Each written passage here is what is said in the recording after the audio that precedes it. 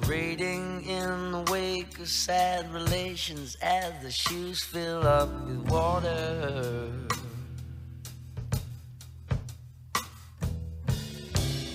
Maybe I'm too young.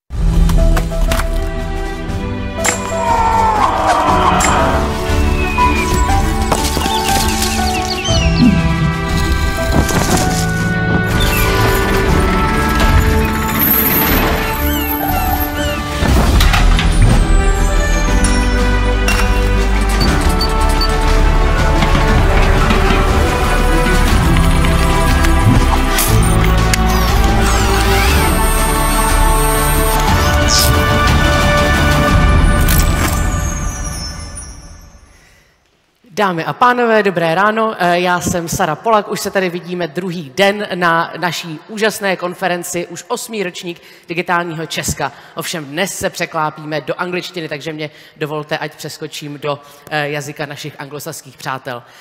Ladies and gentlemen, my name is Sara Polak and I'll be taking you through the second day of Digital Czech Republic, which is already the 8th conference on the digital trends from artificial intelligence to blockchain to crypto to the digitalization of the state that is being put together by the Institute for Politics and Society in tandem with partners.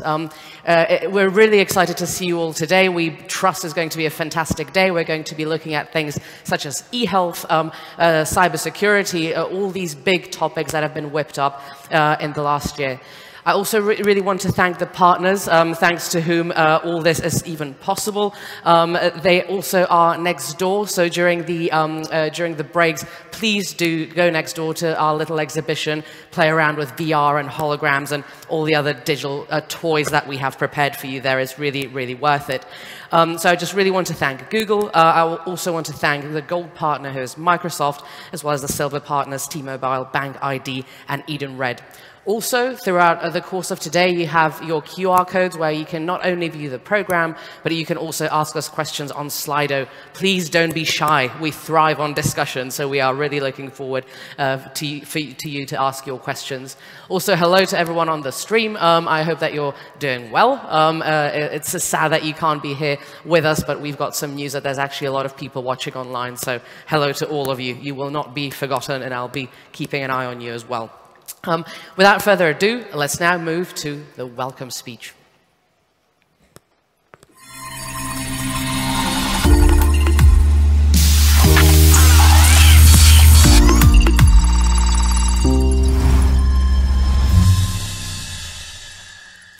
And for the welcome speech, I'd like to welcome on the podium here, Alva Finn.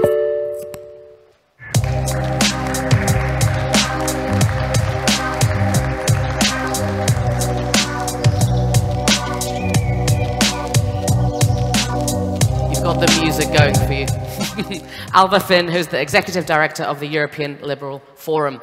The floor is yours. Thank you.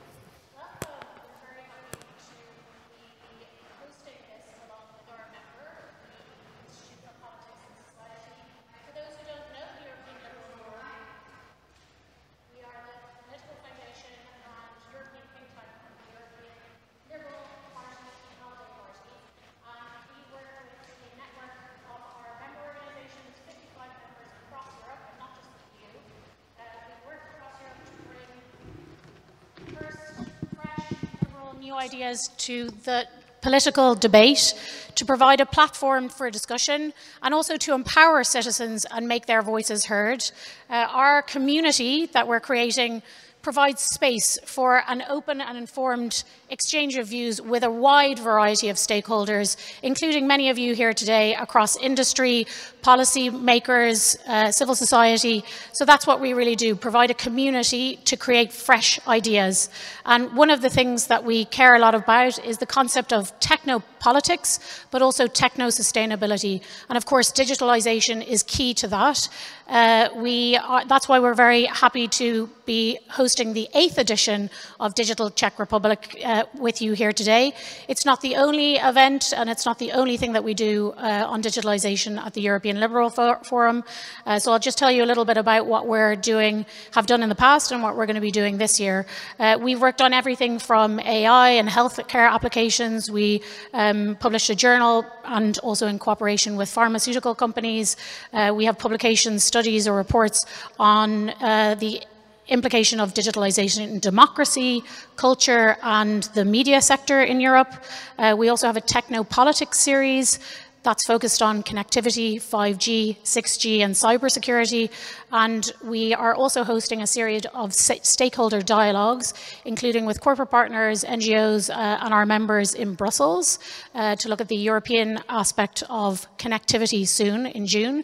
So if you're interested in coming to that, you can come to me or my colleague Francesco, who's here today. We're also trying to position digitalization in the broader discussion on strategic autonomy. That's the buzzword in the EU at the moment. And lastly, we are also invited to our Techno-Politics Forum. Our 2nd edition this year is also in November. So this is exactly the type of format that we provide for open, honest discussion to get to the best solutions for Europe. So I wish you all great discussions today, and do please feel free to come up to any of the ELF colleagues who are here to discuss if you would like to take the discussion further with us. Thank you so much.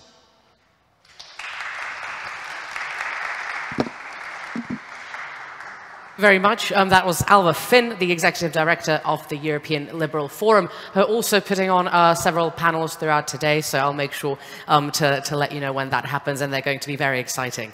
And now let's move briskly towards our keynote speakers.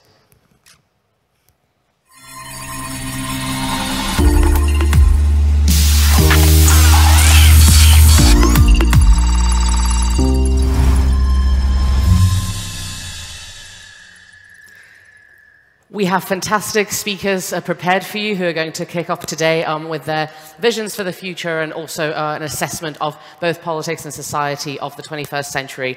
And the first person joining me here on the podium is Rodrigo da Costa.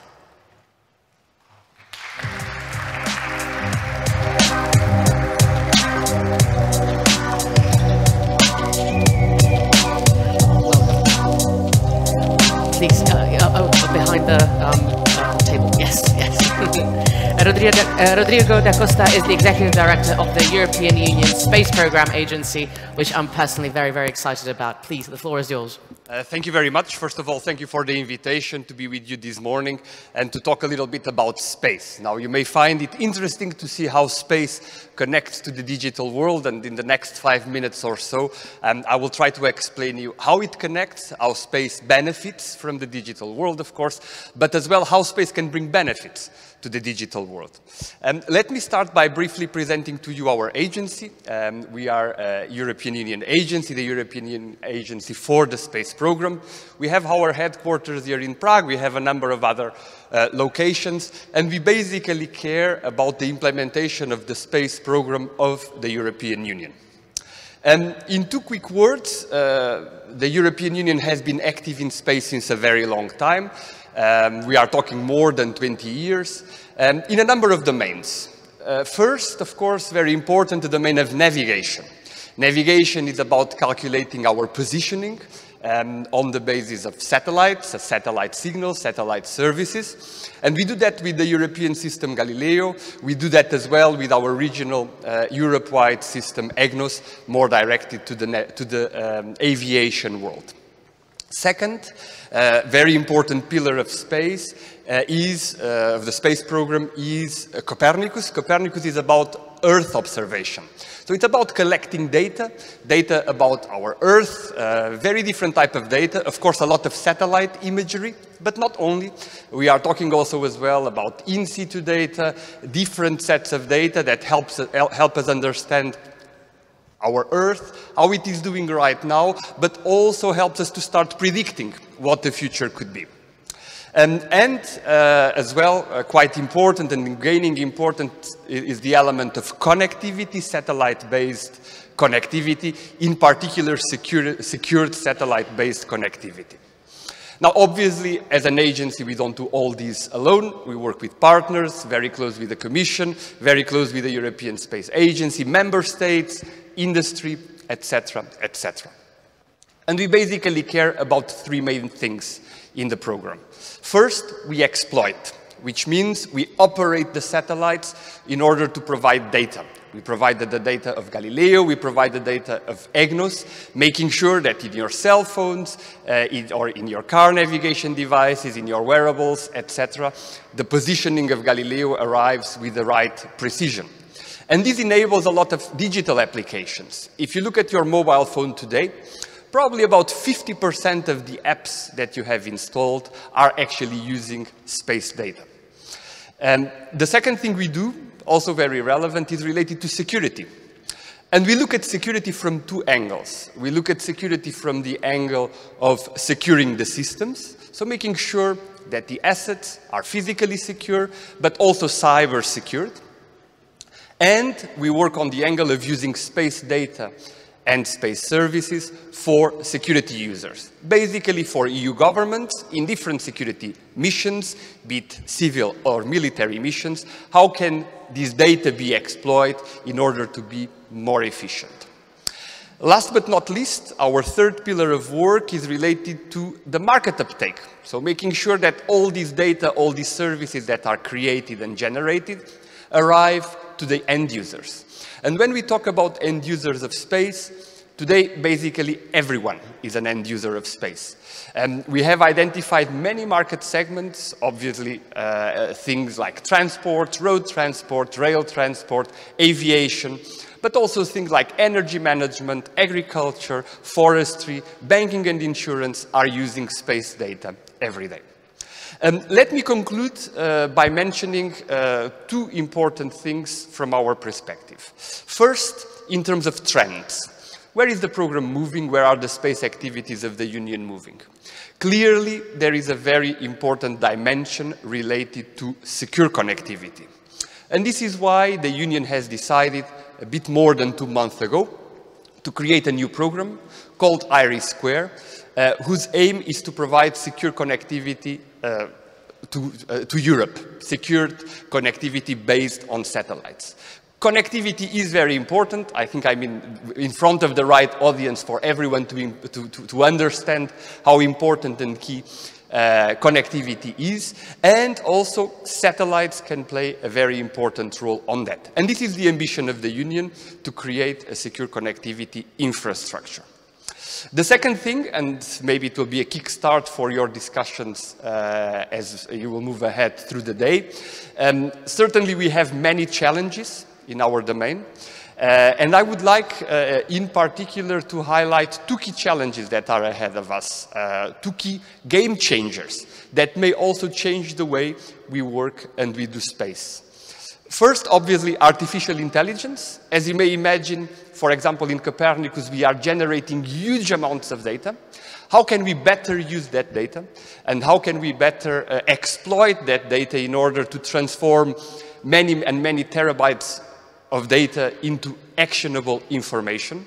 And it is actionable information that users need, be it, for example, in emergency situations, fire brigades and police forces, be it governmental offices when planning cities or when planning agricultural areas, etc., etc. This is a very important challenge. It's something that we are looking very closely. Second challenge is, of course, related to the domain of security and cybersecurity. Somehow, of course, the space program, the EU space program, is very successful. We have, just to cite a number on Galileo today, more than 3.5 billion receivers worldwide.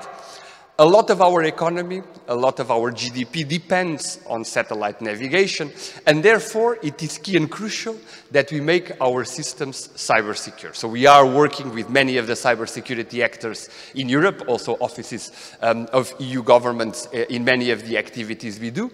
And there, a challenge, something that will come, and that we are already looking at, is everything that is related to quantum technologies. Obviously, quantum technologies, and in particular, the relation between quantum and security, quantum key distribution, is going to be a key element for the things we will be doing in the future. So, once again, I would like to thank you for the invitation for being here today, and I wish you all an excellent discussion throughout the day. Thank you.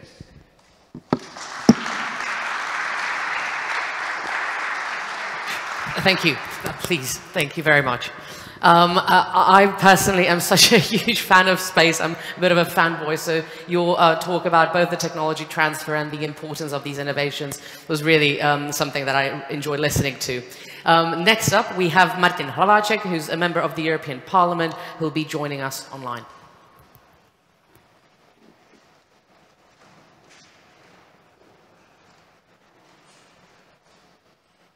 Good morning, and thank you for the opportunity of having me at this very important conference.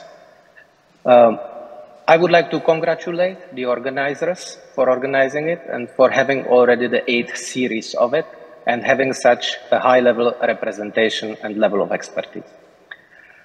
When I was invited, as you know, this is not my main domain of expertise. I was giving a deep thoughts. What could I be helpful or useful for you, all professionals in this domain, to share so that this could have an added value? And from that, I have decided that I would like to share with you experience and feelings of a legislator at the European level who is confronted every day with multiple different issues related to digitalization and digital agenda, and in terms digital regulation. Perhaps this could be representative for many of my colleagues in the European Parliament and also legislators in the at the national level, in the national parliament. And that could perhaps be also useful for your debates when you discuss very difficult and for us sometimes very uneasy to understand topics, how to break them down in a way that we then take the right decisions, that we are legislating and regulating in a proper way that would solve some of the dilemmas that we naturally all have. When I am confronted with digitalization at the EU level, of course, we all know the obvious. We have the current Commission and current legislative mandate. We know that the digitalization and digital age is one of the 6 priorities of the current Commission and our current legislation. We know what are our objectives: to provide digitalization to a broad public, to a broad business, and at the same time to strengthen our digital sovereignty in EU in a way that we are setting the norms and standards for ourselves and not just adopting or taking over the standards and norms that are coming from outside. We have decided also on an enormous amount of funding. For example, the 50 billion euros from Next Generation EU that should be allocated to support the digitalization. We also have quite high ambitions that by 2030, we would like to have 80% of our populations to have basic digital skills. That all sounds very nice and looks very nice on the paper. But when we get into a more deeper debate, I have the first finding that I would like to share with you.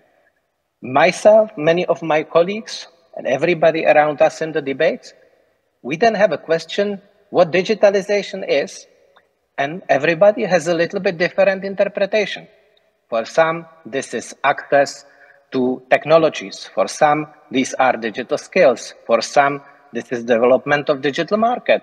For some, this is the cybersecurity. For some, these are multiple other issues. So this is one of the first elements where I am missing a little bit of consistency, that people, and also people in my role, whose main domain of expertise is somewhere else, but then are also co-responsible about the European decisions in this digital agenda, would appreciate to have perhaps a little bit more clarity.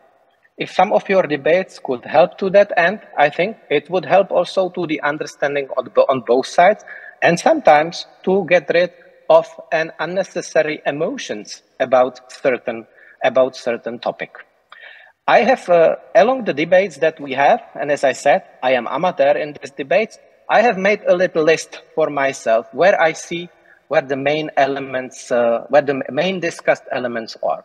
First is the digital skills gap. This is a significant element because across the EU, we have different level of competence in this area. We have also in multiple places shortage of qualified personnel, especially in those most up-to-date areas like artificial intelligence, cybersecurity, data analysis, programming, and other domains. The second note I made is connectivity and infrastructure.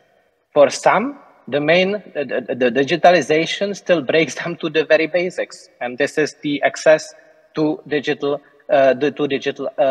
infrastructure. Many of us are struggling. Should we be creating hubs of excellence? Would that make more sense? Or is it the right approach that we try to provide digital everywhere across the continent? I myself can already imagine that both could have pros and cons, and also different impacts on both population and also our businesses. Then, of course, the issue of data privacy and security. Ensuring privacy and security of personal data and also of a secret business data is a major concern in the digital era. We have been quite successful on having GDPR quite early, but at the same time, there are many questions coming now from the implementation, both from our citizens, but also from the businesses. My next note relates to a certain type of digital divide across the continent, because we are EU, but at the same time, we have regions and especially social groups, weaker social groups, where we have additional barriers to have access to digital technologies and digital literacy. Then, fragmented digital market. We consist of multiple states. We have developed internal market in many areas, but again, digital is one of the areas where we would need a good guidance how to move forward in a positive way. And also in a way that would help us to cope the pace with the entire world.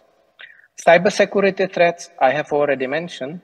And last point that I have noted for the, from the many talks we have with colleagues, this is the digital transformation of traditional industries. Because this is not only an element of competitiveness, but this is also an element of fear of many about the social and other impacts on the society. So these are the points that I wanted to share with you, and I would like to add two more dilemmas. One dilemma those dilemmas that I see that are crossing across those and multiple other points that I have already mentioned. I think one of the dilemma is the typical struggle or the typical conflict that we perceive between freedom and security. And also about the definition, who should be, how do we perceive digitalization? What is the prevailing way of perceiving digitalization? Because some take it as a service to citizens and our companies. Some take it more as a booster of our European competitiveness. And we know that to set the right balance between freedom and security is a very difficult task. Because history shows us that more liberal and open environments are, of course, booster of much more innovation and development, while at the same time, at certain phase of developments, there are risks associated with that are coming. But in EU, I think we have been lagging behind a little bit in this area. We were less liberal than other places. And of course, the main drivers of the digital development, if we like it or not, are obviously businesses. And enabling environment for businesses is one of the key elements how to shape European competitiveness in the future, at least from mine and many of my colleagues' point of view. But then, where is the limit? Where is the limitation that would provide enough security and safety for both of our citizens and companies, and also to protect us from evil attempts of some governmental triggered digital activities from hostile countries, but at the same time not to suppress the competitiveness and trends that we want to revive in EU to be competitive in the next decades. Another element where we struggle is that is also crossing across is how to fill in the gap, especially the gap that relates to some of your seminars that you will have later today. And this is to the skills. What should be the appropriate strategy? Because as I mentioned, when it comes to skills, it is easy to say, but it is it is much harder and long-term ambition and also systematic work how to develop it. I would like to finish with mentioning that especially with the emerging new trends related to artificial intelligence and other innovative trends, those issues that I have mentioned today are becoming even more relevant. So, having said that, I hope it could be useful for the very interesting seminars and blogs that you will have today until the end of the conference. I'm very sorry I could not participate in person, but I have agreed with the organizers of this seminar that they would share with me the results of your deliberations. Thank you very much again, and I wish you successful conference and enjoy Prague. Thank you very much. Thank you. Martin Hlaváček, member of the European Parliament. We have one more speaker because Didier sent us an online video which we will play to you just before lunch. So don't worry, you won't miss him. But now is the final person from the triumvirate, who is Lukáš Kintr.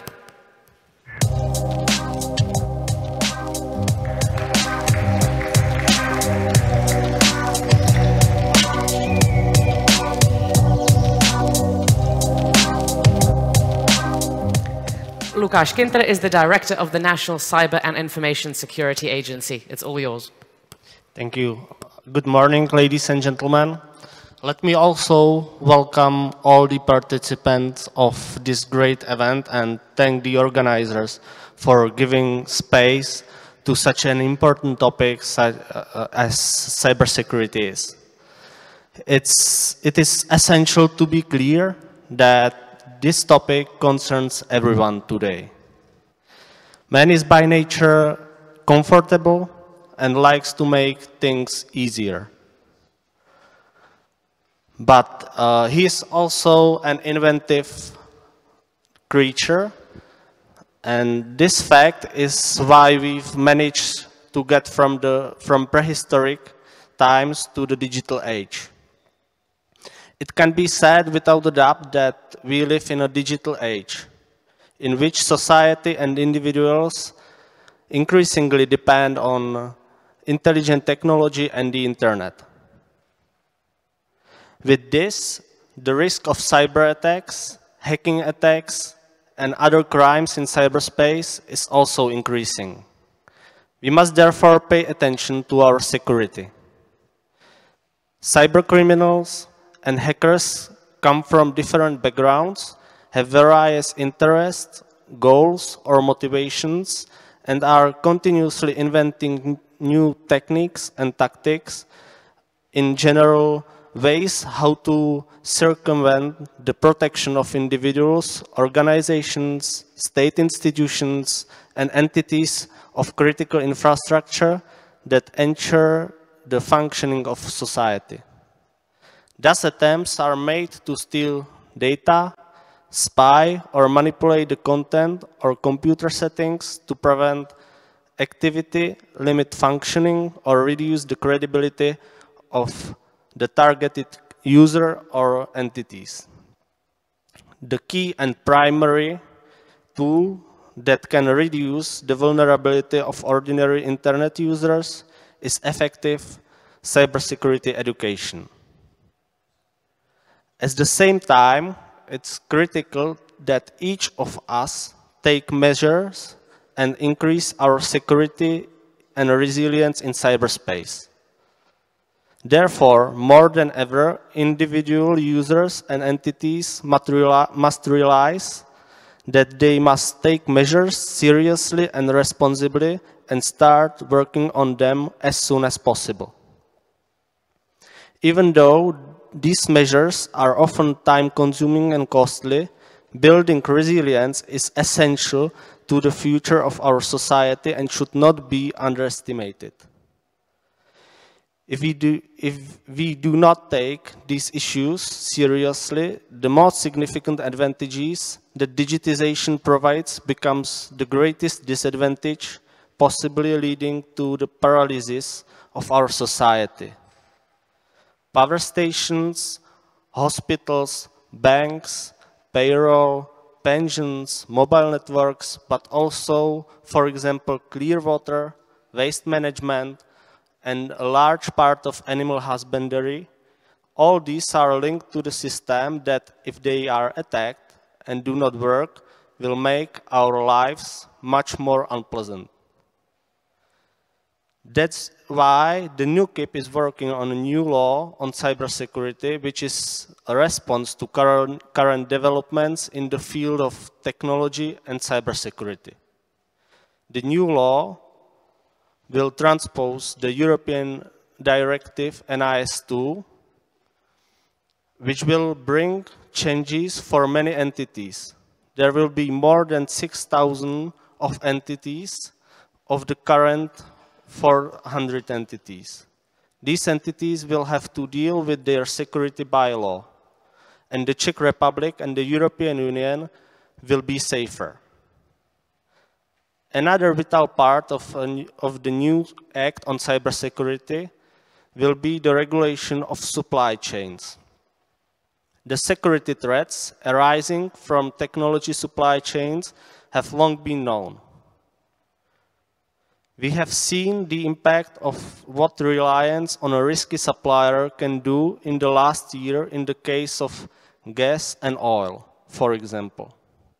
As we want to avoid seeing the same in the ICT sector, this mechanism is essential for the Czech Republic. Until now, our legal system has had no comprehensive legal solution to effectively assess and mitigate the risks arising from these threats to strategic infrastructure.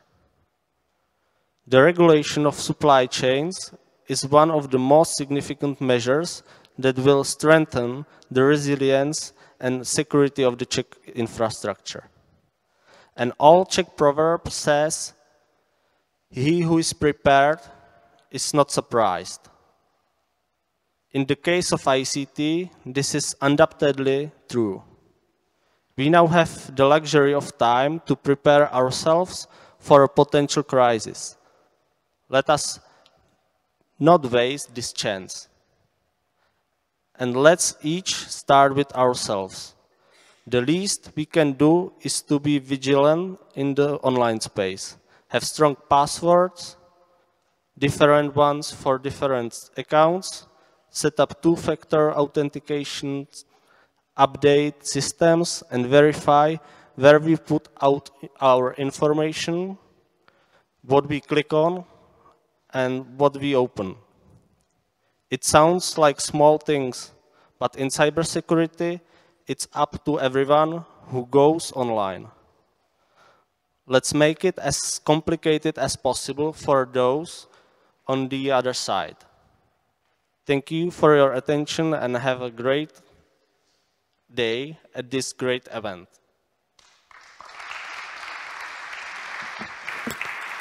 Thank you very much to Lukáš Kintr, who was the director of is the director of the National Cyber and Information Security Agency. This concludes the kind of introduction to our conference of today and the initial speakers. So let's move on to the first panel, Cybersecurity in an Open World.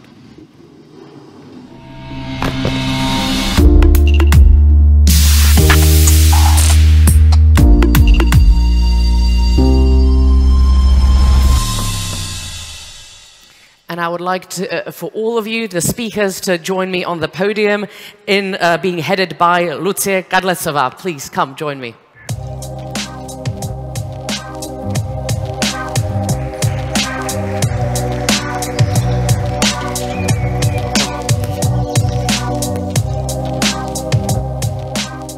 Lucie Kadlecová is the Senior Associate in Cyber and Privacy in PwC, but is also a postdoctoral researcher at the Peace Research Center in Prague at Charles University. So she's extremely intelligent, very interdisciplinary, and she'll take you through the next panel, which is Cybersecurity in an Open World. It's yours.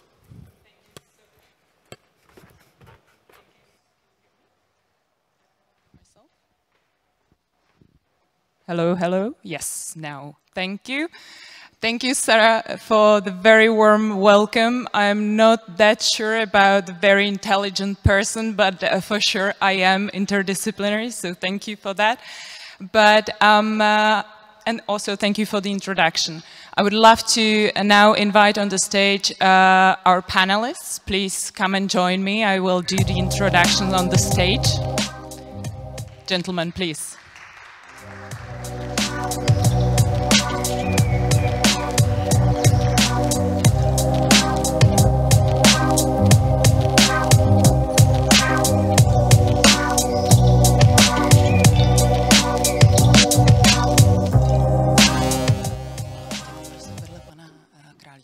Yeah, Matthias, can you please take this seat? Yes, under the pictures. Yes. Thank you so much, gentlemen, and sorry for the confusion. I will introduce you one by one. As you can see, there is one chair empty. It's for Mrs. Kosová, who had another working engagement this morning. So unfortunately, she relied on public transport in Prague, and she's 5 minutes late. So sorry about that on her behalf. But I will, in the meantime, introduce our gentlemen on the panel. I will start from the far right. Warm welcome to Mr. Králíček, who is member of the Parliament of the Czech Republic and also member of the Committee on Security. So welcome. Hello, good morning. To the left, we have, and you already all know him, Mr. Lukáš Kintr, who is Director of the National Cyber and Information Security Agency. Welcome, Lukáš. Good morning. And last, but definitely not least, a warm welcome to Dr. Matthias Sachs, who is Head of Cybersecurity Policy for Europe in Google. Welcome, Matthias. Thank you. Good morning. So as you can see, the topic of the panel is a little bit broad. So we decided actually to narrow it down a little bit and to talk about the trends in cybersecurity. As you know, the second day of this conference is dedicated to digitalization, mainly on the European or international level. And so what I would love to talk about in the next hour and so is how cybersecurity has changed in the past year. But before that, I need to mention one housekeeping rule.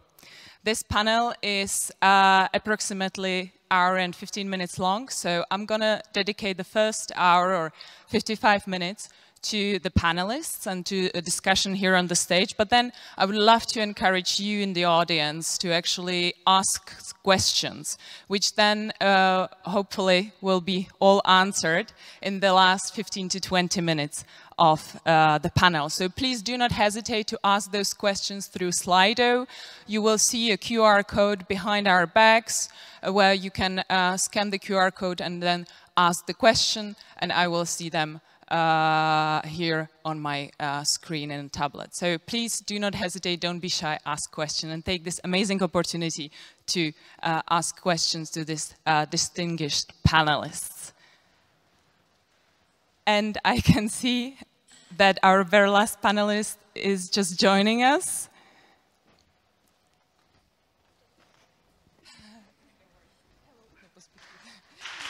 And a warm welcome also to Mrs. Kosova. Thank you so much for joining us. Mrs. Kosova is High Counsel in the Department of Crime Prevention in Ministry of Interior of the Czech Republic. Welcome to you as well. Catch your breath, don't worry.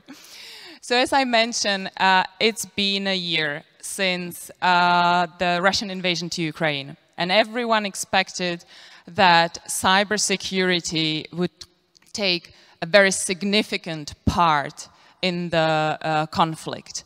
And it has actually happened, but we haven't seen any, as Leon Panetta would call it, cyber Pearl Harbor, as he labeled such a huge event a decade ago.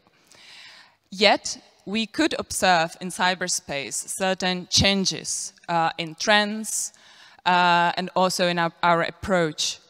And so, my question to the panelists, kind of the kickoff question, is the following one. From your point of view, from your perspective of the institution, how has the Russian aggression against Ukraine changed cybersecurity and its trends on the EU level or the Czech level, respectively?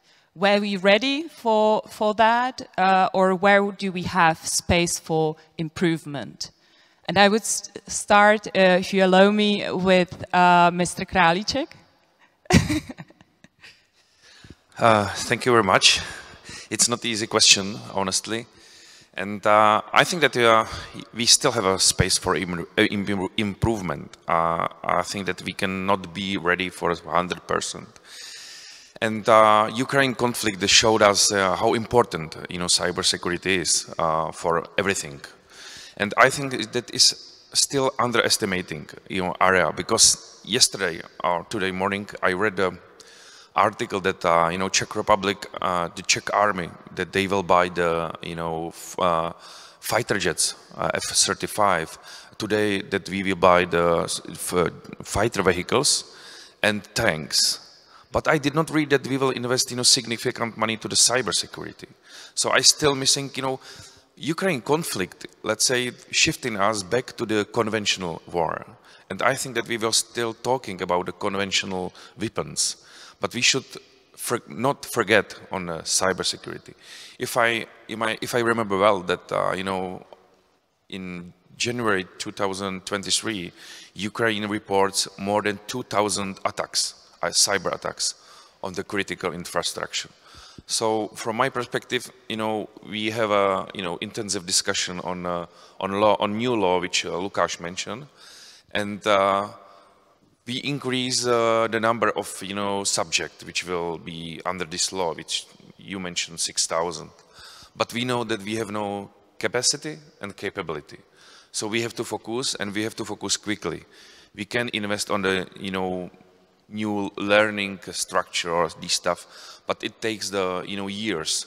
So we as a member of the parliament needs to discuss how quickly we can increase our resilience. And one of the way is let's say more intensive and closer cooperation with the private sector, because the public sector will never have same people, I mean, with the high education and the other stuff. So we should do let's say quickly, and yeah, that can be way how we can be more resilient, because as you mentioned, we didn't have a cybersecurity Pearl Harbor, but when we have, it will be late. And now we have a really good chance, because in Czech Republic we can discuss in as a freedom people, because we have no under let's say under pressure like in Ukraine. So let's discuss and be ready. Thank you, Lukáš. From our perspective, it was more about increasing of threats that we have already known. We don't see any revolutionary changes, and with these, the Czech Republic and our European partners have to deal. We have seen increasing activity of Russian-speaking hacktivist group or attackers, but although much of their attacks are still directed against Ukraine, we have seen several of them that spill over to Europe. For example, Viasat, or the attack against logistic companies in Poland. So that's from my perspective. Thank you very much. Matthias, how about Google? How do you see it from that perspective? Well, I have to slightly disagree, since we saw indeed a change, actually. So what we see is a massive increase in attacks. We have tracked this with our threat intelligence group, which is probably known to you, and we have published a report at the Munich Security Conference called The Fog of War. And that was a collaboration between the threat analysis group and Mandiant, and I think many of you know Mandiant for being quite an asset in the threat and vulnerability space. And in this report, we figured, so the attacks were similar as we knew before. So in that respect, I agree with Lukáš, but we see way more of them. So increase by 250% with respect to Ukrainian stakeholders, and with respect to NATO countries and consumers and customers and public sector entities in NATO countries, an increase by 300% coming out of Russia. So it is quite massive what we perceive there. We took responsibility to talk a bit about the Ukrainian government for a second, and provided our Project Shield and our advanced protection program to the Ukrainian government, which means that we're going to help them to protect against DDoS attacks and to protect against attacks on the infrastructure. That's one thing. We ramped up significantly. And on the other hand, as we run parts of the internet and run a lot of services used by millions and millions and ultimately billions of people, we certainly feel the responsibility to beef up our operations, to do a bit more, and to invest in digital literacy as well. Since what we see on the cyber security front coming out of Ukraine is bleeding very much into the misinfo, disinfo space, because that's the ultimate goal, what the Russian government is going after, to justify their doing and to counterfeit what others, in particular Western governments, are saying on the topic. So it became quite a political game. And cybersecurity is a weapon, and as mentioned before, I think we have to see more investment in that respect, in particular due to these threats. And I will have a quick follow-up question just to kind of dig deeper, because you have a unique perspective from the Mandiant side. I would be curious, so you can see this 300% increase in the attacks and so on. So do you think that we are ready for such a huge increase in the cyber attacks? How are we handling it? Well, we have to be ready, and we have to beef up our game. And that goes into, I think, topics we're going to discuss a little later, which goes into public-private partnerships. I think we have to bandwagon here as Western democracies against this massive threat. We have to share more intelligence. We have to join forces in upskilling the cyber workforce and in upskilling societies and individuals. So there's lots to be done, and I think we're going to touch upon a couple of points here during the panel, but you're actually right. We need to do stuff. Thank you so much. I will come back to that definitely. You helped me a lot with with this remark. But going to Mrs. Kosová. So from the perspective of the Czech Republic and cybercrime, how do you see it? Like, have you seen any increase, any change after the Russian invasion to Ukraine? Yes, I agree with the Director of National Cybersecurity Agency. In light of cybercrime, this crisis bring more attack for critical infrastructure, and we need to protect our systems and our people. We have some more protective measures like campaign and program to social and every environmental problems of people for Ukraine, maybe by like Ukraine now 5 and each other. But I think this is a complex topic.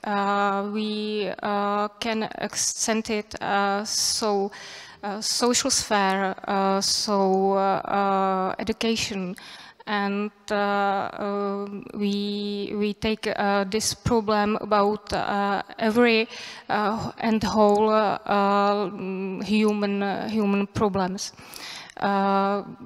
We have some problems with human trafficking, recruitment, and other problems.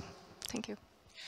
Can you also see any change in how the cybercrime tactics develops?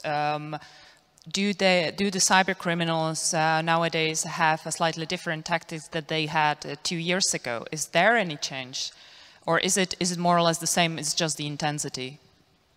More intensity and disinformation campaign, misinformation, and some manipulation techniques with people mind, I think.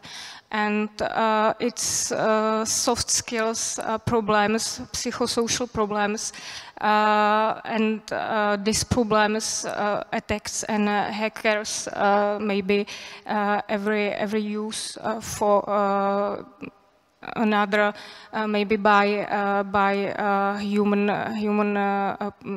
mind. Thank you, Lucie. Gentlemen, you already mentioned a little bit of the international scene, cooperation with EU partners, the need for information sharing. I suppose also that, these are my words, build situational awareness on the international level. That's another step after the information sharing. How are we doing there? Have you seen any, for instance, acceleration after the Russian invasion, or how do you see that? And now the floor is open, as you wish. I can share my thoughts here. I think that the need to do more in that respect has been understood, and I think there's a lot of political will currently across Europe, and as well as in the US. And I think we have a moment here where the transatlantic community needs to come together. We are working a lot with NATO these days, increasingly so, and having meetings with NATO officials. And they appreciate the support.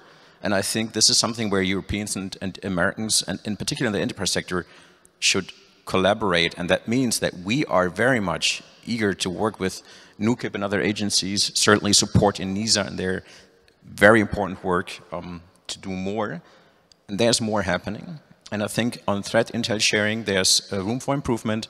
We appreciate the Cyber Resilience Act as a very important piece of regulation underway to even more provide a legal framework in addition to what NIS2 is already doing. So we have certainty and we have that framework in place where we can have that happening. And we want to be present here and want to contribute as an American provider for sure. Thank you. Lukáš, did I see that you would like to react? Yeah, very briefly. This conflict has brought all of us in the EU and across the Atlantic even closer together. And the willingness to cooperate is stronger than it has never been before. And the key is the collaborative security model. Would you like to react, Mr. Králíček? Yeah, I think that, you know, I agree with the gentlemen, and also me as a member of the parliament, I see more intensive communication between the parliaments. I'm the member of the Parliamentary Assembly of the NATO, so the cybersecurity and hybrid threats is here very important. But I think that, you know, what we can, you know, bring from what the conflict brings us, I think that we should focus on two priorities.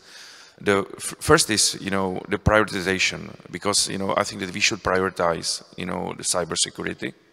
And second one, we need to change our, you know, our mind with the lawmaking, because if we prepare a law and if we approving, it takes, you know, months, sometimes years. And in a cybersecurity case, it's, you know, I don't know how to say, you know, to be in public space, it's a problem, huge problem. And we have to change the, I don't know how, you know, I don't have an answer. I think I'm even not, you know, specialist on lawmaking. I'm not a lawyer. But, you know, we have the law is too complicated. In technology, it's pretty fast and it's against us. So I think that we, you know, that's why I'm happy that, you know, they have the NUKIP take a chance and prepare a new law, which I think it's first time ahead the technology. Which is big, it's thanks to the discussion, and many people is against, and you know they think that they are worrying something, but we are a bit ahead. So we have, for me, it's these two areas: prioritization and lawmaking needs to be changed. We need to be faster because the, you know, cybercrime and the, you know, cyber attacks is much faster than politicians. Thank you so much for this. I could hear, or my two takeaways from what you've just said are two things. First, we need to build trust, because with trust, the communication and building partnerships on the international level is smoother. The other point is flexibility in terms of legal frameworks and reactions to cyber threats, risks, and the modern trends, because cybersecurity is developing very, very quickly. This, however, leads me to another point. How has the public-private partnership changed recently? Because we can see that different states in the European Union have very different approach to cooperation with private sector. We can take an example in Estonia, where the partnership between public sector and private sector is very close. And then we have other states which are, I don't want to say more reluctant, but they try to be self-sufficient, I would call it, as much as possible. So how do you see it? Has there been any change? How are we doing in public-private partnership? Should we build more trust with the private sector, especially the one coming from the trustworthy countries? Please. Yeah, I can start, you know, because I think that we have to do it. We don't have you know, another way. Because if we want to build something in the public sector, it takes a long time, and we don't have a, you know, capacity and even knowledge in the public sector if I compare the public sector and private sector. So we have to find way, especially in cybersecurity. I cannot imagine that we will, you know, now we will start building, for example, some, you know, public SOC. I mean security operations center. So in that case, we have to really find a way how we can flexibly for working with the private sector and more closely. We need to. We have to. No doubt. The war in Ukraine had a massive effect on how we see the public-private partnership, and it's clearer than even before that it's impossible to do cybersecurity effectively without engaging private sector. And we should shift towards the model of collaborative security, because as it was mentioned, there's problem with capacity, with prioritizing, and etc.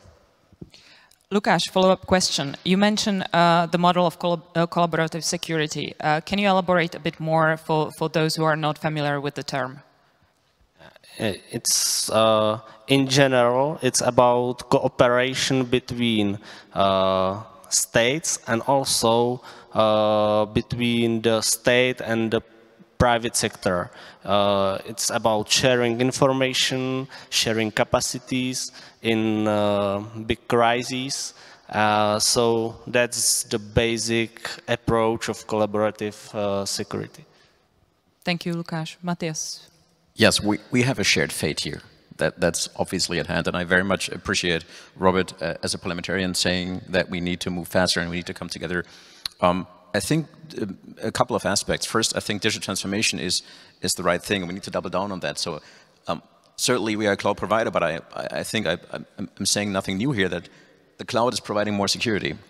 And if you move to the cloud, you'll benefit from various security solutions available in the cloud. That is something that is going to be helpful, and that's something where public and private should bandwagon, since the public sector has a role to play as a role model, as a front runner, certainly. So this is something we would like to see.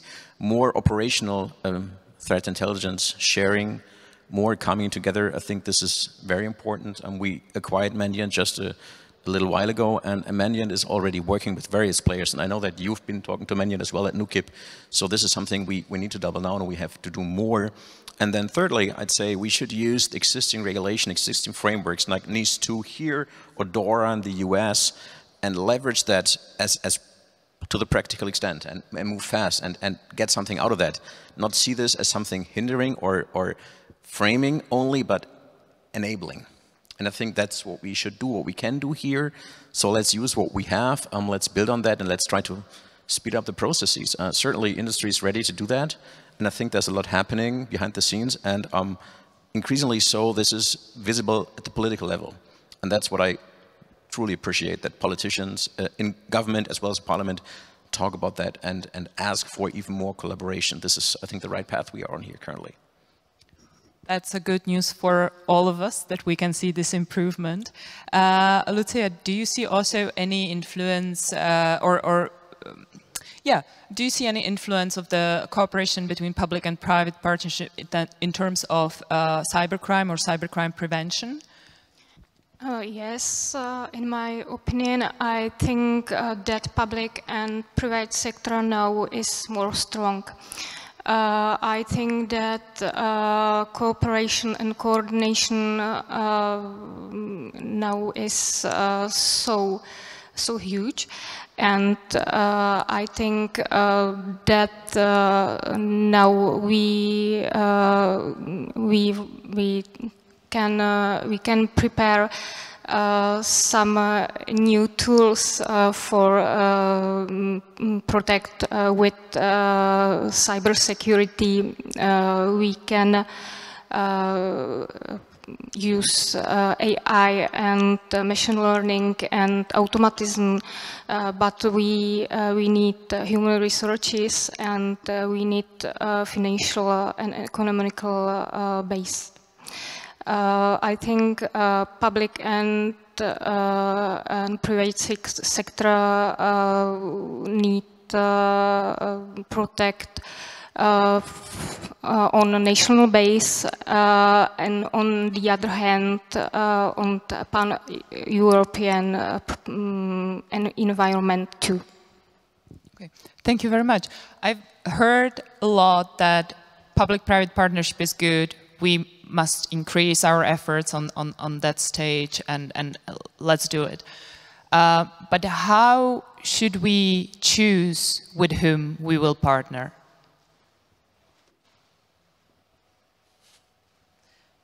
Hard question.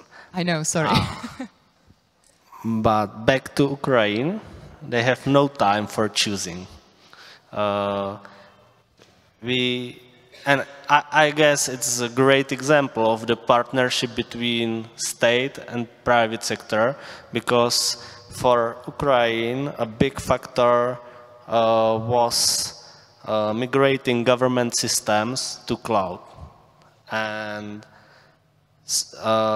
it was enabled by assistance of private companies, and it ensured that the security and ongoing functionality was not independent on physical infrastructure. So we have now time for choosing and building trust and long-term partnerships, but we can't wait, because in future nobody knows what happened. I very much agree with what Lukáš just said, but I would add to that, it's not only about shared fate, it's about shared values. And with whom do we share these values? I think this is a distinct time where the West needs to come together. And this is not only about talking about the aggressor in Russia, but also talking about China. And they have very different understanding of freedom, for instance. And we are talking about freedom of societies and economies, as well as freedom of the open internet. That is something where Google has a sincere interest, because we were cloud-born. We were born in the web, for the web. We operate parts of the web. So we want to keep that free, open, and accessible. We want to keep freedom of speech up. These are value-driven decisions. And I think we have those in common with European governments, with the European institutions, and with the US administration as well, and the US society. So this is something we share, so we should work for that and defend that. And that, unfortunately, is connected to a hot war in Ukraine and the Russian aggression. But if you quickly think about the misinfo, disinfo efforts coming out of Russia, this is terrible. And this is affecting freedom of the internet. And the answer can't be to shut down and build walls, but to rather stand up for that freedom and for that openness. And this is something we have in the West as a shared value worth defending. Sounds very pathetic and political, but I think this is maybe the time for that. And we would like to play our role here and to live up to the responsibility to provide that for public sector entities and for political decision makers who are the leaders. We would like to bandwagon with them leading free democratic societies.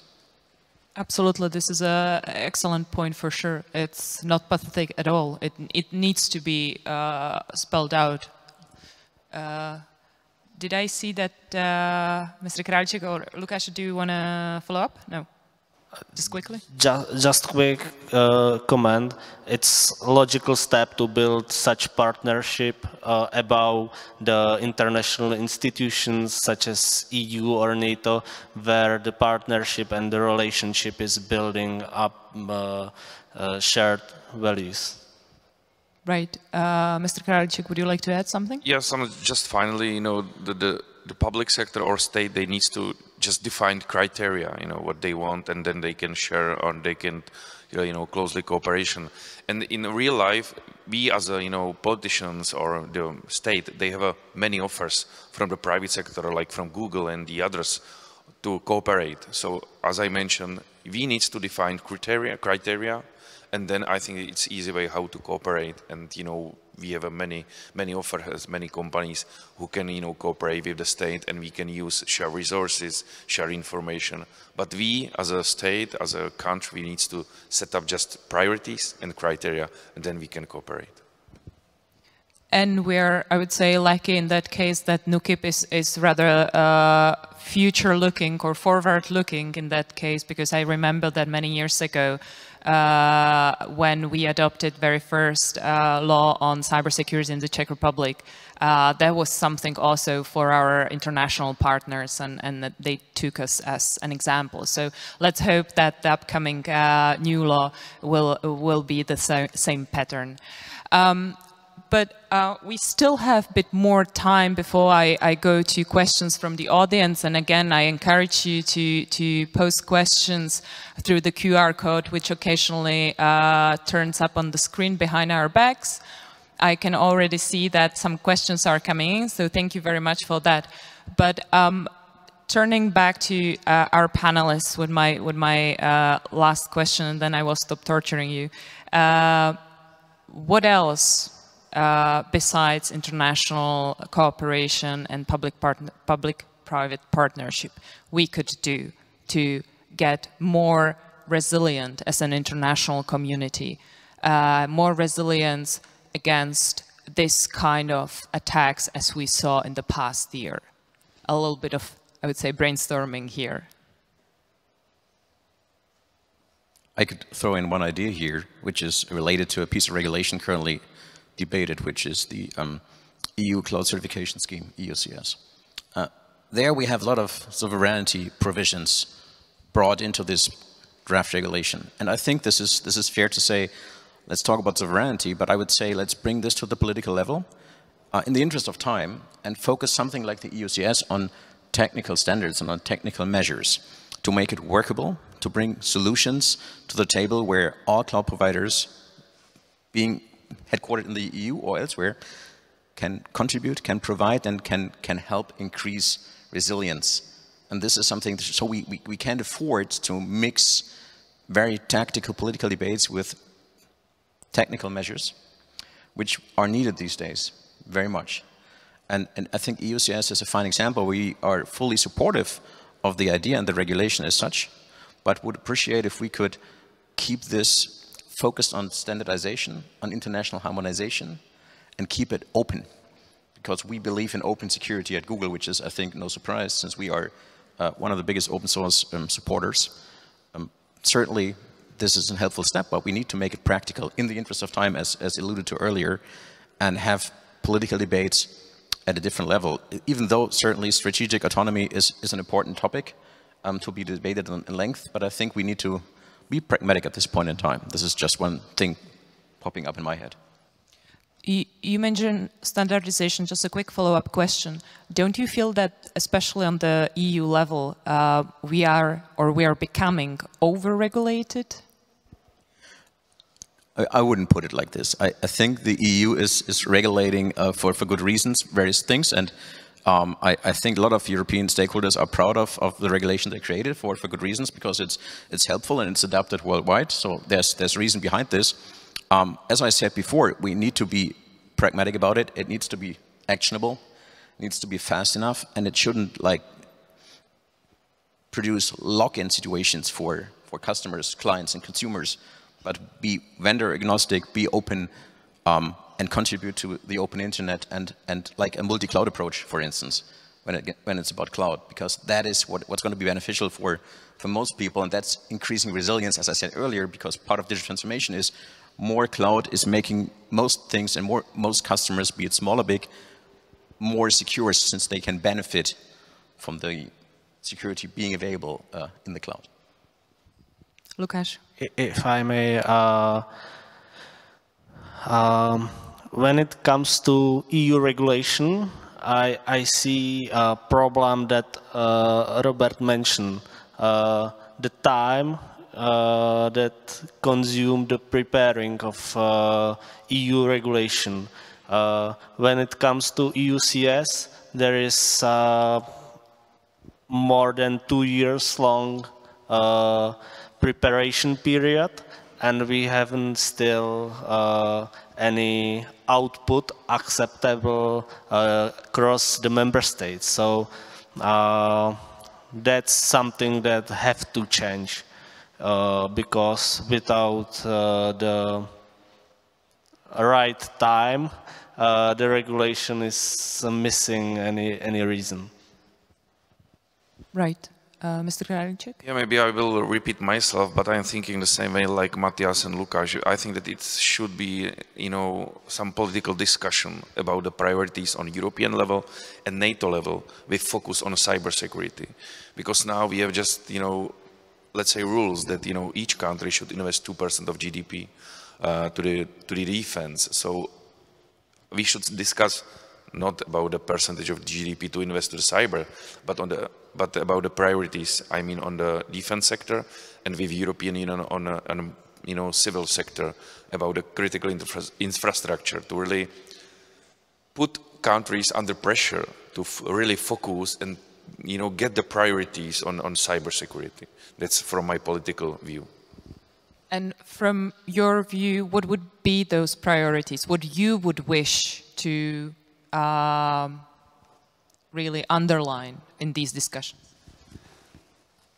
Money talks, so there should be, you know, some really, you know, significant, you know, amount of money to really invest to the, you know, cyberspace, because I can, you know, give you some examples from our countries, you know, what's happened with the, you know, hospitals, you know, and the other sectors.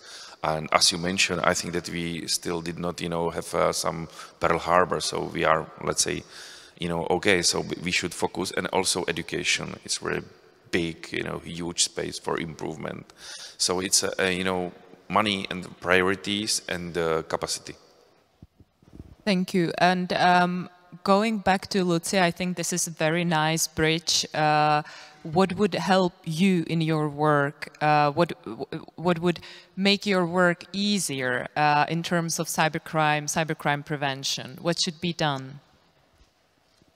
I agree with my colleague. I think we need some protect technicals, and we need some protect and some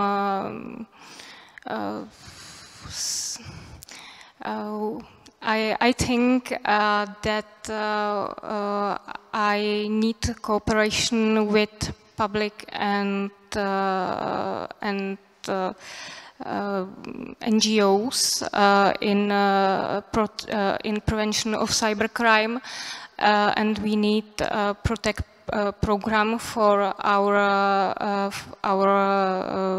people, our children, seniors, and every people. We need financial, we need human resources, but in our work we need extended what is our public interest. Maybe legislation, maybe technical measures, maybe principles.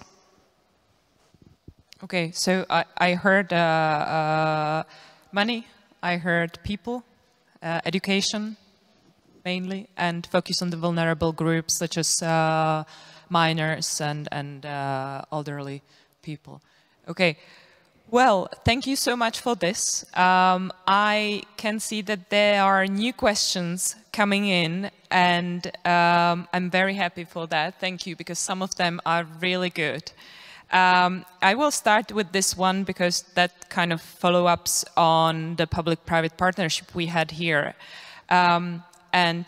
Greetings to Ted Urho, who posed this question. When it comes to public-private partnership, who should take lead? The public with legislation compliance as their focus, or the private with innovation speed as their focus? So who should take the lead? I think, you know, the answer is in the question, because, you know, I think that the private sector is, you know, they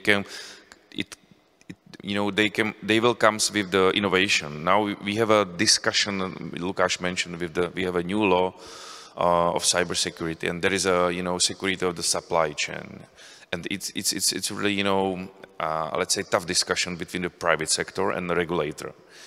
And in the last discussion, we discussed with the private sector, and we asked them, okay, so bring your innovation and tell us what do you want, and how do you, what's your idea of the regulation in that case? So I think that the private sector, they bring anytime they bring the innovation, but the public, they should set up the priorities, and they should I don't know if they should lead, but it should be some joint venture in discussion, or joint venture discussion. I think from my side as a politician, I'm a bit more on side of to lead as a public because of priority, and you are shifting the country somewhere. But the private sector, they should bring these innovations. So yeah, so slightly I think the public sector should lead it. Lukáš. We talk about partnership, and partnership without dialogue doesn't work. So that's the key from my perspective, and I agree with Robert because of,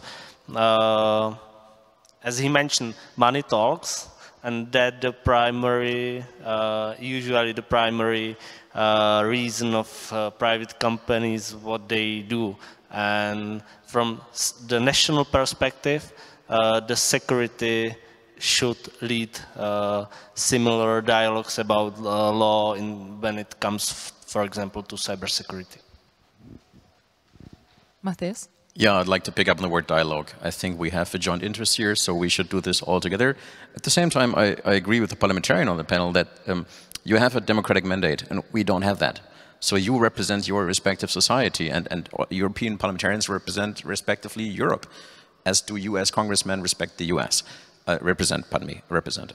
So we would go to the lawmakers and the policymakers and live up to our responsibility by being transparent about what we developed, what we want to bring to the market, and share it, and have regulators take a deep look and a close look and vet it and discuss. And we should do this, I think, as an industry in a humble fashion, to say, okay, we have something here, we think it's good for this and that, and we think it could benefit consumers and societies and economies this way. What do you think? I mean, I don't want to touch upon AI, which is a totally different topic, but quite a can of worms these days, right? So should we pause on that? Who should say we pause? Do we want to call that? Do policymakers want to call that? Should they call that? And on cyber in particular, since it's pressing these days, and there's a lot of common interest right now, so we should use this to have a dialogue, but in that fashion. So where is the mandate, and where's the responsibility? The responsibility is with us, and the mandate is with the politicians and the public sector. I have another two, I would say, slightly provocative questions. Hopefully you will not hate me for those, but I'm just the messenger. Cooperation of institutions is an important point. So are there any actions prepared by Czech authorities to break strong resortism of today? So I'm in the opposition, so... I will give you a second to think about it, and I will ask the other question, which is, I would say, slightly related and might help you to answer the question. Isn't our problem that we are more reactive than active? Our state system is rigid. All has already been said. Let's turn our visions and plans into reality. And this also for Matthias, so that you can contribute. Let's turn it into the international level, like how you can see this also with other governments, not only the Czech government. Any first takers? As you wish. Oh, okay. So thank you for this question. I think it's, as I mentioned, it's about the priorities. I think that the system is system. I think that we are not able to to change very quickly because of many reasons. Because of political system, we have a mandate for 4 years, and we have a coalition. So the politics is about agreements. So you have to agree with your coalition, with your partner. So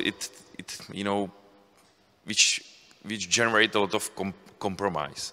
So I think it's not so easy. But you know, finally, it's about the really priorities. As you can see that, you know, as I mentioned before, that I think that cybersecurity, if you're talking about the cybersecurity now, it's still underestimated. Because what I feel that we don't have a stakeholders in the government who is, you know, really focused on cybersecurity. It's not criticism, you know, to current government. It was even our previous government. We don't have a stakeholder, you know. We have a stakeholder for digitalization, but not for cybersecurity, which means, you know, who should push cybersecurity from the politician level? So I think it's more about the priorities than to discuss about the system. And if I can comment the resortism, I think that the resortism still stay in the political system. But we need to share the data and share the information among the, you know, each ministry. I think that they still, because, you know, each ministry, they will have different priorities. They will focus on different stuff. So means that we cannot, you know, delete resortism as it is. But we need to share the data and share the, you know, information, you know, among. And we can share with somebody who will be, you know, let's say, responsible on the government level for the cybersecurity. And what I really miss a long time, and I hope that sometimes somebody from the government, maybe from the new election or sometimes in the future, take the responsibility and take the, you know, cybersecurity as a high priority. Lukáš, I'm sorry, I have to ask you. Yeah. I start with the question about reactivity and proactivity. It's true that nowadays and for last several years we are more reactive than proactive, and it's caused by a lot of reasons. And I would like to mention that one of them is that we haven't all of the inputs in our own hands. COVID, war, and situation like that complicated it. And second reason I would like to mention is that we are still, from NUKIP perspective, we are still a young agency, and we are still in process of building to full operated capacity.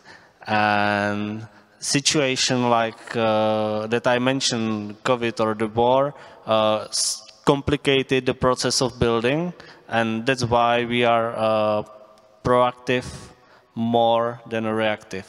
Sorry, the opposite way.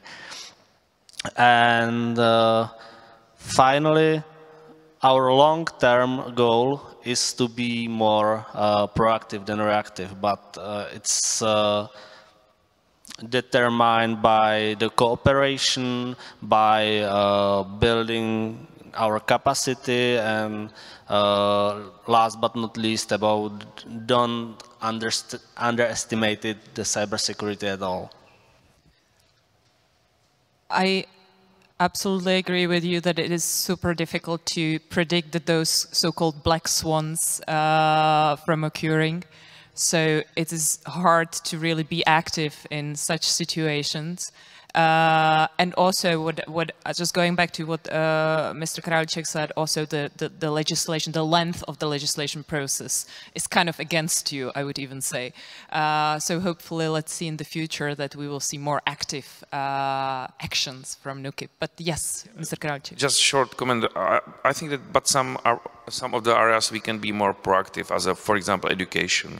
We as a politician, we're talking a lot about it, you know, long time. That's our mistake, you know, really, that's our mistake. Because in education, we can change, we can be proactive in the education. But, you know, there is no significant changes. That's our mistake as a politician. In that area, we can be more proactive. And then I agree with Lukáš. Matthias, what is your point? I think we want to help the public sector to be more proactive, actually. We certainly need guardrails, we need swim lanes, that's appreciated, so we are humbly asking for those, for you to develop those in partnership with us, but then we want to provide transparency and information to you so you can be more proactive based on the innovation we are producing. And another point might be where to look for stimuli for new ideas. This is also coming from society or from legs. Like if you think about the cyber workforce, there's a skills gap. It's obviously perceived. The EU states that it's about 500,000 folks in 22. And we did our own survey with Kintr and figured that across Europe that 46% of SMEs feel like they lack cyber professionals for various reasons. So half of all the SMEs across Europe, and I think we have had a high 4-digit number responding to the survey, said that they would like to have more cyber professionals. They totally need them. So this is another thing. So it's the economy, it's the money. So if Czech small and medium businesses would like to have more professionals, let's work on that. Let's get that right. And then we can be more proactive and help ourselves. So we get into a good circle, not into a vicious circle where we're always only responding, but doing something in advance. So let us help you guys becoming more proactive, because I think the question is a very good one. I couldn't be more happy as a moderator of this panel that there is already some kind of first roots of potential partnership in the future. Let's see. But you touched upon a very important topic, and that's education, because education is closely related to the human factor in cybersecurity, which is oftentimes undermined or overlooked in cybersecurity. And quite often, as we say, the problem in terms of cyber attacks is between the keyboard and the chair. So how are we doing in terms of education, in terms of, and I know that we will have a closed panel on that in the afternoon, so I want just very brief contributions from your side. How are we doing on that? What could be improved? Are we doing enough? Should we focus on elementary school, high school, universities? It doesn't matter. What is your standpoint? You know, I think, you know, from my point of view, you know, because when we give the mobile phone to our child, you know, we should start with the education, because, you know, if we see what we are sharing as a private person, and if you see some children in the kindergarten, they already have, you know, some phones, some, you know, some touch phones, iPhones, and the others. So I think that at least from the elementary school, we should have some basic digital knowledge, or some digital basement, you know, what we share and what is a threats and the others. So finally, we should start from our families, you know, to really ourselves to really be, you know, digital responsible, because as I mentioned, if you check with your phones what you are sharing, you know, how many applications sharing your location and the other information. If you see on the Facebook what you are sharing, you know, with you know, at least the pictures with your families. And you know, I had a chance to, you know, visit our intelligence service, and if they show us what we can, let's say, find on the public space, you know, about somebody, it's, you know, really, it's it was, you know, I cancel some of my accounts, you know, from that. So, you know, we should start from ourselves, and then I think in the system, at least from elementary school, because in the, in elementary school, many people, most of the children, they already have phones, and we should start on that. Yeah, across the population, we have to say stop to underestimate it ourselves as potential target of cyber attacks. That's the key reason, and after that, go across all the age groups. And just yesterday, I mentioned that when parents buy a bike to children, they buy them automatically the helmet and other protections, and try to influence in how they ride the bike. And I'm not sure that we share same amount of information when it comes to smartphone to small children. So that's the long-term goal. That should be the long-term goal, to pay same attention to cybersecurity as we pay to physical one. And we have to, at the same time, we have to talk about upscaling and rescaling, because we have very big and huge gap in older age groups. I love this picture of the bike and the helmet. It's very to the point, to be honest. And I myself came across many times working a little bit in cyber awareness and education. People, even young students, telling me, "Oh, cybersecurity, it's not my topic because I'm not an IT person. Like I'm not I don't work in the IT department, so why should I care about cybersecurity?" That's the greatest misunderstanding which we have, I believe. But Matthias, what do you think? Yeah, I agree with what has been said. Certainly, the gentlemen are very right. I would add to that as an industry, we certainly can only say it's on the consumer, and we are working on digital literacy and upskilling and supporting the cyber workforce, and this is all happening, and I talk more about that a little later. But there's another aspect to it, which is we are trying to have secure by default and secure by design products, where security is built in and it's invisible. So the user can assume that there's a switch turned, like the default piece, right? It's turned on. It's secure by design. That's what we want to have. That's what we have to have. And I think this is common amongst the big providers, but this is an important part. So we do our part to the extent we can provide such products. And then we have to work with entities like NUKIP to increase awareness, to roll out programs, to make trainings available, and to ring the bell constantly across all ages. I would sign that. Lucie, what do you think? I think education is very important and prevention too. I think that children need prepare for elementary schools, and parents is a big problem because parents don't know about soft skills. I think soft skills is very important in cybersecurity, in prevention of cybercrime as well. Thank you very much. I have one more question from the audience. Again, thank you for that. Where was it? Here we go. Thank you, Igor, for this question. Do we have a reliable risk assessment comparing technical threats versus human factor threats? What is the best way to prevent and cope the human factor risks? And this is a very good question because, again, cybersecurity is very often understood as a purely technical matter. But there is always that one person who is sitting behind the computer. So, any first answers, first reactions? It's a difficult one. Let me, from an industry perspective, say I think the human factor is unpredictable to a certain extent. So we increase education, we increase awareness, we do all of that. But even our very own exercises where we have red teams and blue teams fighting each other and figuring where the weaknesses are, sometimes the one team wins due to someone making a mistake.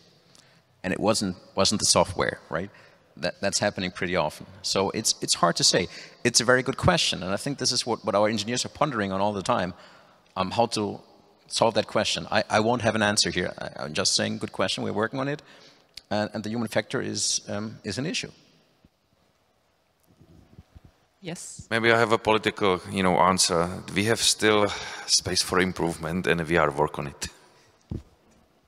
I told you it is a very good question, this one. And just to give more time to Lukáš, if he would like to react, we mentioned education. But I would say, from also my personal experience, education is not just about the skills, upskillings, reskillings, and so on. It's also about mentality, about psychology. So what should be also, in my belief, part of educating people in cybersecurity is the psychological element of cybersecurity. Very often the attacker is trying to put more psychological, mental pressure on you so that you make mistake. Although if you would be in a more relaxed situation, you would know that you wouldn't press the button and open the email. But when there is an email coming to your mailbox saying, oh, you owe me this amount of money because I don't know what, and you are maybe tired, it's very late in the evening, and you're like weaker in your thoughts, you're more likely to open that email and install a malware on your computer. So just to emphasize also the importance of psychological side of cybersecurity in educating people. But Lukáš, what is your point? At first, it's about awareness that there are some threats, and that we are the possible target. And as you mentioned, it's about the manipulation with the people mind, and if the people know that there are possible targets, they are a step ahead of the attacker. And if, in addition, when they have some real experience from interactive e-learning or, for example, exercise, they have another one step in front of the attacker. So that's the possible way how to head that challenges in general population. And it's more complicated when it comes to technical people, the technician. Yeah, just your comment. I think that we should, let's say, I don't know if is it the right words, create good examples, because if I open all emails when somebody told me that I win, some money, so now I'm billionaire, so I'm deleting immediately, Sometimes I'm crying that, $10 million is good, but it's about our discipline, as I mentioned, that we should start in ourselves, but also we should have good examples. I mean, on a civil society, like we as a politician can be as a good example. Some of them, or I mean, in general, some politician can be. Maybe we need to generate new leaders who will, show us and teach us better discipline or something like that. But I think this is what we as a politician can provide, better examples in that way. I have the very last question before we will need to conclude the panel. And again, I think the answer might be pretty short, but still, I think it needs to be mentioned here. 100% security is impossible, only, quote, acceptable amount of risks. So preventive cyber threat intelligence is key, in other words, sharing intelligence. Is the EU ready? And maybe we can also talk about also the transatlantic level here. Do we do enough? I'm happy to jump in here. I think we have some differences still on both sides of the Atlantic, and we have to overcome those.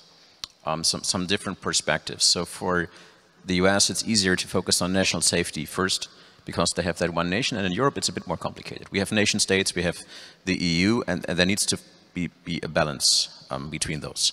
So this is something where we have a difference.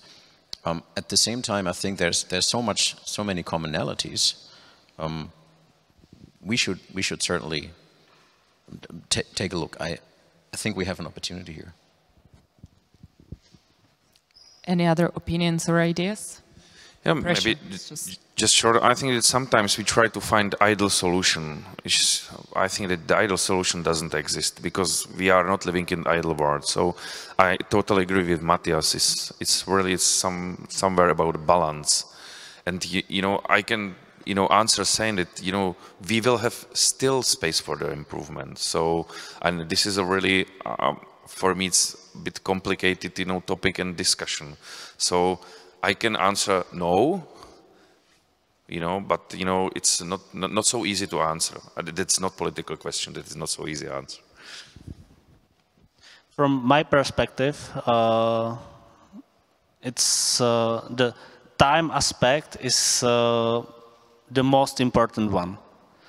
The timely solution is better than 100% solution.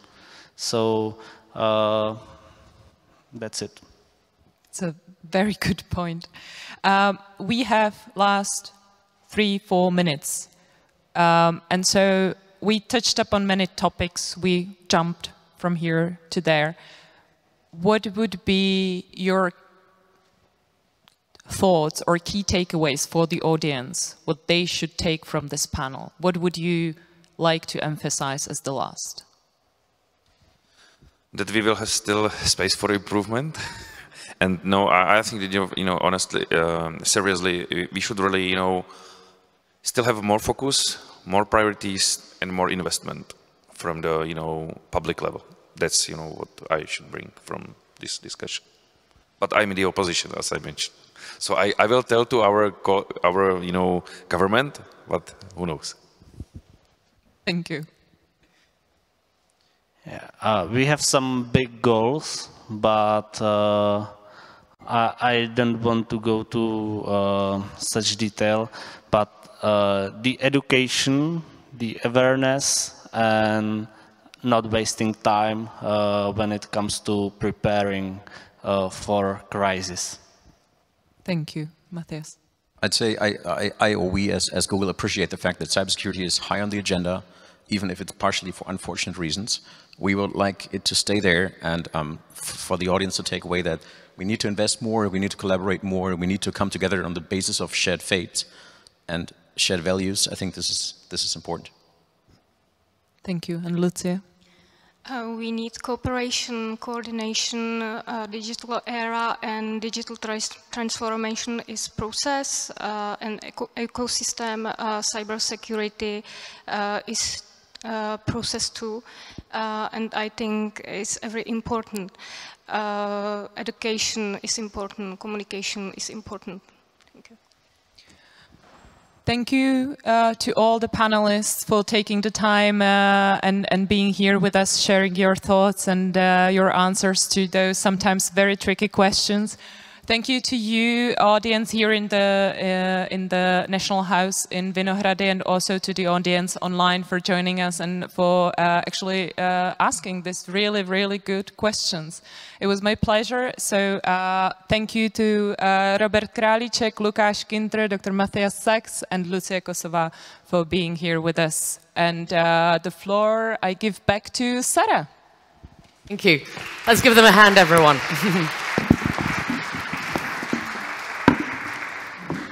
Thank you so much for a fantastic panel. Not only the crisis in Ukraine has definitely shown us the importance of being vigilant and understanding the cyberspace around us, because this newly emergent cloud civilization that is everywhere around us is important to navigate properly in. Let's now move to the next panel, which is on eHealth, a panacea or a good helper.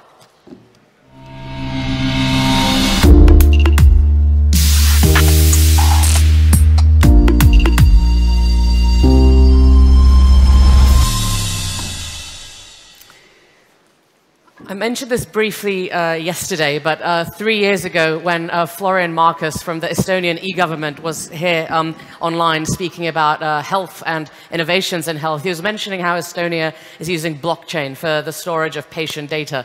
Are we catching up with them? How are we doing? What's the state of digitalization and technology in terms of our healthcare system, and how is it moving in the 21st century? To tell you more about that are the roster of the next speakers who will be introduced to you by the moderator of the panel, who is Tomáš Doležal, the director for the Institute for Health Economics. I also want to mention that this panel is made possible by ELF, the European Liberal Forum, and I also want to encourage everyone to keep sending in those questions through Slido. You can see how fun it is when you get engaged more as an audience in the panel discussions. So Tomáš Doležal and all the speakers, please come and join me up on the podium.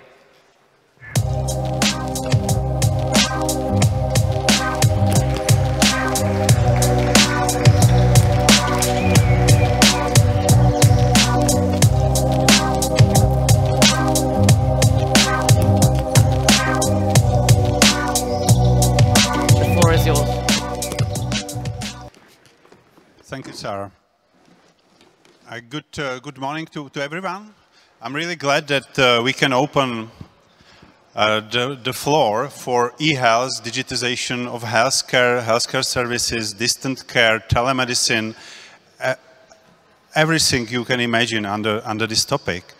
And we have at least 4, but I hope that in the while 5 distinguished guests and speakers. First of all, I would like to introduce and invite Barbara Dubanska. She's a lawyer specialized to healthcare, pharmacy, and the data openness as well. Thanks for coming, Barbara. We have 2 distinguished guests from Denmark and from Austria. I'm really glad to invite Henrik Ibsen, and I hope that he will share with us the experience from Denmark, and he's long time involved in discussion with Czech stakeholders, so I'm really looking forward to his views and his ideas. We have also Jürgen Brechtstetter. Jürgen is representing IHE. This is the organization which is trying to implement interoperability standards to e-health healthcare, and he is also now almost 1 year in cooperation with Czech Ministry of Health. So we will be glad to see the Austrian experience, but also the broader interoperability experience. Thanks for coming. And last but not least, we have Martin Zeman. He's the director of e-health department at Ministry of Health, Czech Republic. And Martin is always very keen member of this discussion. He remembers everything what happens in Czech e-health development, so his memory is here with us. Thanks for coming. We are still waiting for one of the panel members, which is Jakub Pěťoky, but he's late, stuck in the traffic, and I hope he will be soon here. During the end of the last year, and I'd like to ask you for the first initial slide I have prepared for the discussion. So if you can switch to the slide, yeah. With a small group of experts for the healthcare, we have tried to create a document which has been published in December, I hope, last year. Mr. Pěťoky is here, and I'm really glad that he is here with us. Mr. Pěťoky has personal experience with implementing distant care telemedicine services in the rehabilitation and physiotherapy. So he has practical experience from the perspective of healthcare providers. Thanks for coming. So in December, we have published in small expert group, not a deep analysis, but let's say the 10 points which from the personal perspective of the groups we feel as the most burning issues in the development of Czech e-health environment, and the question, why do not we go faster, is always embedded in our discussions. We know that we have started quite late, but still we need to be faster and faster. These 10 topics are touching different aspects of e-health and digitization. And let's go quickly through them, and then I will ask all the panelists to react and to pick up from their personal perspective what are the most important topics now, and what topic would fasten our development to the, let's say, standard e-health ecosystem. We identified that we need to have clear responsibility and competency in the implementation of the digitalization strategy. In Czech Republic, it's Ministry of Health, but there is the role of another stakeholders, insurance funds, professional organization, commercial sector, etc., etc. We have already in place Act on Electronic Healthcare Services, e-health law, but there is still not clear what are the implementation phases and when we will have implemented all framework which is written already in the law. That was the second point. In Czech Republic, there is a lot of telemedicine services already in place, providing distant consultation, distant monitoring, etc. But we are still lacking or missing some hard and safe legislative framework. If you have different lawyers, you can hear different opinions if it is legal or not to provide distant digital services. So this was the third point we have stressed in the analysis. We already know that we are delayed or a little bit losing the floor in the implementation of the electronic health records into the different ecosystem of providers in the outpatient and inpatient care. And we know that once we will have the wires between the physicians, between the hospitals, between the patients, we need to move data in the structured way, and this might be the problem then. So this was the fourth point. From end users at the side of patients, clients, physicians, it's really hard to get a good orientation in what standards, security, technological data are the mandatory, which are required, which are recommended. This is really difficult for my personal perspective. So we need really get some simple guidance. Once you want to provide distant care, what should you implement into your practice? Another point was the creation of rules and processes for digital applications, digital therapeutics, if you want. You know that many countries across Europe have already implemented the pathways how to get these applications, digital services for distant cares into their reimbursement system. That's something we are still missing, and we have not started yet the discussion. Then we need more push to physician professional societies to create guidelines, guidances, and recommended best practices for providing distant care. The next point was patient view, client's view, how to be oriented in the digital health world, what services are safe, what are reliable, what are data secure. It's really hard from the perspective of consumer to be oriented currently, and we know that many countries has implemented certification processes from the view of physicians or clients. We are a little bit behind in the education system for all stakeholders. We still are talking in the small bubble of experts, but to spread these things across the population will be really challenging. And the last point was, it was more my personal view, but if you look into the investment into the e-health and digital health, they are mainly ending up in the big hospitals and are a little bit bypassing the primary care sector, outpatient sector, etc., etc. And I feel, and I have some personal experience, there is a huge underinvestment at the level of this network of primary care physicians, etc., etc. And I'm afraid that this will be something which will be causing the system be slower and slower. So this is the floor. We have just 1 hour. I know that we would need much more of time, but let's try it. We have agreed that we don't want to be too much technical even if there are a lot of technical prerequisites in the implementation e-health, but we would like to keep the discussion on the high level, on the understandable level from the perspective of stakeholders in the healthcare, consumer, patient, prevention, providers, physicians, and regulators. And I would start with Barbara, because ladies always first. What's your personal views on these 10 points? What of them would you stress, pick up, and tell that they are most important from your perspective? So you're saying we should keep it high level. At the same time, every single person sitting here is a patient. So it's everything about us. So if we want to be engaged, we need data. If we want digital healthcare, we need data. If we want digital solutions, we need data. If we want improved efficiency of healthcare, we need data. And now, my question is, how many people here in the room are using online banking? I'm definitely one of them. My mom, all my family is using it. Okay, I see many hands up. How many of you have full access to your health records? Danish, obviously. Then I see a few people there. But really, you know, you see the difference between the number of people having access to your money online and how many people are having access to their health records.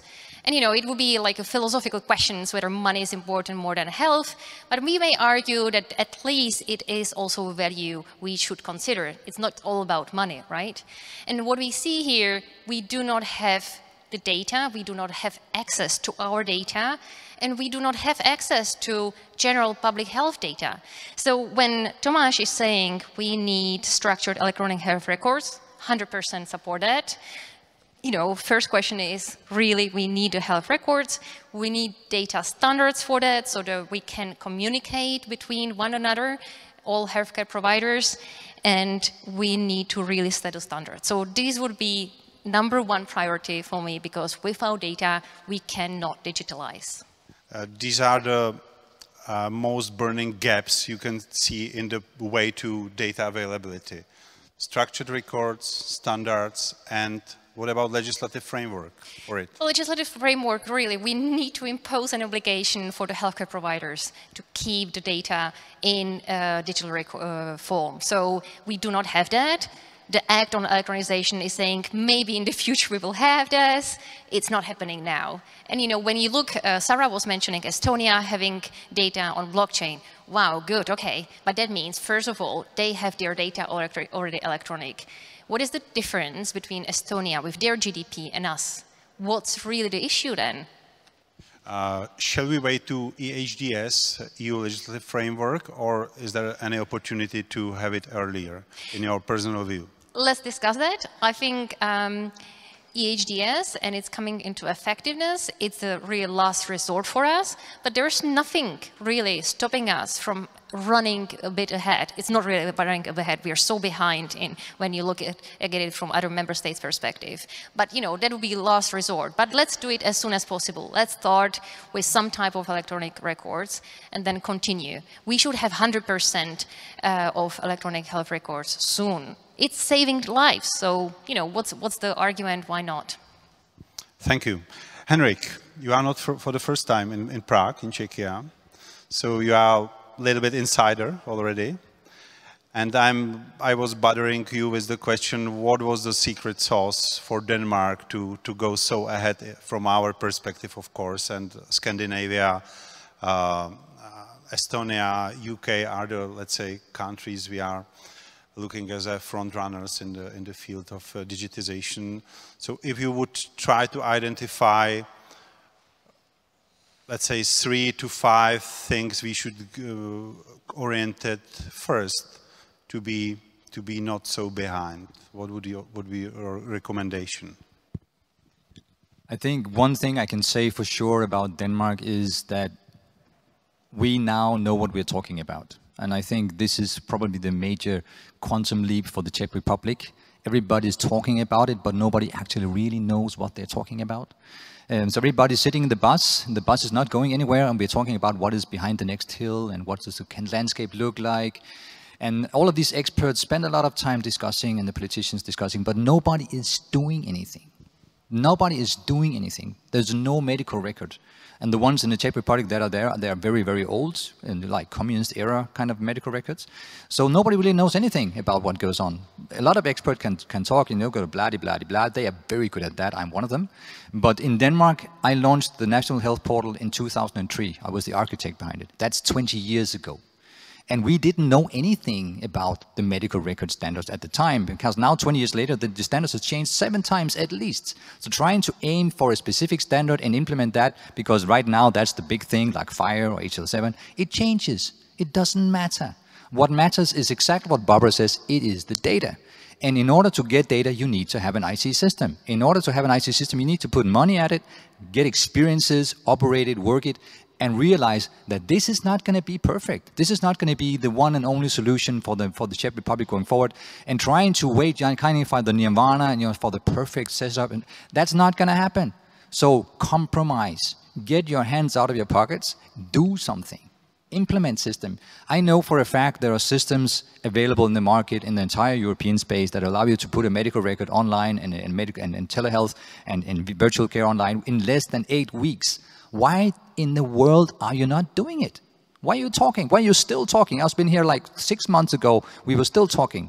You need to do something. And this actually doing stuff to get knowledge about what it is, what is the essence of the data, what is the problems, where is the problems, how do we need to fix it? And also to expose all the governance issues, because being here before, I know for a fact that the government agencies are not helping each other. The fact that you designate one organization to do everything just make the other organizations jealous, and they oppose. You get opposition. You need to try stuff, find out what is the problem, and then solve it. So there is a huge responsibility for the government and for the Minister of Health to cut through all the crap and get stuff done. And this is really, really simple if you know how to grasp it and how to do it. And the problem is, unless you actually do things, it's very difficult to have a discussion about how do we move forward from here? How do we get standards implemented? How do we do data integration? Because you have nothing to integrate. When you have stuff that you need to integrate, then let's talk about which standards to apply and do that, and then change it in 3 years when they'll change again. So get going. That's my advice. So practically speaking, you mean don't wait to ideal standardization, start with the pilot projects, go through it, implement it in the region, single hospital, and then spread experience out? What was the story of yes. Find out who has enough power and energy to implement the system. I will guarantee you that no matter what system you implement, you can do it in 10 weeks, and that system will already have HL7 standards, because every supplier with self-respect has that in the European space. Why wait to define the structure that nobody will ever adhere to anyway? In our experience, we tried in Denmark to have a national structure for e-health data and so on. And we spent 2 years before I finally managed to kill it with some other guys, so we could now implement things and get experiences and move it from there. The systems will never be perfect. They will also be converging to something which is better than before, but they will never be perfect, and not at the beginning, at least. Yeah, I think you have perfectly identified the Czech mentality. You are still waiting for some external stimulus, and that someone will do it for us. Martin, this is the perfect question for you. Are we waiting for anything? And if yes, what we are waiting for?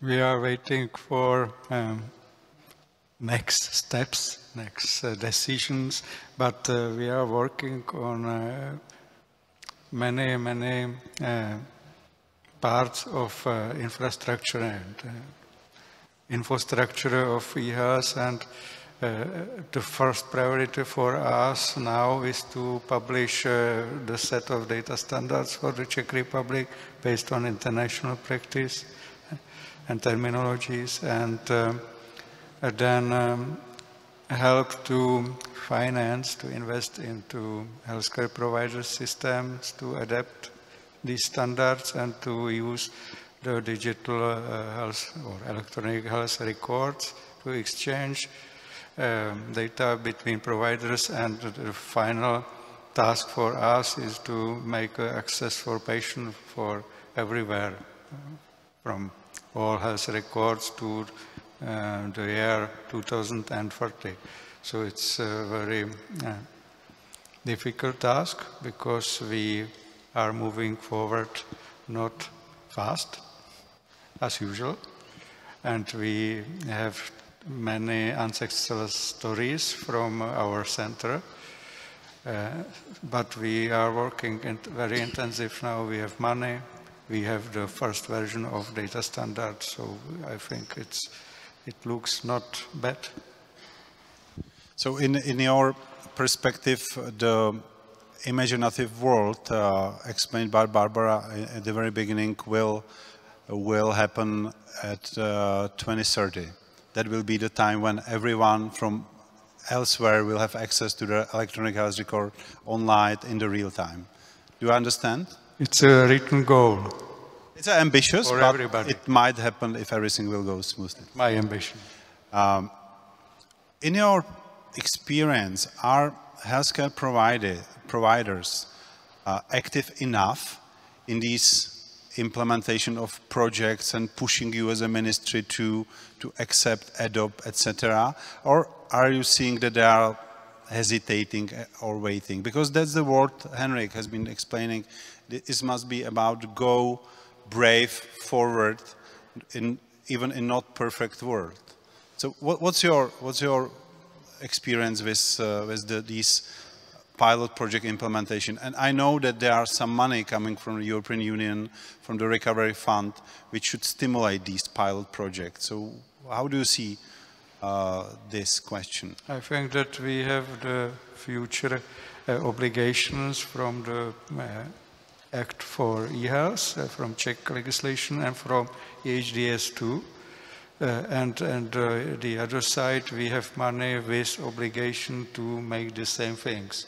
So the activities of healthcare providers are now a little bit strong. It's better and better. They want to make something, and they are waiting what to do.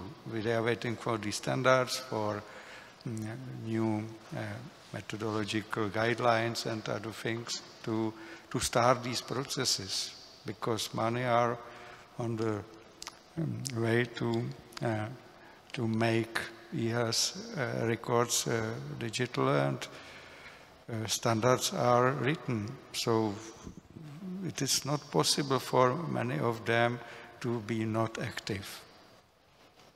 I remember one discussion with the IT Deputy of Minister, Mr. Blaha, last year, and one of the critical points he has identified was the difficulty to attract people from IT sector to Ministry of Health, because, yeah, we know why. Is there any changing in the situation? There was a lot of vacant positions, and without the team you cannot implement all these things. How are you as a ministry with this stuff now? It's May 23. Are you still missing people, or how many hires have you had during the last 6 years for the positions of this?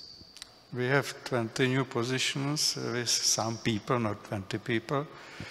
But we are still looking for real experts and project managers, not only experts in the area of e-health, but in project management too, or legislation, for example. So it's too difficult for the government to hire these people. But the situation is better, but not good. So we are able to sometimes get new people on higher level of knowledge or experience, but it is not common situation. The tasks are totally different than our possibilities to have qualified people. It's a real problem, very difficult. The minister tries to help us. Minister tries to change something, but it's about, for example, to separate organization not under the rules of government, to help us to hire these people, and we don't have this organization. Thank you. I would like to ask you, if you have any questions, please don't hesitate to use Slido. I can then translate the question to our panelists. So moving to Jürgen, you have two hats on your heads in this discussion, I would say. We will definitely talk about the implementation of the standards and interoperability tools, but you have also your personal experience from eHealth implementation from Austria, and honestly speaking, the mentality of Austrians is much closer to Czechs than from Scandinavia. So maybe that your experience with implementing eHealth into Austrian system would be much more, let's say, starvable for us, our stomachs. So would you try to address both issues in your introductory speech? Sure, my welcome. So yes, I think we are quite similar, I guess. You know, Austria is a highly federated country. So we have these 9 provinces, and all of those are like little kingdoms. Not sure if it's the same here, but this is a situation which we simply have, you know. So from my point as a technologist, health information exchange is at least no longer a technology problem. The biggest problems are on the side of legislation or of, you know, getting every stakeholder on board. Austria has done a lot of homework here. We started very early in 2006, actually, already. That was the time where Europe started the EPSOS project. And there were the similarity that at that time, everyone needed to learn that an endeavor like establishing a health information exchange is actually a very complex thing. It's much more complex than e-banking or, let's say, airline booking systems and so on, because so many different stakeholders are involved. There's public sector, private sector, there are vendors in there, patients in there, and secondary use, primary use. It's a real complex thing. That's why it's needed that you make sure that you get everyone on board. And this, I think, was one of the magic substances which helped in Austria to getting it sort of right, because we made sure that the creation of what we now call the Austrian e-health infrastructure was based on the, let's say, 3 major pillars of the Austrian health system. The one was the federation, the other one were the 9 Austrian provinces, and the third factor was the Austrian social insurance. And those 3 are the 3 major payers of the healthcare system. And this was sort of a key thing, because you cannot believe how much, let's say, torpedoes this endeavor had to survive. Some came from the Chamber of Physicians, the other ones came from politicians. You know, and but you know, this solid ground on that it's actually owned, if you want, by those who are actually paying it and those who are actually covering all of, let's say, most parts of the healthcare, because in Austria, majority is public, the private is not so much, has made it surviving, I think, 5 or 6 different governments. And I think this is key, because things like this need the time to establish.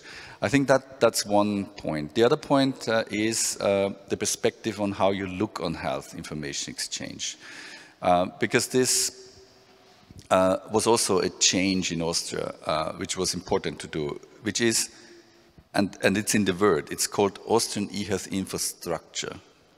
But it was not called like that in the beginning. In the beginning, it was called the electronic lifelong patient's health record. But this has changed to infrastructure. And the reason why it has changed is because it's now seen as a piece of infrastructure. It's like a power line or a motorway, because it's a wire in all of the healthcare facilities in Austria, the hospitals, the primary care physician offices, the pharmacies, and so on.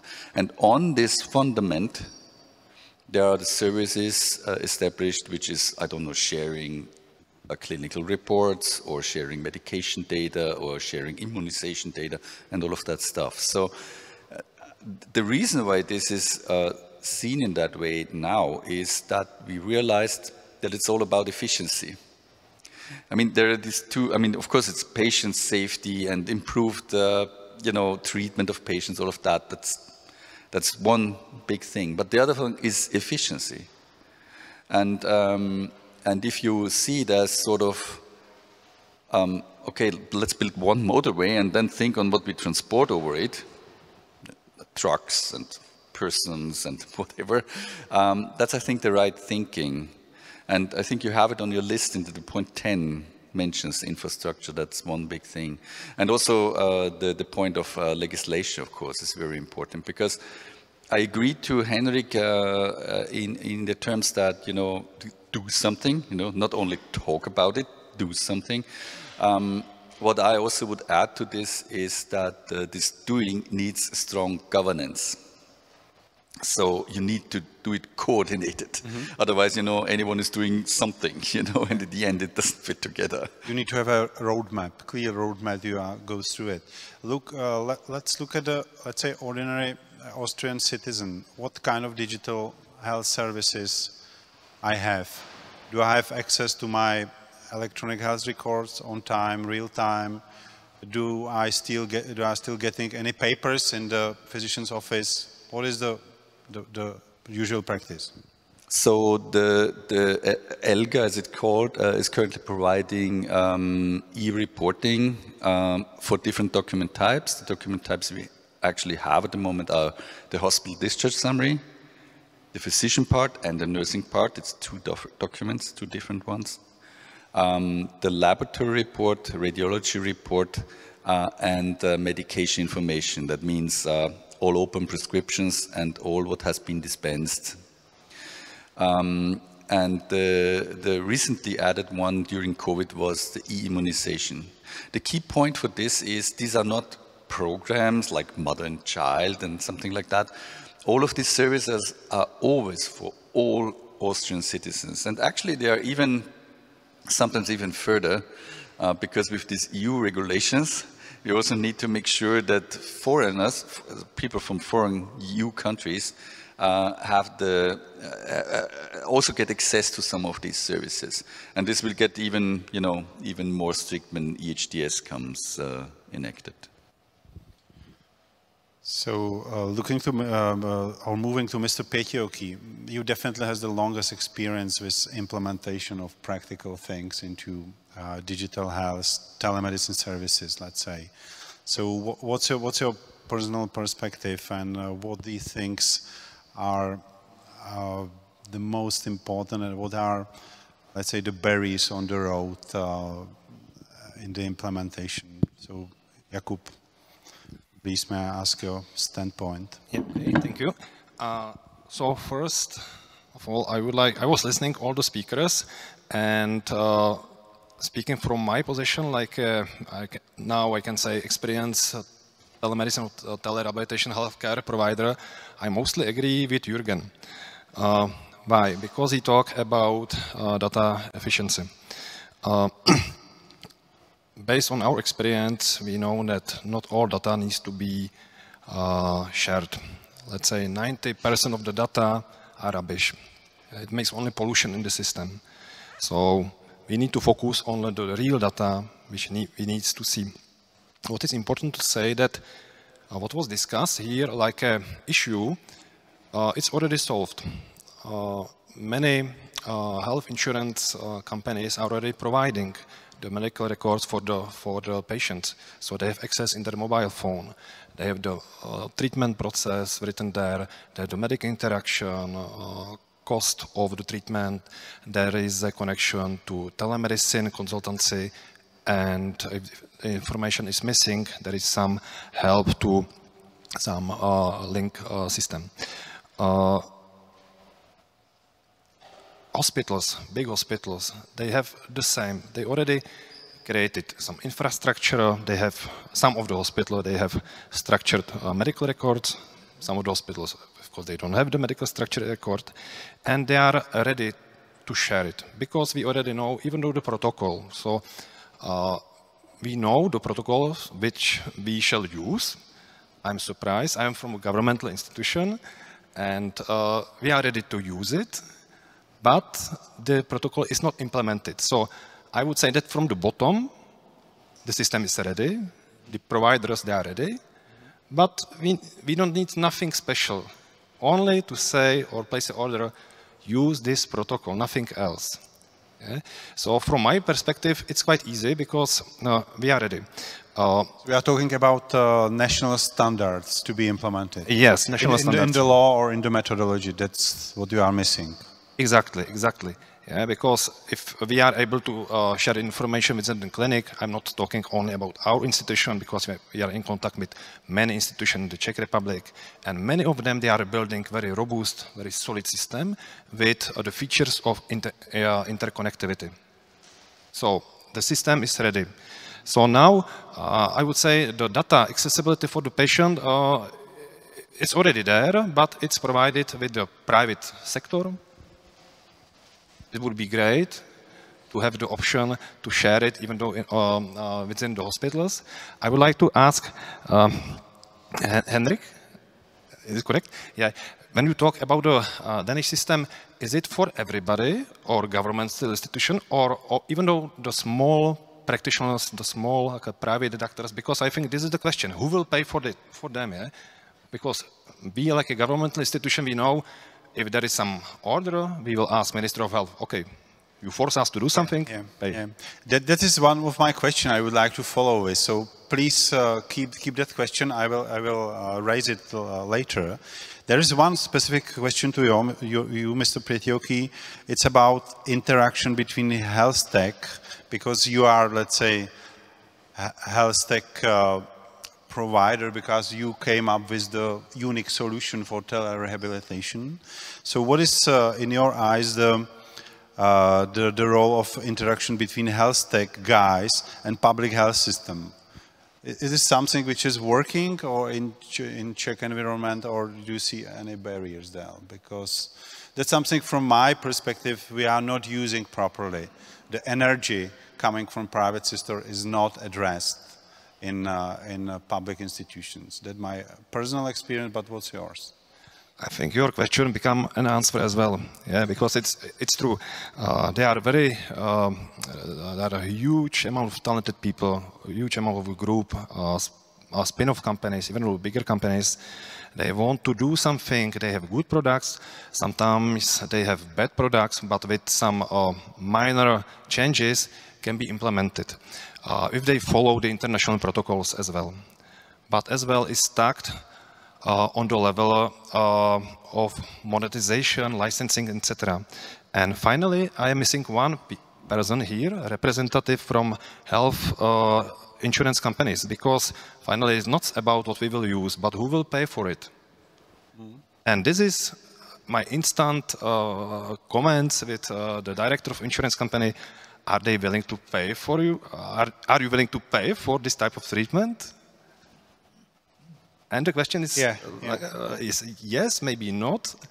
So it's difficult after that for the investor to continue. One last question for you, trying to use your personal experience. What's your experience with persuading physicians and healthcare professionals, generally speaking, to use these digital tools? Once the organizations will decide to implement it, so there is no, now let's say the money question is resolved, how to get them on the board? Because again, it's my experience that it's not easy always to switch from analog to digital world, because it's not only about using the tools, but to restructure their processes, etc. So how did you reach this, let's say, change in your institution? I believe that for the doctors working in the faculty hospitals or the private hospitals, they are already working with health information systems and with structured data. So for them, it's very easy to be convinced because they are already in the system. For the others, I would say I believe in the new generation. So we need to educate them, and they are already growing in the digitalized world. So if somebody really don't want to jump on the board, I think we can try to educate him. But if he really doesn't want to work in this field or to participate, no need to spend the time and the money to persuade him. Yeah. And it's important to focus on the new people. Yeah. So moving to the question of money, I think it's a burning one, because just setting the stage, currently there's very few distant services covered from health insurance in Czech Republic. The money coming to eHealth are, let's say, one-time grants or investments, and we all know that we need some long-term financial motivation embedded in the system. And here I would like to use the experience from Henrik and also from Austria, how this was arranged from the reimbursement perspective, public reimbursement, private reimbursement, or the direct from consumer out-of-pocket money. So what's your experience, Henrik? Where are the money coming from to e-health and digital health? Money comes from the government.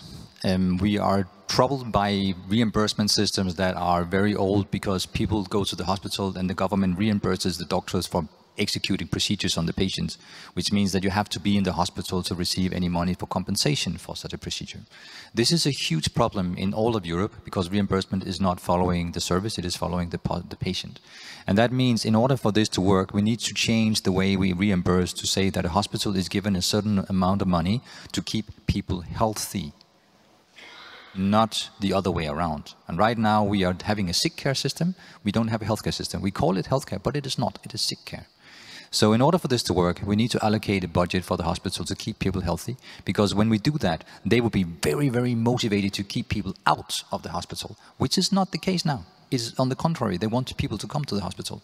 And this does not work. So we need to change that. In Denmark, so far we have done allocated budget and done tenders to do stuff, and then we have built the stuff and we have forced people to use it. But the reimbursement in Denmark is slowly changing towards allocating money to prevention, not sick care. Who is practically deciding about allocating the money into specific digital health services? Is it insurance funds, or is it ministry, or anyone else? This is a cooperation between the Minister of Health, the regional board, and the municipal board, and the doctors and the nurses. There is a committee all the stakeholders are engaged, because I totally agree, if the stakeholders are not around the table, nobody will agree on anything. Because we were touching the DIGA issue before our discussion, that there is one inspiration. This is specifically about the digital therapeutics, not broadly digital health or digital services. But this discussion we will start in Czech Republic. We have to start it, because it is something, once the services will be here, it will be the question if to implement evidence-based assessment, cost-effectiveness assessment, etc. What are the criteria, generally speaking, about to implement or not implement? Are there some criteria which you, as a company providing the solution, knows upfront before the committee sit around the table? I know for a fact that if you need anything to work, you need to have the agency that are doing the implementation need to be governed by a board that has stakeholders for all the important parties in the sector. If you only delegate all the job to one government agency, everybody else will oppose it. So you need to put the board together with the stakeholders that agree on a joint responsibility for success. then you have to consider the biggest problem in implementing healthcare IT, which is the doctors and the nurses that are extremely busy and don't really give a damn about IT systems because they are there to take care of the sick people. So you have to design the operation model in a way that the doctors will be offloaded. In the space of virtual care, I've been doing this for 10 years in Denmark, remote patient monitoring.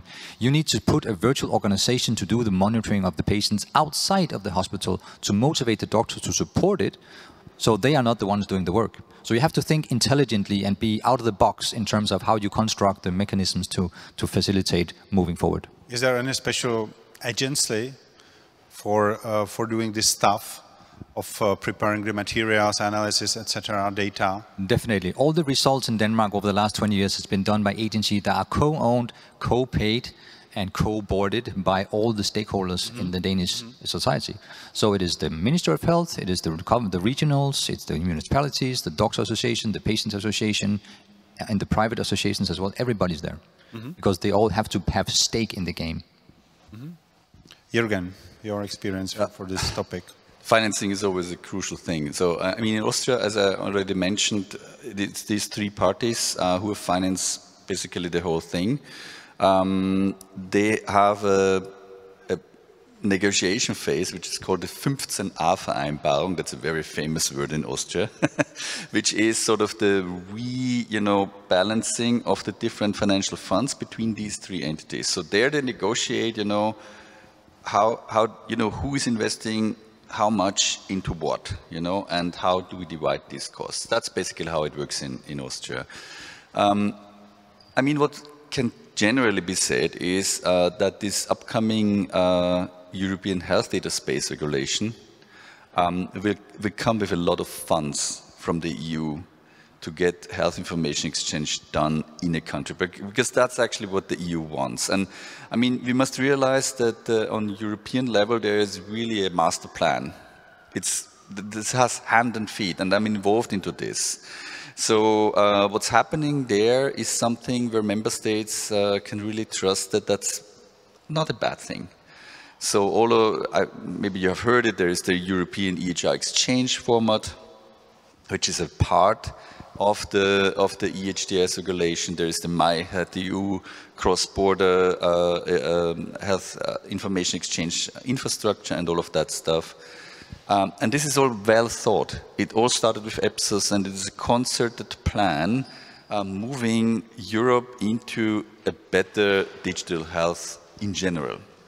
And with this EHDS, this one crucial step is done now, that from a sort of volunteer doing of each member state, it will become a mandatory doing of each member state. So this will rain down on all of us, and we cannot defend it. But it's not a guideline or a directive, it's a regulation. So we need to do it. And the good thing is it comes with money. So Austria and also Czech and everyone actually is advised to use that momentum and prepare now already for this upcoming regulation, which will be enacted maybe, let's say, in 2 years, something like that, because then the train starts to move. And the train comes with money, and this money can be used to level up the health information exchange in the member states so that it's finished in 2030, as the EU has set a deadline. And I think that's a good, let's say, plan for Austria and for Czech and for everyone to use that momentum to upgrade health information exchange. And the secret purpose behind all of this of the European Union is one more. It's pure economic. Because with this electronic European EHR exchange format, which is, let's say, a European format for a lab report, a European format for a discharge summary, and so on, which actually should replace all of the national forms of it, is opening a market for all of the vendors. Yeah, the fragmentation of the European healthcare system is the topic. We saw it during the COVID, how unable are we able to exchange information, etc., etc. But simply speaking, if I'm the developer of health application or digital application, getting medical device mark, coming to Austria, wanting to have a reimbursement, who will be deciding about it? It depends where you are. If you're, for example, a hospital information system, then you of course sell to hospitals and you get paid by the hospitals. And the hospitals in Austria are funded by the provinces. Yeah. So this is a little. So they have to decide, the hospital manager, if it doesn't make a sense to their, let's say, financial flow, effectivity, quality, etc. Exactly. And if it is for outpatient, primary care sector, prevention. Yes, for outpatient, you know, there is always the discussion, you know, the physician's always asking for some, you know, reimbursement or startup funding or perpetual funding of, you know, their digital, let's say, equipment. And this is a constant matter of debate how to do it. You know, I think we're not doing that bad in Austria. It's a mix of, let's say, a one-time funding for, you know, investing into, let's say, the next version of your software, which includes these modules to connect to ELGA, for example. This is done by use case. So there was one funding for connecting, let's say, the physician offices to the e-medication use case. There will be a next funding for connecting it to the clinical, to the e-reporting use case and so on. So this is carefully divided. And it's complex. And it's also mixed. There is a debate of if we shall introduce, what's the English word for it? You know, that physicians get paid for documenting something digitally. Because that's an additional service, actually. I mean, we want to increase the data quality. So we want the doctors to do more, to do better, you know. And there's, of course, a tough negotiation. The one say, hey guys, but this is actually part of your profession. You should anyway document in the optimal way. We are very familiar with this kind of discussion. And this might be a question to Martin and Barbara. From the Czech healthcare perspective, who should be deciding about what will be implemented into reimbursement package? Is there, Martin, any role for ministry, or it's purely think of insurance funds? And then I would like to ask Barbara the same question. I think that it's important to start it on the side of ministry and continue in insurance companies, because they are waiting for our instructions or legislation changes, maybe, to have the possibility to finance the quality, the digital way of data, for example, or the tele way of healthcare. It's the same problem, and it will be common part of practice in reimbursement and healthcare, this change, I think. And this is the only way to send the money to primary care, I think, to digitalization. Barbara, what do you mean? So we have the Act on Electronization, which is imposing obligations pretty much across the healthcare sector to make health records electronic. But not now, we need to wait a few years. That's the problem. So for now, we have not this obligation. We can have the health insurance companies motivate the GPs or other sectors to make records electronic. That's a way, obviously. But let's take a more patient-centric approach. We are looking at it from the doctor's perspective, but let's have a look from the patient perspective. It is a question of trust. It is a question of better prevention. It is a question of better medical results if patients have access to their health records. It's also about making it accessible to other doctors treating the same patient. And so it's really, why are we thinking so much about doctors? At the end of the day, it's a service. Service paid through our health insurance. Every single person here is paying for the service. The problem is that it's an agency factor, that we did not see it as a direct payment, but we're paying for these services. And if we embrace this patient-centric approach, then really the patient should have full access to it. And then I see a question which is actually in the EHDS regulation, imposing or giving the patients the right to have direct immediate, free access to their health records. And this is something we do not have now in Czech legislation. Should patients pay for that? Because I have heard from Ministry of Health the opinion that distant telemedicine, digital health is something which is premium care and should not be reimbursed and paid from out-of-pocket payments. What do you think? My question is, why do we want to have it as a paid service? First, let's make an assessment if it's saving money and time, and then ask, okay, do we need to pay for it an extra? We're already paying for the health insurance. And you know, we have statistics that in some cases telemedicine is actually saving time on the side of the doctor and on the side of the patient. This is something we do not consider at all. You know, all the waiting times we spend waiting at the doctor's place. So this is the question about assessing cost efficiency of each tool and service. Let's start making informed decisions based on data. Well, fully agree with you. There is one question about data. It's on you, Barbara. Data about number of examination is almost impossible to obtain. This is a big secret in Czech healthcare. We are talking not about individual data, but about data about the system, how it works, what it produces. Will it change? I love this question. I love this question. The Constitutional Court said, yes, it needs to be changed. Has it changed since the decisions of the court?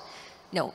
So the Constitutional Court ruled in January and in March that there is a right of every single citizen to access information. And that concerns also the health data, public health data. That means any public authority has an obligation to disclose this data. For this, we have one specific institution, UZIS, which should be providing data based on the Freedom of Act information or under the Act on Healthcare Services, all the reference statistics, annual reports. This is not really happening because we have some, you know, I would say, tricky provisions in the Act, but the court says, nevertheless, there is an obligation to provide this data, and it will improve our healthcare. So, fully support of the Constitutional Court. This should be the way how it's done. This is the way how it's done in Denmark, in Finland, even in the Baltic countries. But we really need to push for this. And it's really on every single person here, also in the room, or those who are watching this, to ask for data. Only if we ask for data, we will get the data. So ask for the data. But it will not happen without amendment of legislation, isn't it? That's not what the Constitutional Court said. The Constitutional Court said, even though this is the provision which doesn't make sense, the data needs to be disclosed. There is one question on which I would like to build up another part of our discussion. It's about the patient application called Tečka application. During the COVID, there was a national application how to register you as a being vaccinated by COVID vaccines, and you can access different services, restaurants, etc., etc. So this application has been developed, and it was, let's say, quite widespread from the Czech perspective, but then it laid back and was not let's say developed further. And there is an idea coming from the ministry that this application should be the basis of the general health application for everyone, every citizen in Czech health, his gate to record services, etc., etc.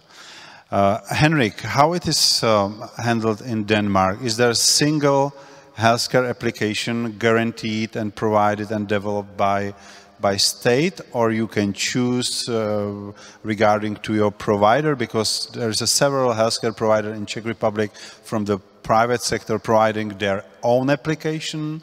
How to make a roadmap to be predictable and to go to our target? To be inclusive.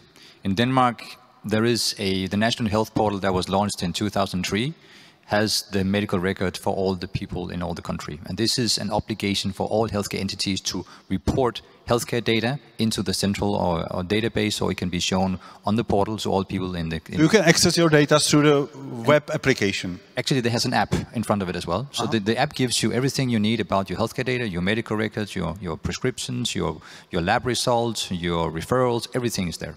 But every single hospital has their own system and their own app as well, displaying the same information. So they just have to submit the data to the central government, and then they can build their own app in parallel if they feel this is a better option for them.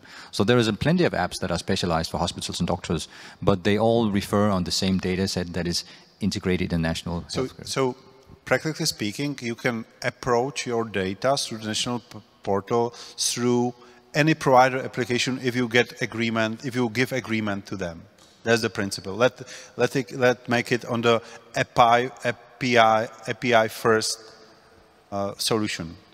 Actually, all the healthcare actors are punished and you know, ridiculed if they do not comply to the national infrastructure and submit data to the national database. They are described as not compliant, and nobody wants to be not compliant, so everybody does it.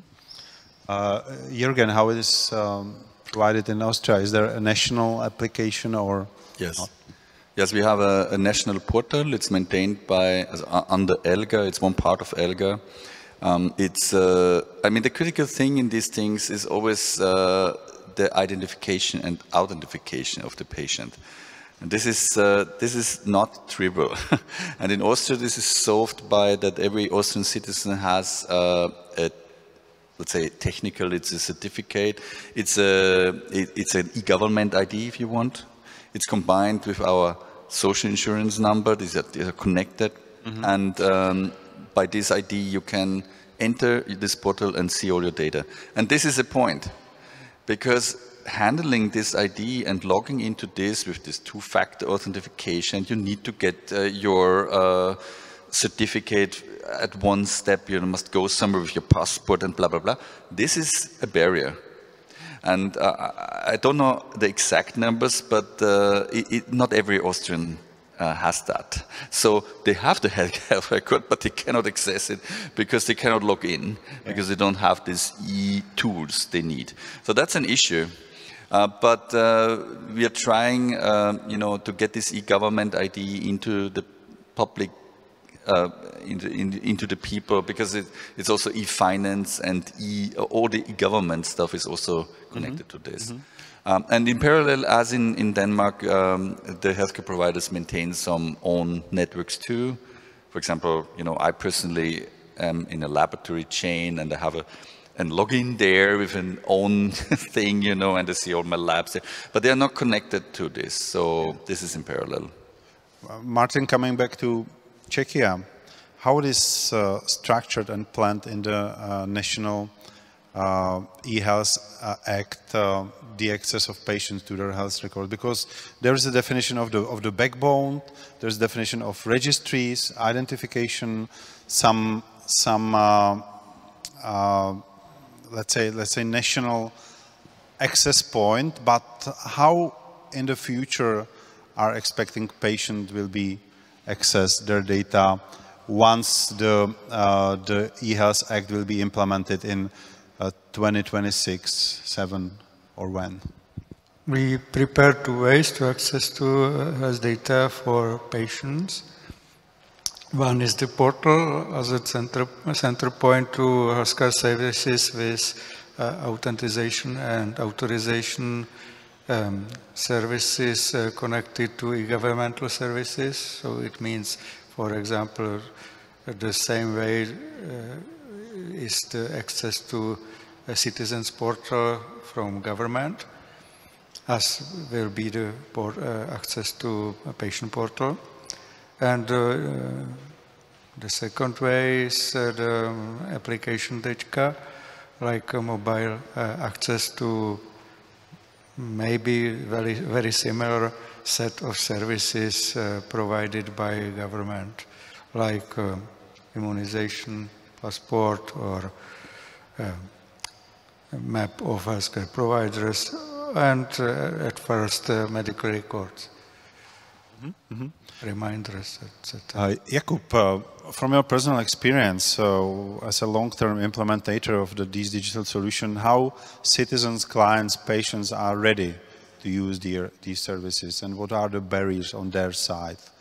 I can hear very often the skeptical perspective that patients are not ready using applications, etc. So what's your experience? I think the same, because I think it's related that our medical system is very generous for the people, for the patients. So this is my point of view, that some of them, they are not motivated to be in a healthcare prevention mode. I like the word what you said, that we are in the sick care system, and many patients are used to be in the sick care system. They are not ready to be in the healthcare system, prevention system. And this is something what we need to advocate and again talk to the patient. So I give you example, daily situation. You have patient, you ask him, you don't ask about the pathology, you ask him, what do you want? I said, I'm sick. Okay, what do you want? What do you want to improve? What do you want to change? You tell me. I said, I know what I would change, but what you want personally from me. So, and this is every day the same. Yeah. So, if the patient is not able, and this is not the patient's fault, this is maybe our fault, or maybe the people should be educated about this, that they shall be more responsible. And again, it's on a governmental level, because from my point of view, I'm responsible for myself. Yeah? But maybe government should be responsible for the population, because health population will be more productive. Yeah? So this is question mark.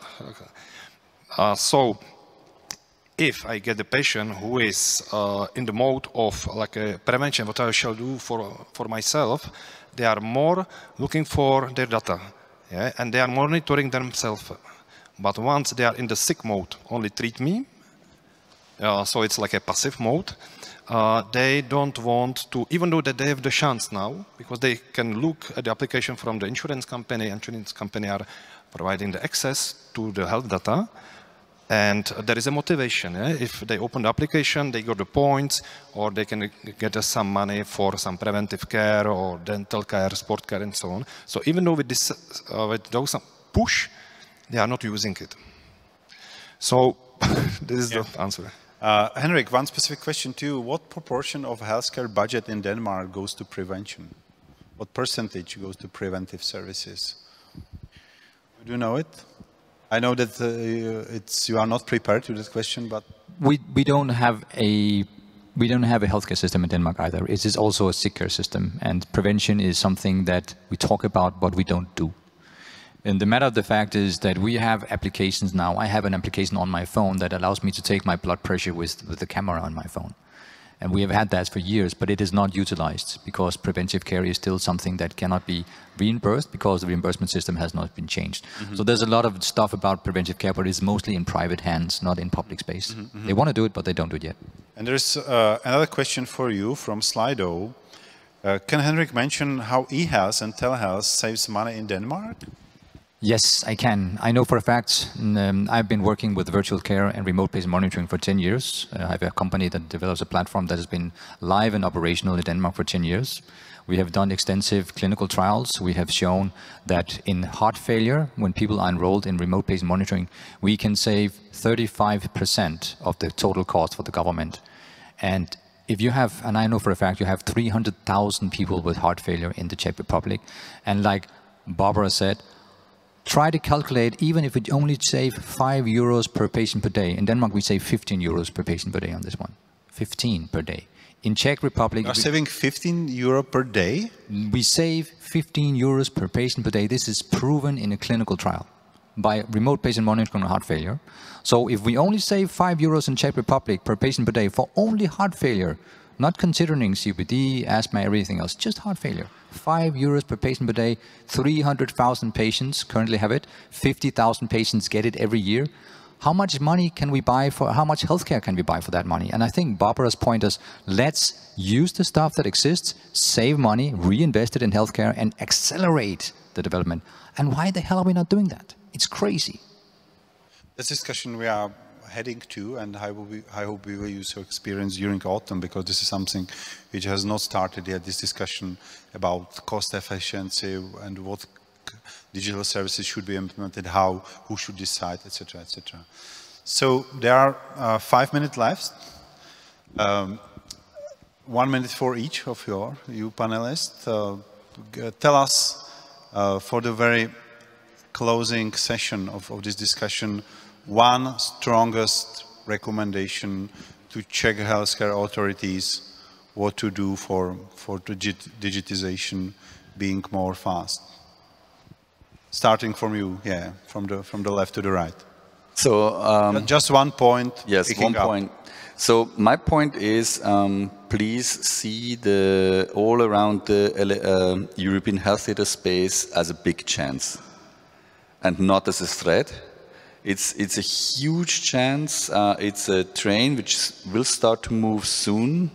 Please be on this train when it starts to leverage all what comes with it, because I totally agree what was said before. We need to invest into this. There is too less investment into e-health. Everything you invest here pays back in shortest time. And the EHDS is the chance to, do that with the support of Europe. Train is rushing at least 20 years ago in Denmark. Yeah, so yeah.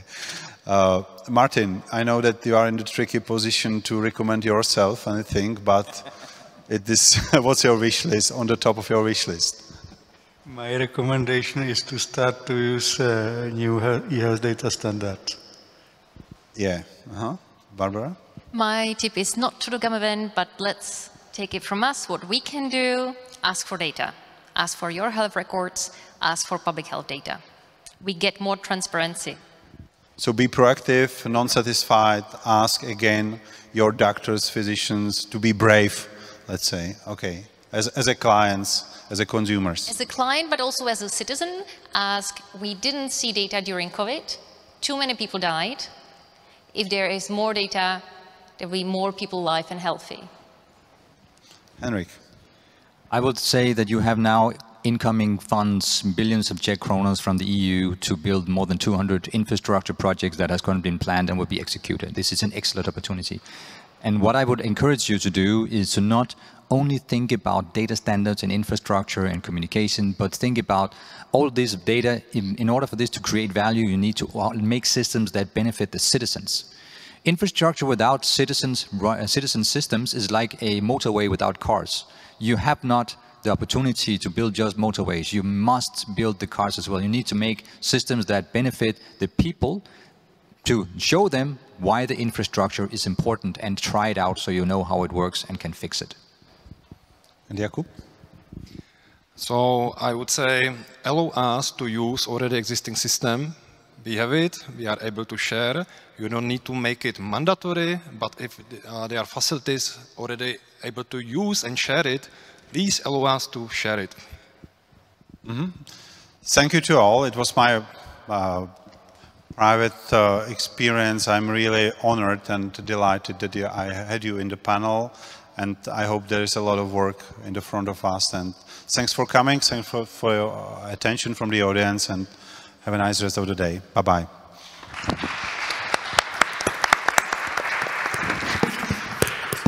Thank you very much. That was a fantastic panel. I remember a kind of phrase that blew my mind when I also had the honor of joining the Minister of Health think tank, which is that we should be concerned with people's health, not actually the institution of healthcare. And the digitalization strategies, as well as inspiration from our foreign countries and neighbors, is something that we can definitely look into. And I look forward to the positive changes taking place in not only Czech healthcare.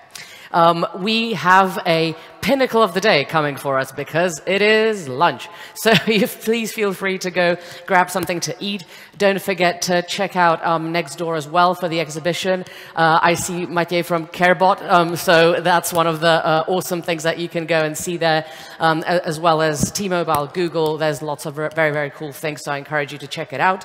Also, for those of you who have been invited, there's an economic forum happening now downstairs in a saloon, sounds like from a Western. It's called Economic Forum, Building Skills for a Resilient Cyberspace, and Lucie will be taking you through that. We'll see each other here at 13:50, so make sure to switch on the stream at 13:50 again. Thank you very much to the European Liberal Forum for putting on this fantastic panel. Let's go get something to eat. And also thank you to the partners so that we actually have something to eat. Thank you. Awesome, that was a short wait. Thank you so much for running from downstairs. Amazing. Ladies and gentlemen, hello to everyone on the stream as well. We're back after lunch, which was delicious. I ate like 5 dumplings and now I feel extremely fat. So probably because I am fat, but it's fine. Need to go exercise after the conference is over. But it's not over yet, and we have some fantastic speakers still to see. Just to recap for you, in the morning we had the keynote speakers who were speaking about everything from space into how the European Union works in terms of innovation and digitalization, as well as cybersecurity. We then went deeper into the topic of cybersecurity with a panel discussion, which was followed up by a very kind of energetic discussion, which was hosted by the European Liberal Forum on e-health, which was very interesting, especially from the perspective of, for example, using blockchain and new digital tools to keep patients' data and restructuring the whole administrative leviathan that our healthcare system undoubtedly is. We then had lunch, that was great, and now we're here. And we're here with the VIP talk, Women in Tech, which is happening in just a few short moments.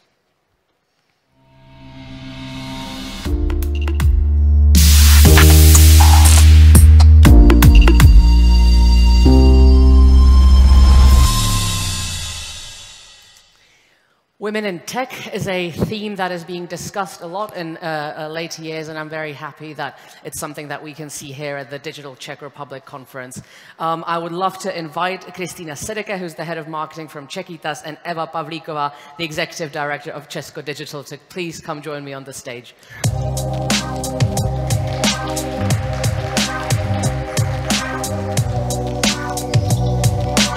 Thank you. Hello, everybody.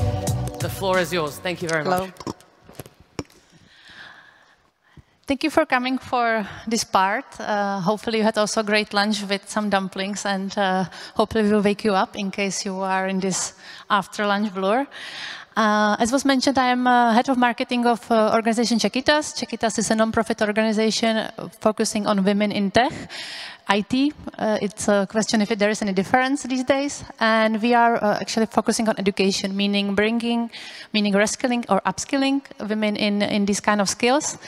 I'm very happy for Eva joining me. Eva is CEO of Česko Digitálně. Maybe I will give you the word to introduce your organization a little bit. Yeah, Česko Digital, we are kind of a civic tech movement, having the technology skills and having help for the government as well for the non-profit, and we have more 6,000 expert volunteers so far from Czech Republic. Yeah, I think important to say that I never know if I should say Česko Digitálně or Czech Digital, but it's the same, Czech right? Digital or Česko Digital, but we are here for almost a year, so it doesn't matter. Okay, okay. However, I know that your organization is focused on a project which actually are governmental related, but not only, right? Yeah, because we see that we basically help the organization who needs our help with the digital products like websites, like the mobile application, and we can see that there are the common cases for non-profit organization as well for the government, because basically they do not have the right skills how to do the things, or they need to help to understand how to develop the digital things or digital solutions. Great. Thank you for the info about that. I would like to start at actually the name of this talk is actually Women in Tech. And when I called Eva and we discussed actually what we should talk about here. And I said, you know, I found it interesting that it's Women in Tech. What does it actually mean, you know? And I have to say that as a marketeer, because as was mentioned, I'm head of marketing and I don't have any mathematical, physical education or even not so much experience in that, I feel always flattered that I'm included as a Women in Tech. But you as a really the hardcore girl from tech, based on your education, based on your actually career, it's what does it mean to you to be woman in tech as a role model? To be precise, that I was quite surprised that I got this invitation for the panel because I don't feel like that I'm woman in tech. I feel that I'm someone who is trying to help with the technology and with my skills. I got education in technical university as a programmer, but I never did this job so far because I got this education because I work for the IT projects. And what I see that it's really different if we are talking about the IT, like the programming, or if we are talking about tech, like the area of the digital products or digital solution. And sometimes I see that the women in tech are most important in non-tech IT positions. Means that the women, they really have the different set of the skills, and that they're really good, for example, in the position of the product designers or the researchers who can really help develop the better solutions. So for me, it's like that's kind of the trendy topic, but at the end, it's important to maybe resize how we think about the digital solutions and how we can use the skills of the women to develop the better solutions. Do you see from your experience any particular positions? You already mentioned the product designer, but any other positions which you think that actually women from the nature, you know, maybe a little bit stereotypical thinking, but from their nature which are actually suitable for those tech positions? I would rather say that for me the IT is not to find more women to the programmer IT skills, but for me is about the diversity of the teams. And for the position, as you mentioned, that for example in our example in Česko Digital, when we develop the digital product, we always put all the team members to the project. So we combine the people from the marketing, from the developer position, from the research, from the project management together. And we can see that this is really the diversity of how we can think about the products. Also, I want to say that the better suits from our experience about the product designers or the researchers, because we can see that the women really sometimes better understand the needs of the users, how they want to use the solution and how they want to have the feeling from the application. So this is what we really say, that the product designer and the researchers are very suitable for the women, better even for the men. Great, thank you. I don't know if you have that same question often, but we in Czechita sometimes we are approached by companies who would like to support to bring more women, you know, to the field, and they say, you know, we have these open positions, but we just don't have applications from women. You know, what we can do, you know, and is there from your experience some tip for those companies? Actually, is it just really about focus on hiring, but is it something more, and how actually they can have more applications? Really depends on the kind of the company. But what I really like to think about the digital products in a new way, that do not make the same hiring process as we do, because the market is changing. The technologies are more, let's say, accessible for the people. We have many no-code or low-code solutions, so we don't even need to have some hard coding skills. And also what we see that the hiring process, it's still designed for the hard coding. But I would rather suggest to think about the new way, how to even maybe create the teams for the digital solutions, for the technologies. Because from our experience, the woman can really bring the aspect of the cooperation, really aspect to usability of the products, because they even have the sense that it's the application even for the young people, but even for the older people. And I would rather suggest that if you are, as a company, in the situation that you don't know how to hire the people in women tech, ask your colleague what is wrong with this hiring process and how you can describe the position in a better way. Because sometimes the description of the position, it's done by the men, and they have the different skills, different understanding of the things. It might seem like a lot of work, you know, to the team leaders or to the companies, because if I understand you right, basically what you are saying is maybe you need to redo the way how you work and to think a little bit differently.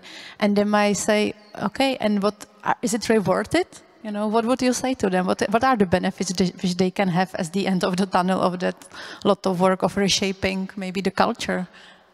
I would say that in Česko Digital, as we work with the volunteers, we don't pay for the work, but we say that then we develop the application because of the purpose, because of the real problem what the people have. And I will say that this is also what I would like to see in the companies, that the build up about the purpose of the system, about the real problem what we are trying to resolve. And then I think then it can also reshape how to work with this. And also how to bring more women is to really understand if it's really needed, for example, to work really on the physical way in the offices. If it's possible to work on the remote things, because I just had a call from my son calling me that if he can go with his friend, and if you are a mom, because I'm the mom, I have two kids, and if you have this call from the kids, you need to immediately sort of the things, right? So I think that it's really about a new perspective, how we understand the needs of the women on the position. Yeah, I definitely agree with that. From our experience, the flexibility, which it's kind of the crucial thing which you need to provide in order to have more women in the team. Because of that, as you said, with motherhood, a lot of things changed. And that's, at least from our experience, the key thing to bring more women is actually to bring really deliver the flexibility. And so, do you see any other aspect besides flexibility, which actually women require? I think really it depends on the individual needs, of course. I would say. But what I see as a common is really to see the problem in the context. Means that if I am, for example, even developer or even the analyst, I would really need to see the things in the context, what is really the problem, and just not to get some particular task not to be done, but to see the things in the consequences. And this is, I think, what we say, that most women want to see the bigger picture of the things, what they're trying to fix it out.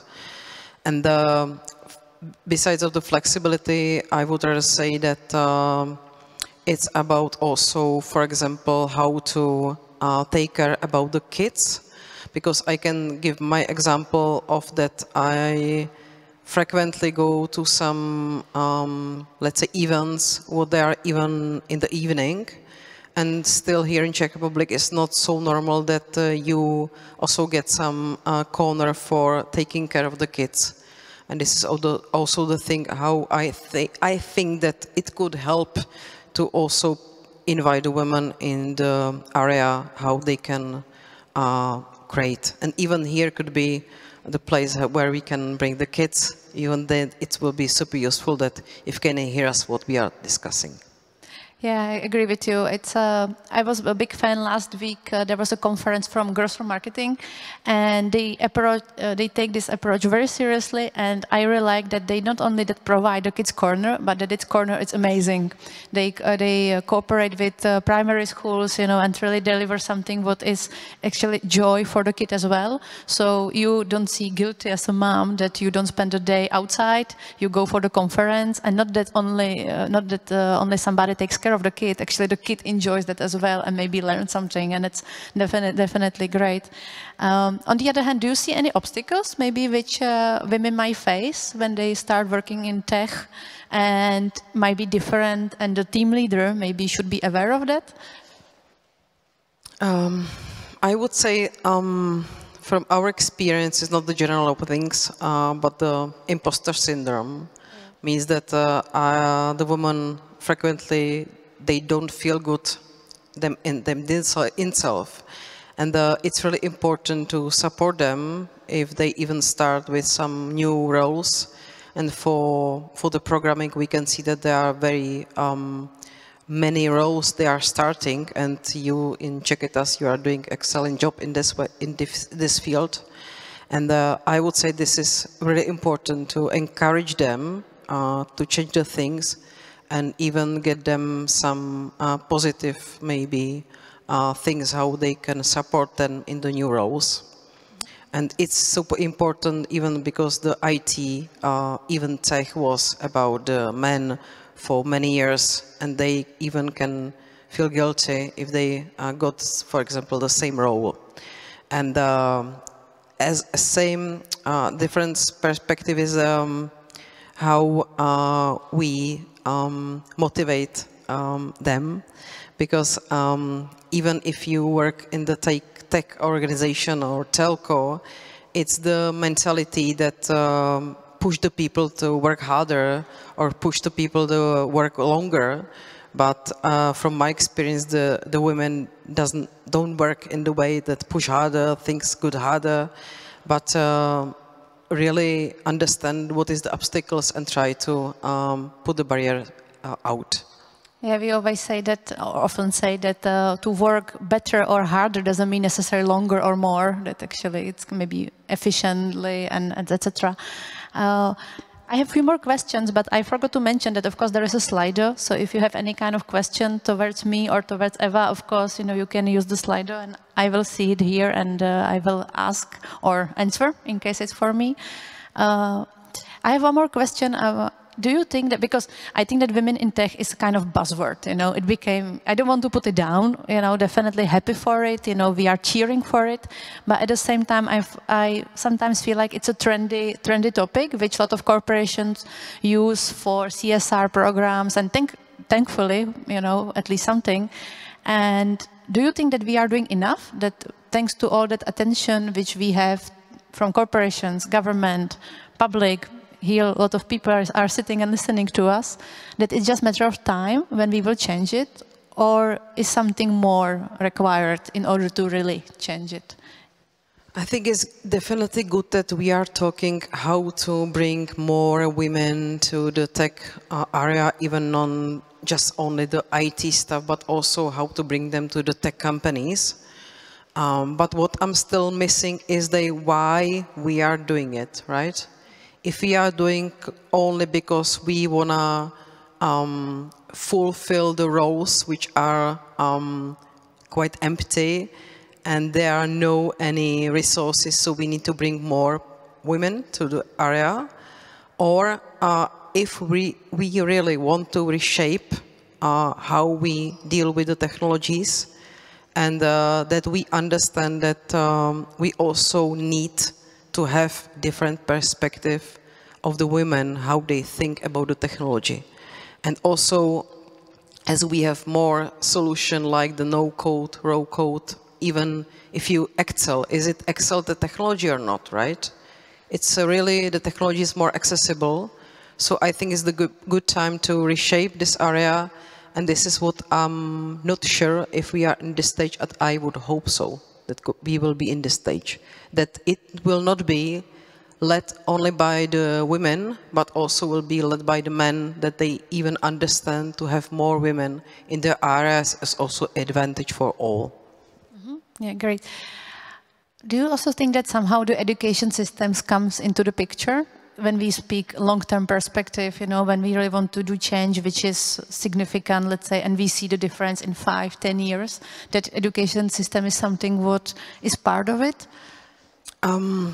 For me, technology is about the mindset, about how we want to use the technology and how we can adopt in our existing cases what we do. And from this case, I would not wait for the education system, but rather to bring more experience to the education system, as well as part of a daily task to use some examples of the technologies which are super accessible, because the technology like, for example, Miro, if you know Miro for the collaboration and for the co-work, you can get your Miro right now because it's very easy, it's very cheap, and you can even use it for the daily work or for the education even in the class. So I would rather use some small examples of the technology right now rather than to wait that the education system gonna be changed. Yeah, you mean like that there is no necessary subject about ICT, but rather than the tool set is more, let's say, opening minds. Yeah, I agree with you. Yeah, because we even thought that the IT is someone who is behind the scenes and who is in the black box, but we can see that technologies are every day. The telephone is technology, the mirror is technology, even the Excel is technology, and we can see that it's about the daily life, how we can use it for the good things. Yeah, I definitely agree. I have one more last question, I think, looking at the time. Do you think that there is any particular reason why maybe in technologies or IT the gender gap is bigger than in the other segments, beside from the fact that there is a lack of IT working people? If there is, some kind of soft skill mindset, some kind of barriers which are for some reason, making bigger difference than in comparing to different sectors? Or we spoke about the different countries. I'm really not sure, because in Czech Republic we are excellent in the technologies. We have many startups, we have many technology companies, and we are very good in technology. But I'm not really sure why we brought this topic so late. I would just can see that I'm very glad that Ivan Bartoš is having this topic as important things, and I think we need to work on the field very time longer. And what can also help us, and maybe it's the disadvantage of the Czech Republic, that we are very closed for the inspiration from another countries, right? Because the Czech Republic, we are not so used to get the best examples from other countries and adopt them. We are looking for the other countries, but we still think, oh, this is the idea, but we definitely have the different case in Czech Republic, so we can adopt.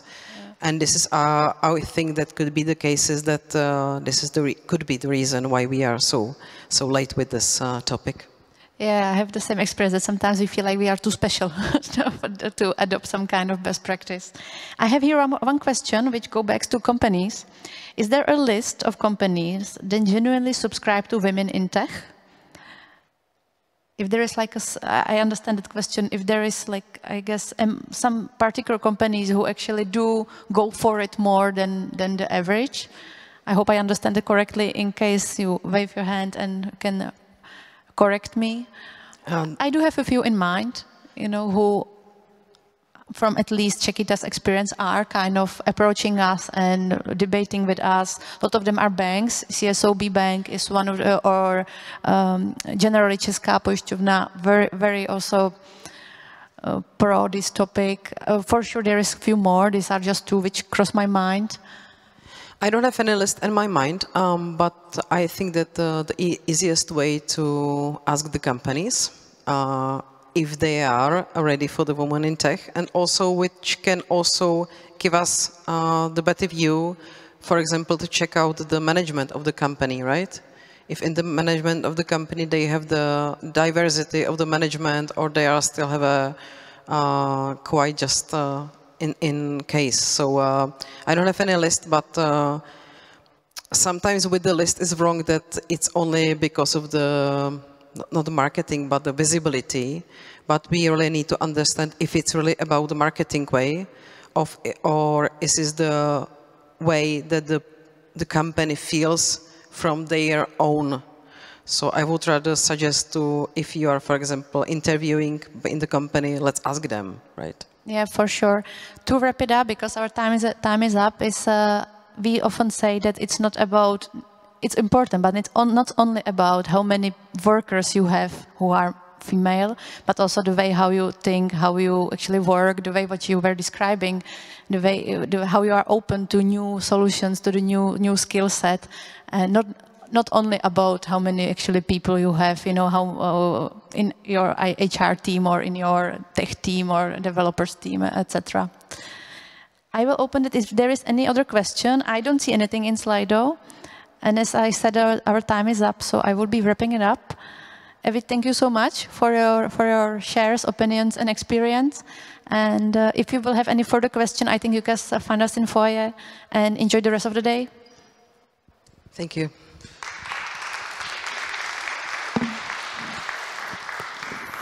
Thank you very much, ladies, for a fantastic panel. You've been great, and I wish you all the best of luck in pushing forward. We are moving now swiftly but surely into the next panel, which is organized by the European Liberal Forum, Defense in the Age of Modern Technology.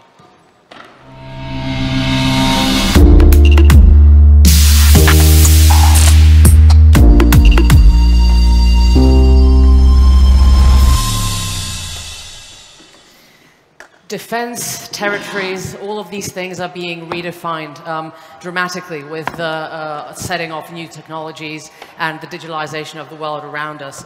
There's a whole new space that we need to protect, the cyberspace. And as we've seen in the conflict of Ukraine, both the digital and the physical aspect of war can be very challenging and very tough.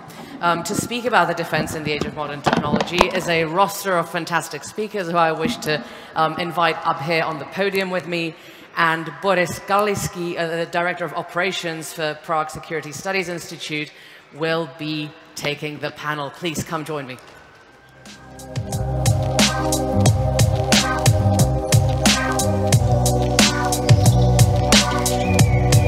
Welcome. The floor is yours. Thank you.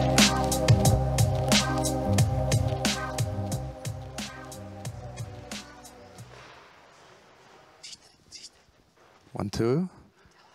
Good afternoon, ladies and gentlemen. So, as said, my name is Boris Galický. I work for Prague Security Studies Institute, a policy think tank that deals with security education, space security, disinformation, and regional security. It is my pleasure to be here. Thank you to the organizers for the invitation to moderate the panel, and I would like to invite my fellow panelists and colleagues to join me here. First of all, I would like to apologize General Petr Šnajdárek, who was called by the minister to attend some important defense-related governmental relations, so he will not joining us. And so I would like to invite Dr. Margarita Konajev,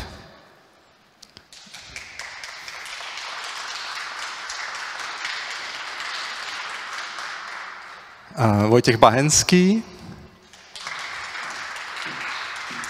and Francesco Capelletti. Have I pronounced it okay? Thank you. And I would like to ask if Dr. Kimberly Kagan is also with us online. Do we have sound as well?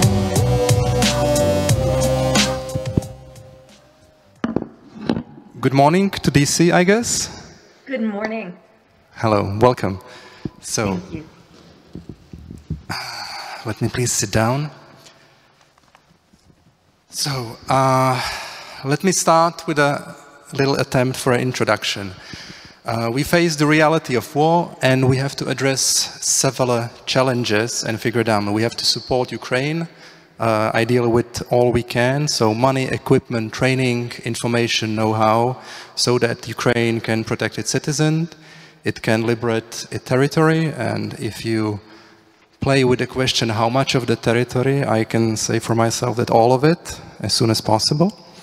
For our homework here, let's say in our NATO countries, we need to recapitalize, re-equip, restock, and fill the ranks of our militaries, not only vis-à-vis Russia, but also vis-à-vis the competition with an increasingly assertive China. And while we can discuss about the right adjective to China, China is not wasting the time here and building up its military, its intelligence, its economic influence and capabilities for a potential conflict.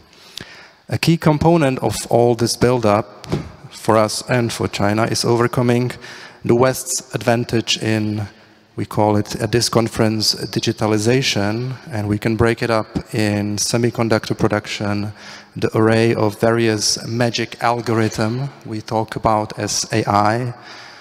We can talk about integration of various sensors, communication and processing data, and all these things are networks and networks of networks. Then when designed and used, ideally, used right, make our tanks, ships, cannons, howitzers, you name it, much more than the sum of the individual systems they normally are.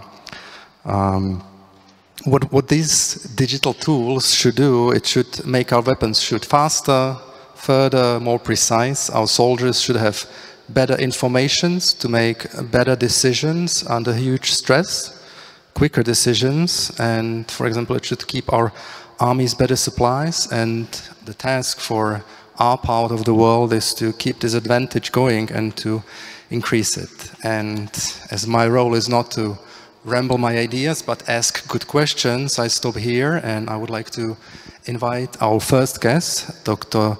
Kimberly Kagan, the founder and president for the Institute for the Study of War. Dr. Kagan, it's a pleasure to talk to you and to have you at the panel. I would like to thank you for all the meticulous and invaluable work that your institute was doing throughout the conflict. I believe I read almost everything I could from your institute.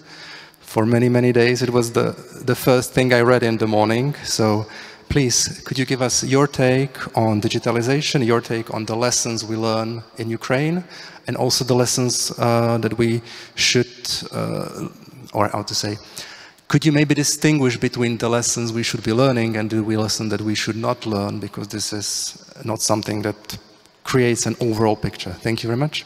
The floor is yours. Thank you very much, and thank you very much for welcoming me virtually to this impressive conference and to this impressive conversation.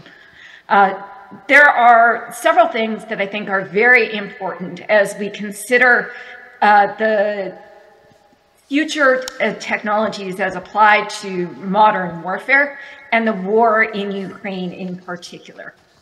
And I'd actually like to start with the war in Ukraine. And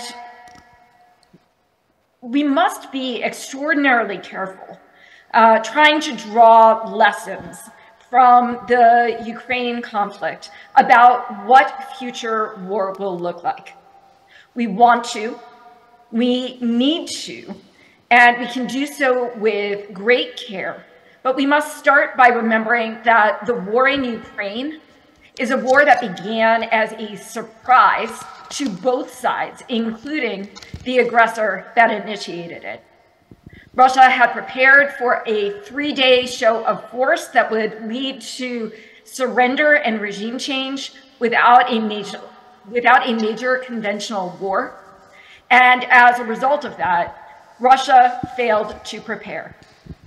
Russia did not mobilize its military, its defense industrial base. It fought a war of choice for which it did not actually train. And so there were a suite of capabilities and opportunities that the Russians might have had that they did not bring to bear because they expected a different conflict. And there were capabilities that we thought that the Russians might have, for example, their cyber capabilities, but they did not actually bring these systemic effects to bear. The Ukrainians likewise had underprepared for this contingency, but because they had been taking the war that the Russians had begun in 2014 much more seriously, they were able to respond, but they were still unprepared, ill-equipped, and mid-transformation of their forces and surprised. And so what we're seeing in Ukraine is not a war of two modern forces that have fully prepared for conflict, but actually two forces that have been surprised by conflict. Nevertheless, there are some interesting changes on the battlefield that I think we can draw and must draw. I'll put a few out there now, and we can talk about the rest in future. One technology that is having a profound effect on the battlefield that is hard to see from the open source, and so we can't really talk about it in our reports at ISW, is electronic warfare. We know from discussions that this is having profound effects, but we can't actually pinpoint what they are. A second technology that has really emerged in this war as being vital to the security of free peoples is missile defense. Missile defense is essential, and it requires greater investment and deployment by our alliance and by our individual countries. So I think these are two important lessons that we might take. And as we look at missile defense, we may actually be seeing an era in which long-range strikes are no longer possible. And so we can talk about that in questions. The next thing I'd like to say is just about what technology can do in warfare generally. A single technology or suite of technologies does not change the conduct of war all at once. And I think we're seeing that on the battlefield in Ukraine. There are legacy systems, there is unevenness of application. And that is true now, and it's true throughout history. If we take one of the most important revolutions, technological revolutions in 19th century warfare, the development of the railroad, we can actually see some of this unevenness.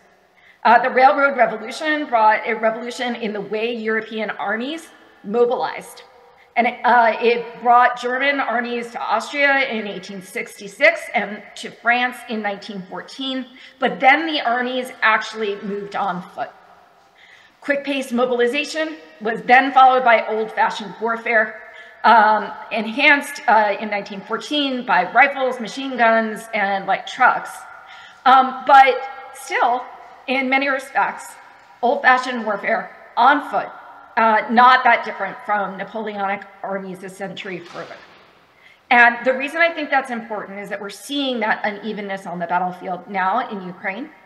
And we actually must continue to recognize that we will not be in an era of instant transformation of warfare as new technologies come on board, whether we prepare for those conflicts or not.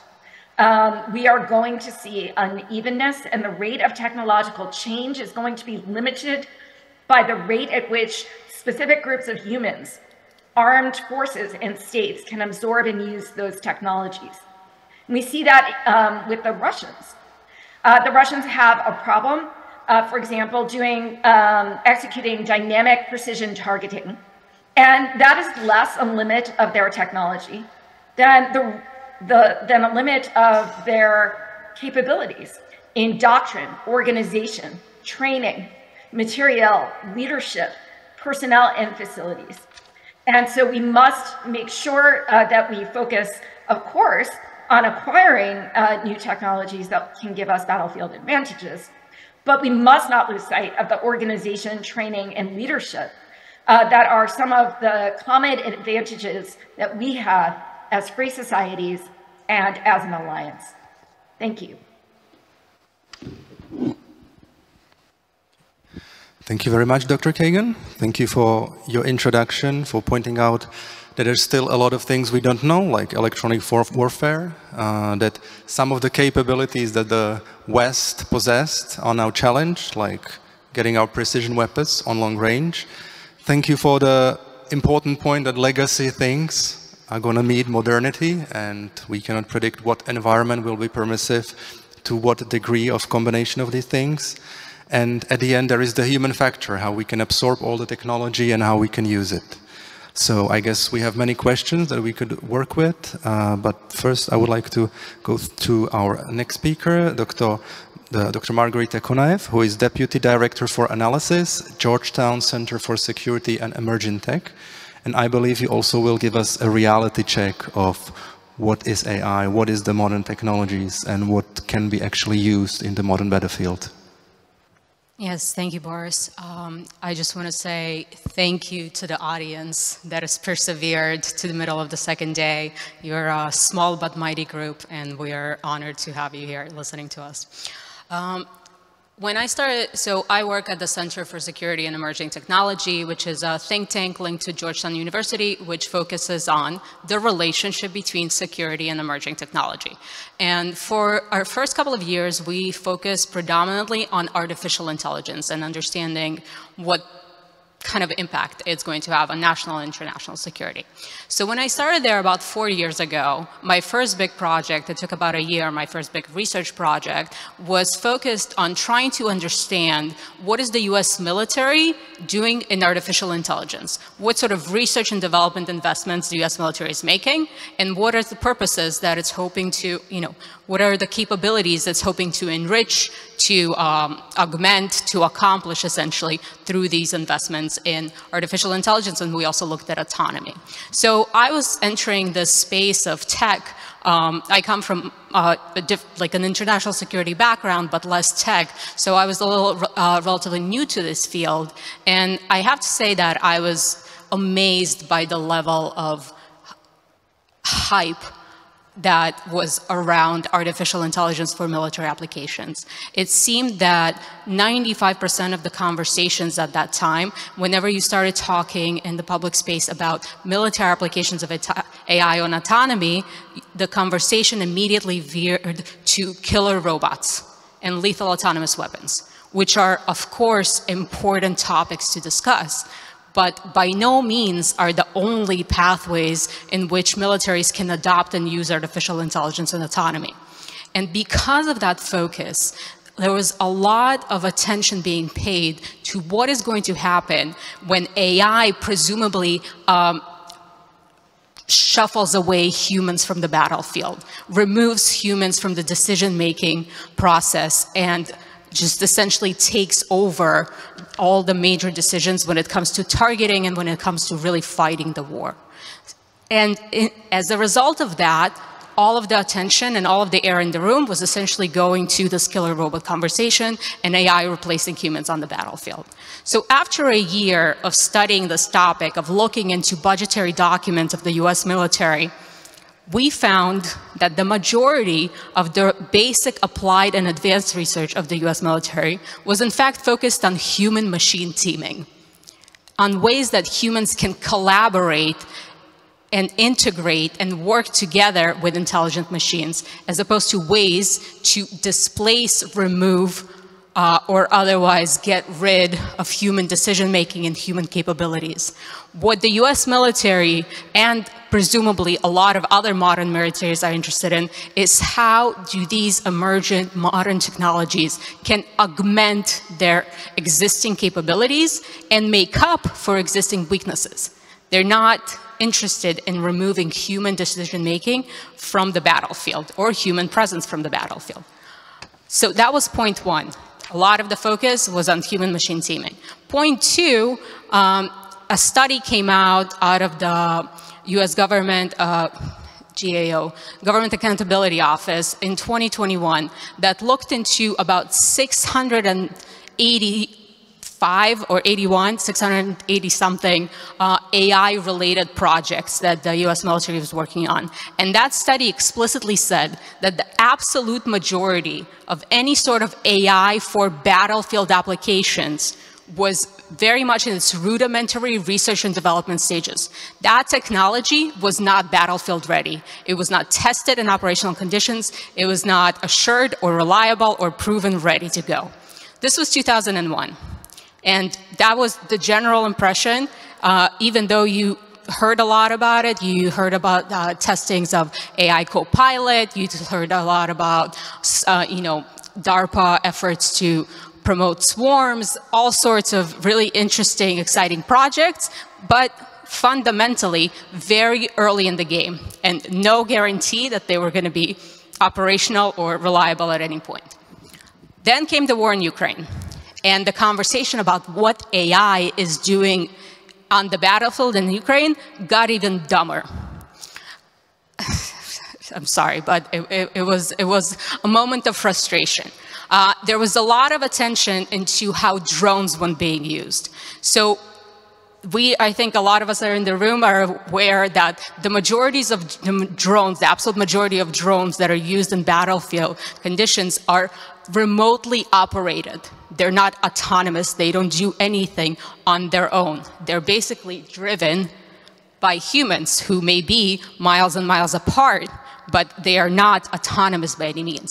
So the conversation once again veered into autonomous weapons on the Ukraine battlefield. There was even other reports about the Ukrainian military using AI-enabled facial recognition to identify the bodies of Russian soldiers in order to then, use that information to contact their parents and as part of a psychological warfare kind of attempt to get the population against the war. Facial recognition technology is already problematic. The notion that you can apply facial recognition technology to a body that died in the battlefield is obscene. But that example was brought up in every single article about modern technology on the battlefield. So that was in the early stages of the war. Now, about a year and a half in, we get a better sense of what is actually being done with artificial intelligence on the battlefield. And I have to say, even for somebody who's quite skeptical about the progress of this technology, we are seeing really interesting and potentially impactful developments. But those developments are predominantly happening in the intelligence space, in the intelligence processing, and importantly, in the intelligence fusion space. So that is perhaps the biggest breakthrough in what AI-enabled technologies and capabilities are doing in Ukraine, and is that focus on how you collect data and information and intelligence from different sensors, pool it together, and very, very quickly identify the information that you need out of it. And then, by the way, that kind of pulling and analyzing and identifying is not often being done by the Ukrainians themselves of the battlefield. A lot of it is being done outside of Ukraine.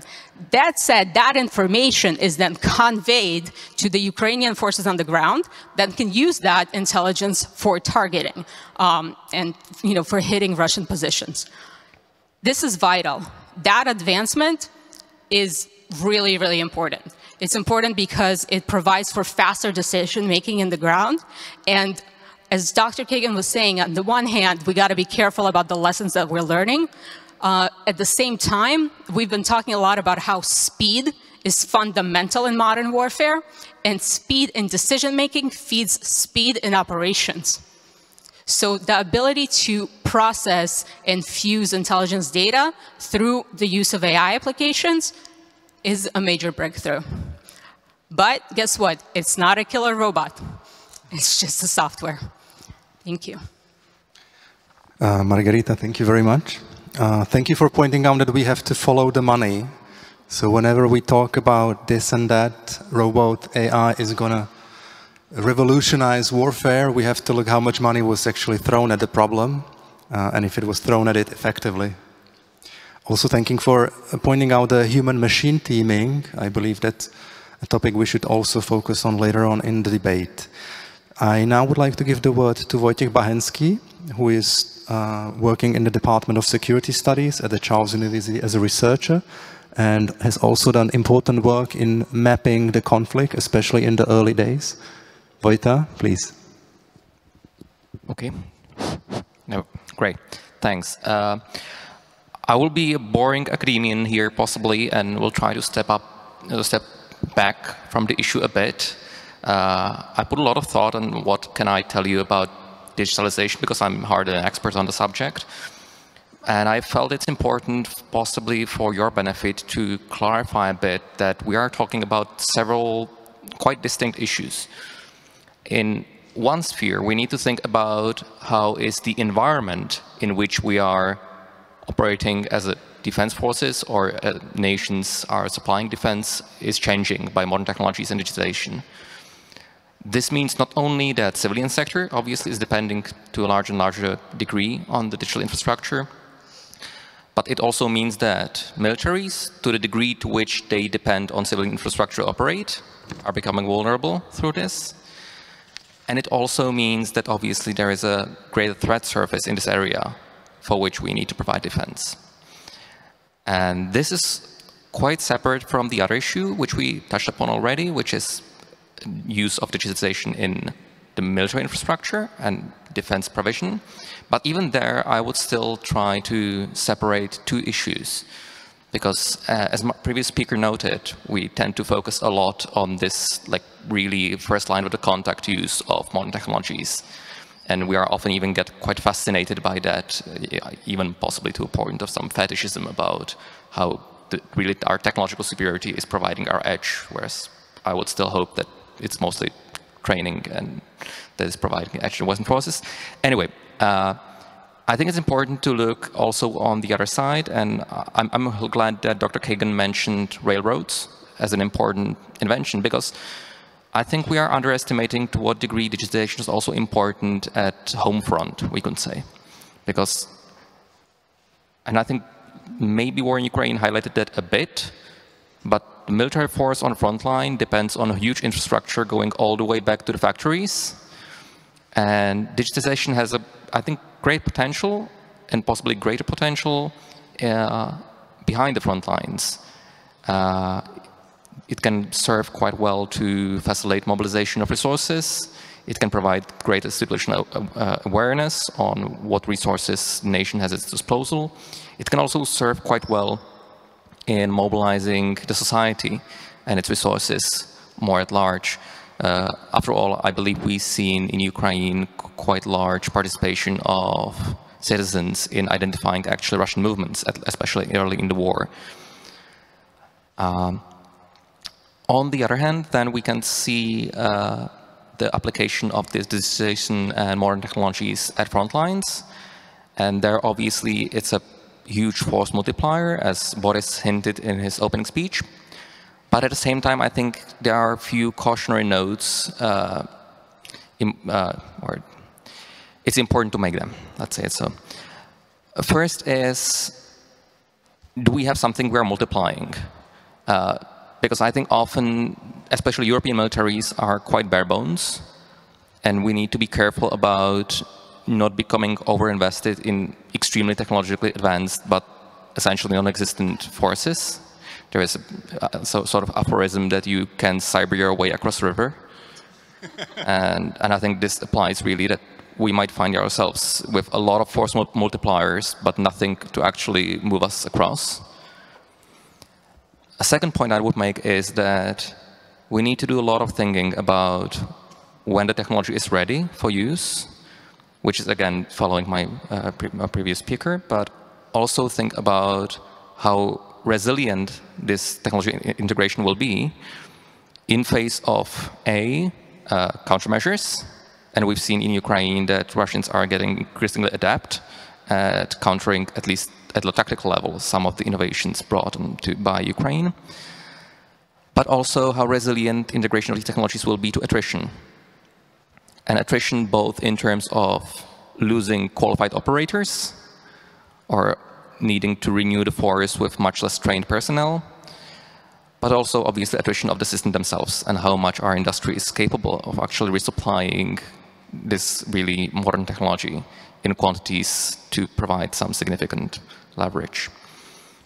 And last note I would make is on one thing which I think is underestimated in the advantages of modern technology. It generally makes logistics much easier. Because if you are transporting precision-guided artillery rounds, they are just as hard to transport as a colloquially dumb artillery rounds, but they will replace in their effect a lot of these dumb rounds. So I think this is one more point. I know I haven't provided answers. I provided, I hope, some good questions, and I'm afraid that's the best I can do. Well, thank you, Vojta, for challenging my assumptions. I'm the type of moderator that throws a few cliches in the beginning and then have them split into pieces. But anyway, thank you very much for pointing to the home front. I believe where digitalization will be most important is the war for hearts and minds and for the society and their cohesions in case of conflicts. And also the fact that we still sometimes are forgetting on the hardware. It's also like an aphorism. It's not important what we fight the first 10 days with, but maybe the next 2 years or 1 year, or basically when all the fancy stuff is broken. So thank you, Vojta. And our last speaker or last introduction is Francesco Cappelletti, Senior Policy and Research Officer at the European Liberal Forum. Francesco, please, thank you. Your insight on this. And thank you to the other speakers, because it was very interesting, not only to speak in these occasions, but also to listen. So I will focus on the second part of the question, that is, how much of a threat can be the digitalization in defense? Well, I'll give you some numbers.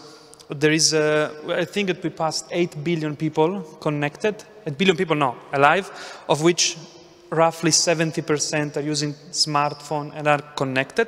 This has happened relatively in a short period of time, if you think of history.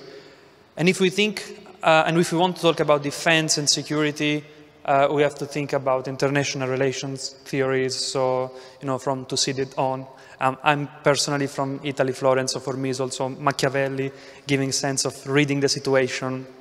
And I think that the threat is potentially very huge, but there are different kind of threats, because a threat that is posed by traditional warfare scenario is not the same threat that potentially AI misused or implemented, you know, unlawfully in the warfare context can potentially be.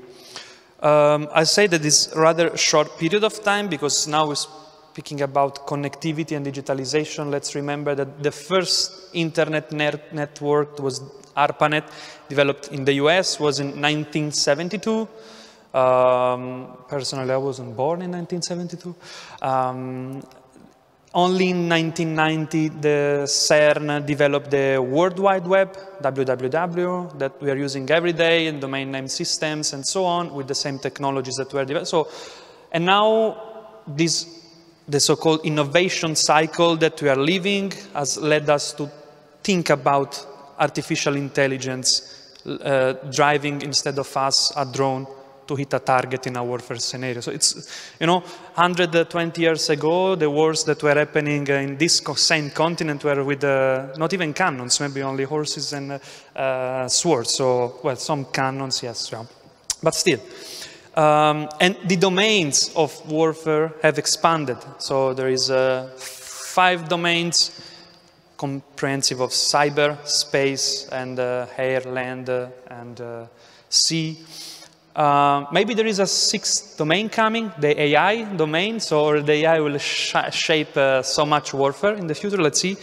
But in my opinion, we still can use some takeaway from the international relations main theories to analyze the situation, which brings us to basic concept on defense and how to apply technology in this context. For sure, I heard about distinct issues and domains and resilience, and that's what we need. But if we want to, you know, make a specific discussion about what Europe needs to very quickly adapt to this new reality and maybe thinking about a new European security architecture. I know someone might disagree because we also have NATO, but it doesn't mean that there should be something different. Europe can learn from NATO best practices and be creating best practices in digital domain in cooperation with NATO. And that was just to follow up, you know, because it was the note that I was taking when inspired by your conversation. One thing that has been addressed this very morning so for me now to speak about it, it's a bit, I won't be the same level of the chief of the European Union Space Program Agency that spoke this morning, because space is indeed a new domain that has been extensively exposed during the war in Ukraine. I mean, all of you mentioned monitoring and support that space gave to Ukrainians on the battlefield. and its important role in giving communication, providing communication systems at the front line. But what is fascinating in my opinion, and maybe we should think about and discussing later, is also the impact, since space is borderless and so on, a bit like cyberspace, that commercial satellites have been used for providing connectivity, not only Starlink, which is the most famous constellation that we have to access internet by satellite, on the front line to Ukrainian soldiers so that they can keep in a situation where was not the infrastructures were damaged, the radio infrastructure on the ground, they could keep being connected and coordinate.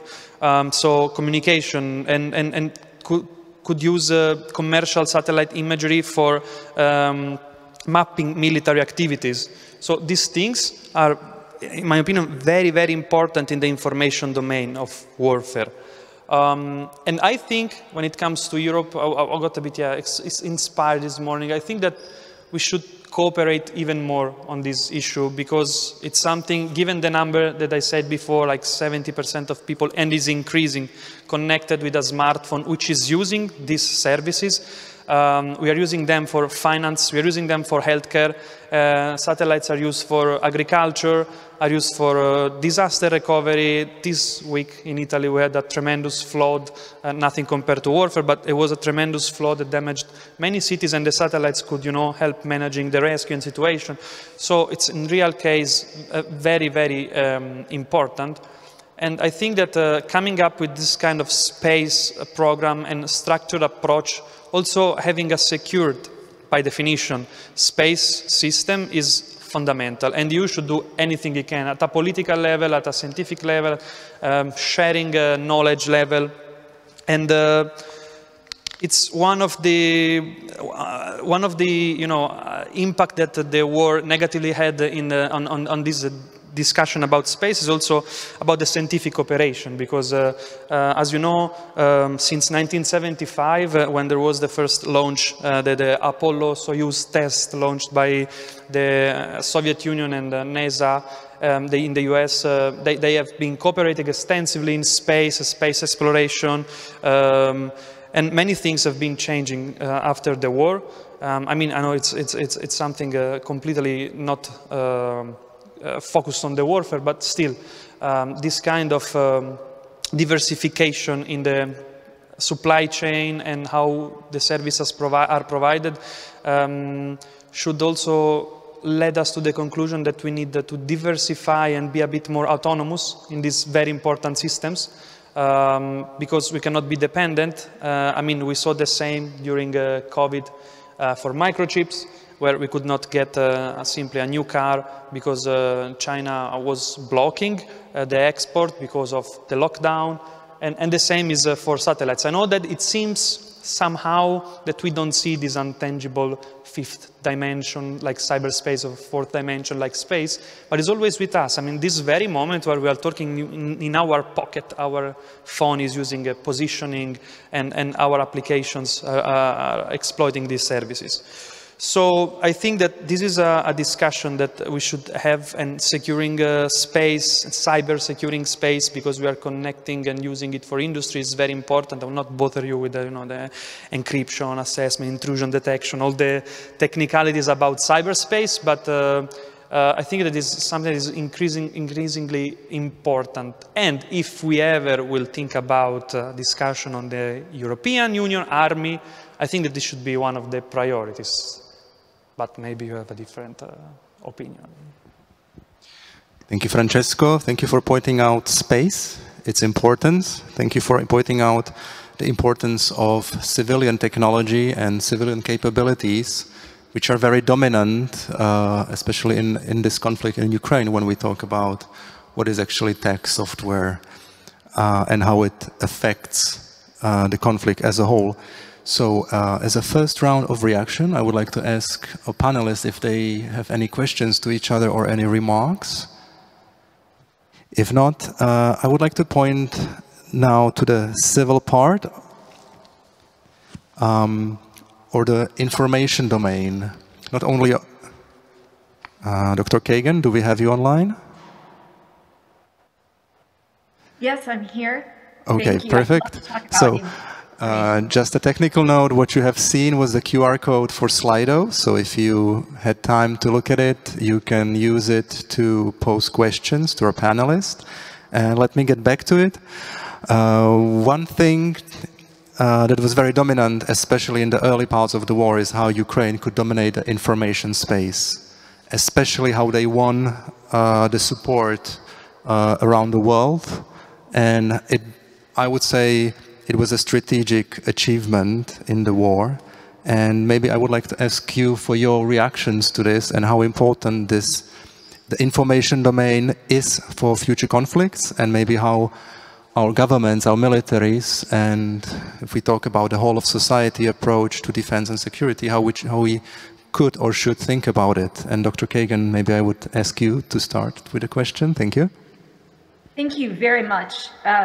We at the Institute for the Study of War just finished a joint project with IBM and its Center for the Business of Government on information warfare and its importance to current and future conflicts. In fact, as we think about the various domains of warfare, we at the Institute for the Study of War think that information is actually a domain of warfare. And we can have many arguments about what that means, but here are some key ideas and facts. First, one would have thought that the Russians would dominate the information space and the way in which capitals from Kyiv to Europe, to the United States, and around the world actually thought about the war in Ukraine. And indeed, the Russians were trying to dominate the narrative. And one of the most important things I think that we saw at the beginning of the war is that the United States, Ukraine, Europe worked together to remove the capabilities or the narrative that the Russians wanted to generate. Namely, the Russians were trying to articulate or make the case that the Ukrainians were provoking the war and actually used military force or tried to use military force for false flag operations in order to create the impression in the world that the Russians were actually defending against a Ukrainian aggression. This was false, but it is something that the Russians tried to create in circumstance, in policy, and in the way that they actually conducted military and intelligence operations. One of the most remarkable parts about the way the war began is the pre-bunking campaign. Pre-bunking, not debunking, of Russian information operations, by which I mean the release of intelligence that the Russians were actually trying to conduct these false flag operations in advance of these operations, so that the Russians did not actually go into the war having created the narrative that the Ukrainians were the aggressor. In fact, it became clear that the Russians could not enter the war with the narrative that they had wanted, but had to invade boldly with naked aggression. And we saw that in Putin's announcement of the commencement of hostilities, in which he unmasked himself as an aggressive actor. I bring this to the forefront of discussions about information because it is so important to recognize that we, free societies, the United States, Europe, NATO, the EU, have to compete against autocracies that seek to dominate the way we as capitals or our publics actually understand the world around us. In some respects, and one of the conclusions of the report that ISW recently published is that information is to policy, like terrain is to warfare.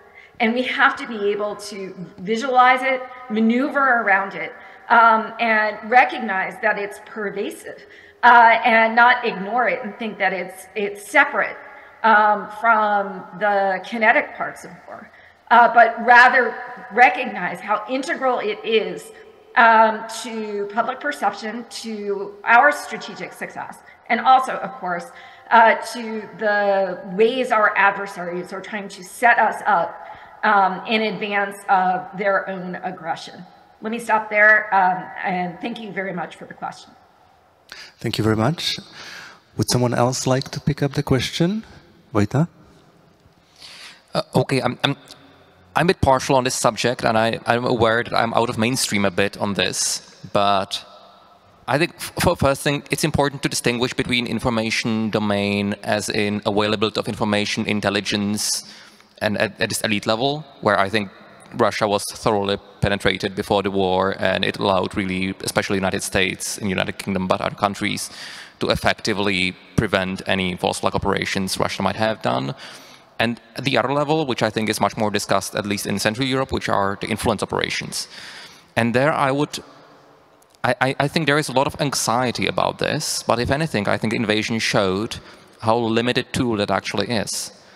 Because I think it highlights that the space for some maneuver in this area is distinctly limited when the facts on ground are as they are, right?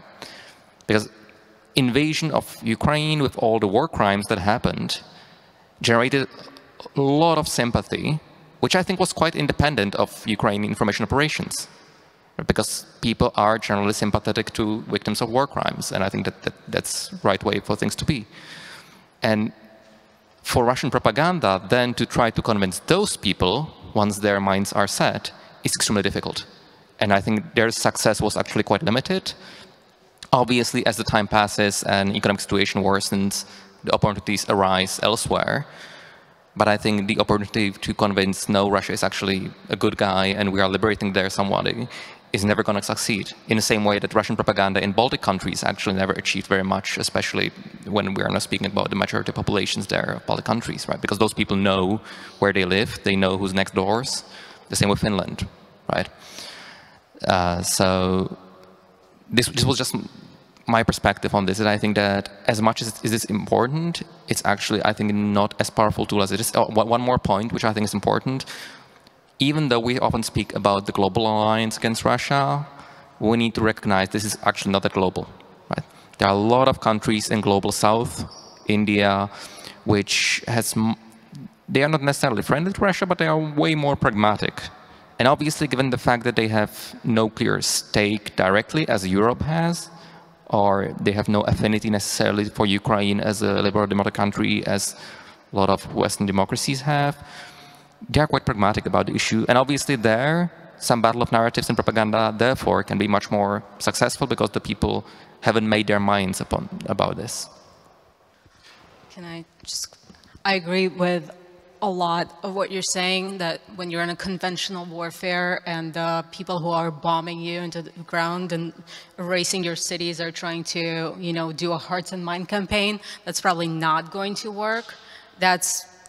I think that raises important conversations about information operations, influence, and disinformation in the context of large-scale conventional warfare.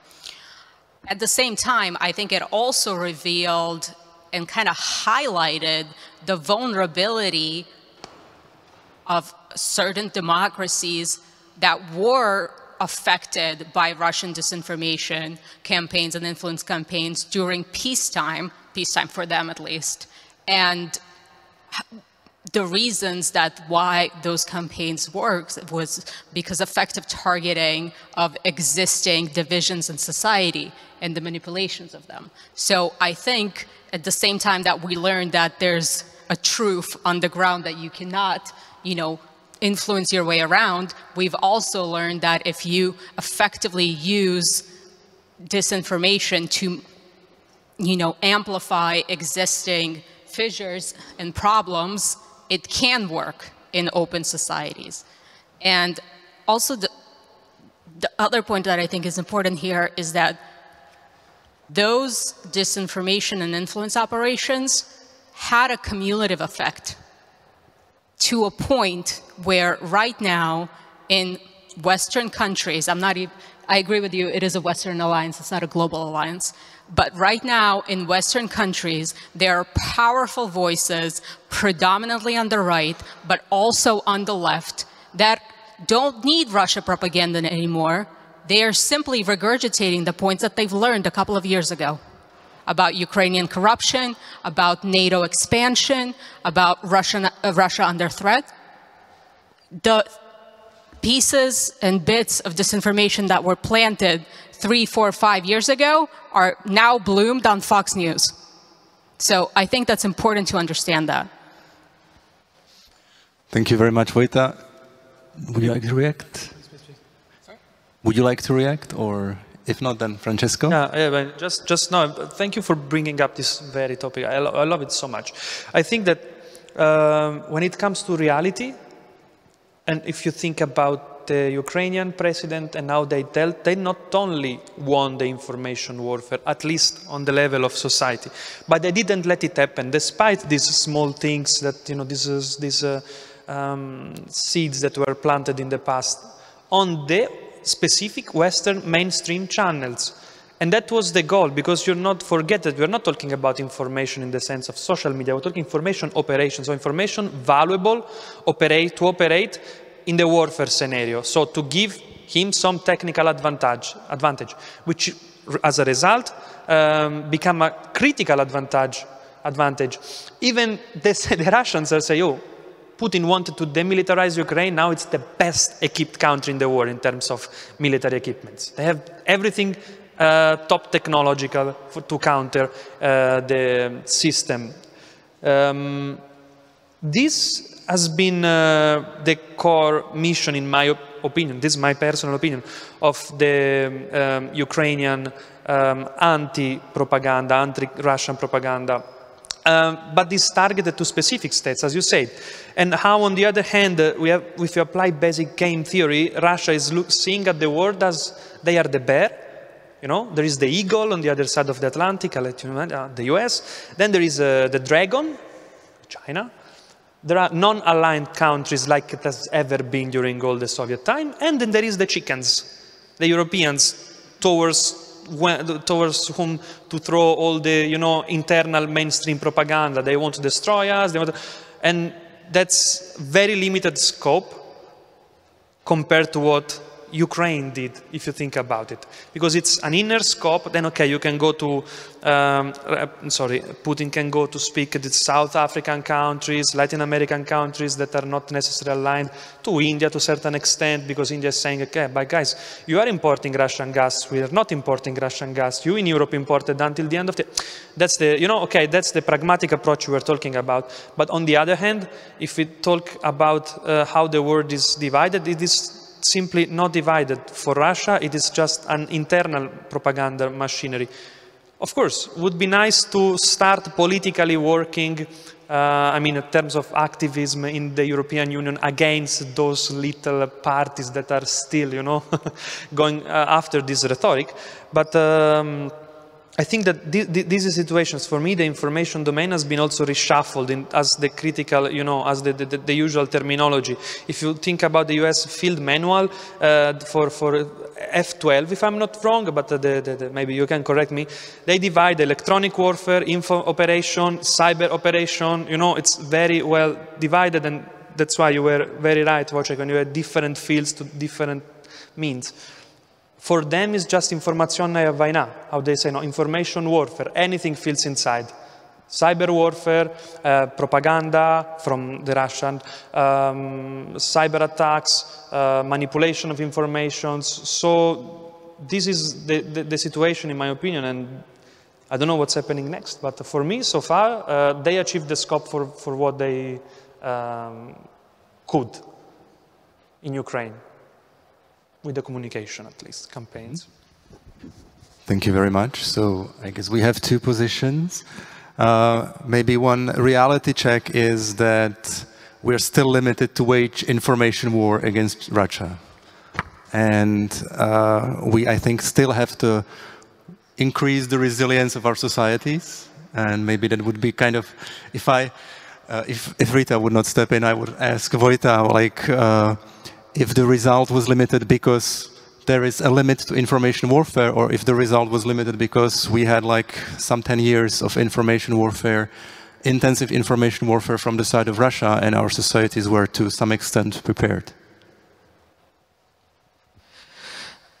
I think obviously both, right? And I think we cannot deny, obviously, that there were some progress made, even though if you would visit any of many roundtables which we could meet in previous few years, I never heard any experts say, no, we are actually doing fine, we are becoming much more resilient, it's okay. I never heard that once, right? Always we spoke about, no, this is really isn't working, we are not resilient, we are so vulnerable. And I think it's also because I don't want, at the same time, I don't want to sound super optimistic. I think it was interesting work done about early stages in Ukraine, because nowadays we try to look at it as, oh, that was obvious, Russian will fail. And I had opportunity, I never was to Ukraine myself, which is important disclaimer, but I spoke with a few people who were there within these few first days.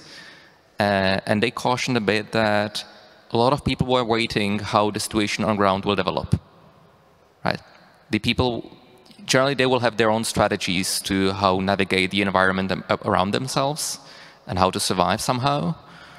And obviously before the war, Russia had a lot of reasons to feel optimistic. Oh no, this country isn't working.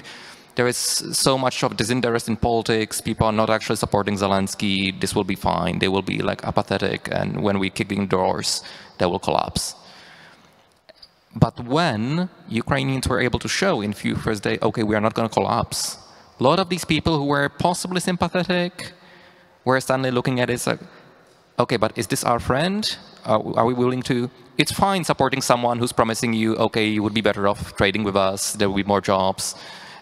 They are suppressing your language. It's quite different thing to support someone who's bombing you, as was mentioned, right? And suddenly, like, I would be quite confident in saying that most of goodwill that there might have been, or most of the discord that was produced by propaganda over the years, dissipated, right? When there was a poll in Czech Republic, essentially a week or so after the start of invasion,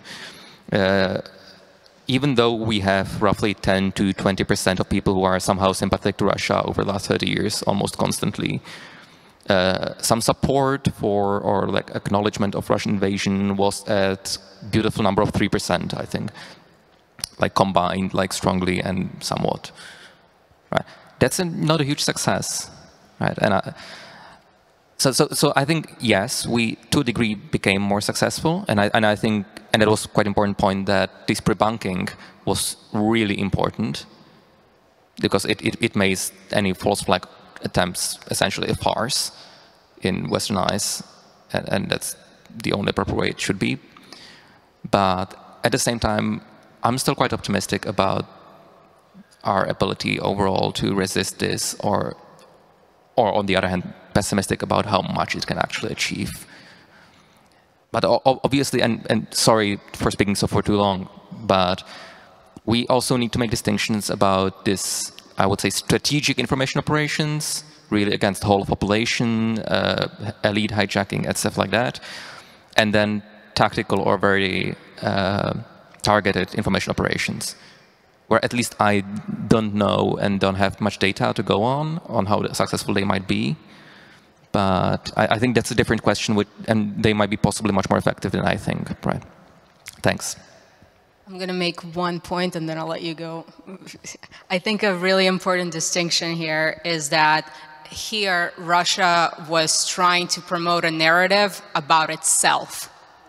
And in previous instances of Russian influence operation, Russian disinformation, it was promoting all sorts of types of narratives, but the majority of them were focused on the country where it was intervening. So lack of election integrity, racial problems, all sorts of other things that focused on the country itself. on the United States, on the UK, wherever else it was conducting those operations. So it was causing problems within the politics and society there, not promoting a charm offensive about Russian, intentions. So I think that difference matters for how we think about what's effective and what we are vulnerable to. Thank you very much. So we took this apart quite efficiently and deeply, so I thank you here for that. And I would like to go back to people. I know that this is a technology panel, but there are several challenges when we talk about technology, AI, algorithms, you name it. And that's the people that will produce it, the people that will operate it. And we also look, when we get back to Ukraine and a conflict, we have seen that a country that had something like 120,000 uniformed men and women had to increase to 400,000, maybe 700,000 if we look in all the people and also include probably unfortunate losses. So maybe I would start with Dr. Kagan again. If you have any insight on what it means to mobilize so quickly and get people into uniforms, get people to use information tools, and many of the people that in Ukraine were used basically for this information front, many of them were used to be programmers to, for example, do the famous artillery software that they are using so efficiently and other things. So if you can give us any observation from your side here. One of the most remarkable features of the beginning of the Ukraine war, the second Russian invasion of Ukraine, is the overwhelming response of Ukrainian citizens, civil society, as well as Ukraine's military and its government. And one of the key sources of resilience that actually bridged the gap between the surprise of the full-scale Russian invasion and the capabilities of the state was Ukrainian civil society. And when the first volunteers started to show up in the first day of the war, when units were created in the territorial defense structure, there were huge challenges, bottlenecks, and problems that the systems of government and the systems of the military were not actually ready and prepared to handle. Things such as logistics bottlenecks or ways of getting arms and equipment from rear to front or to the hands of those who were volunteering. Some of the most remarkable stories that I have heard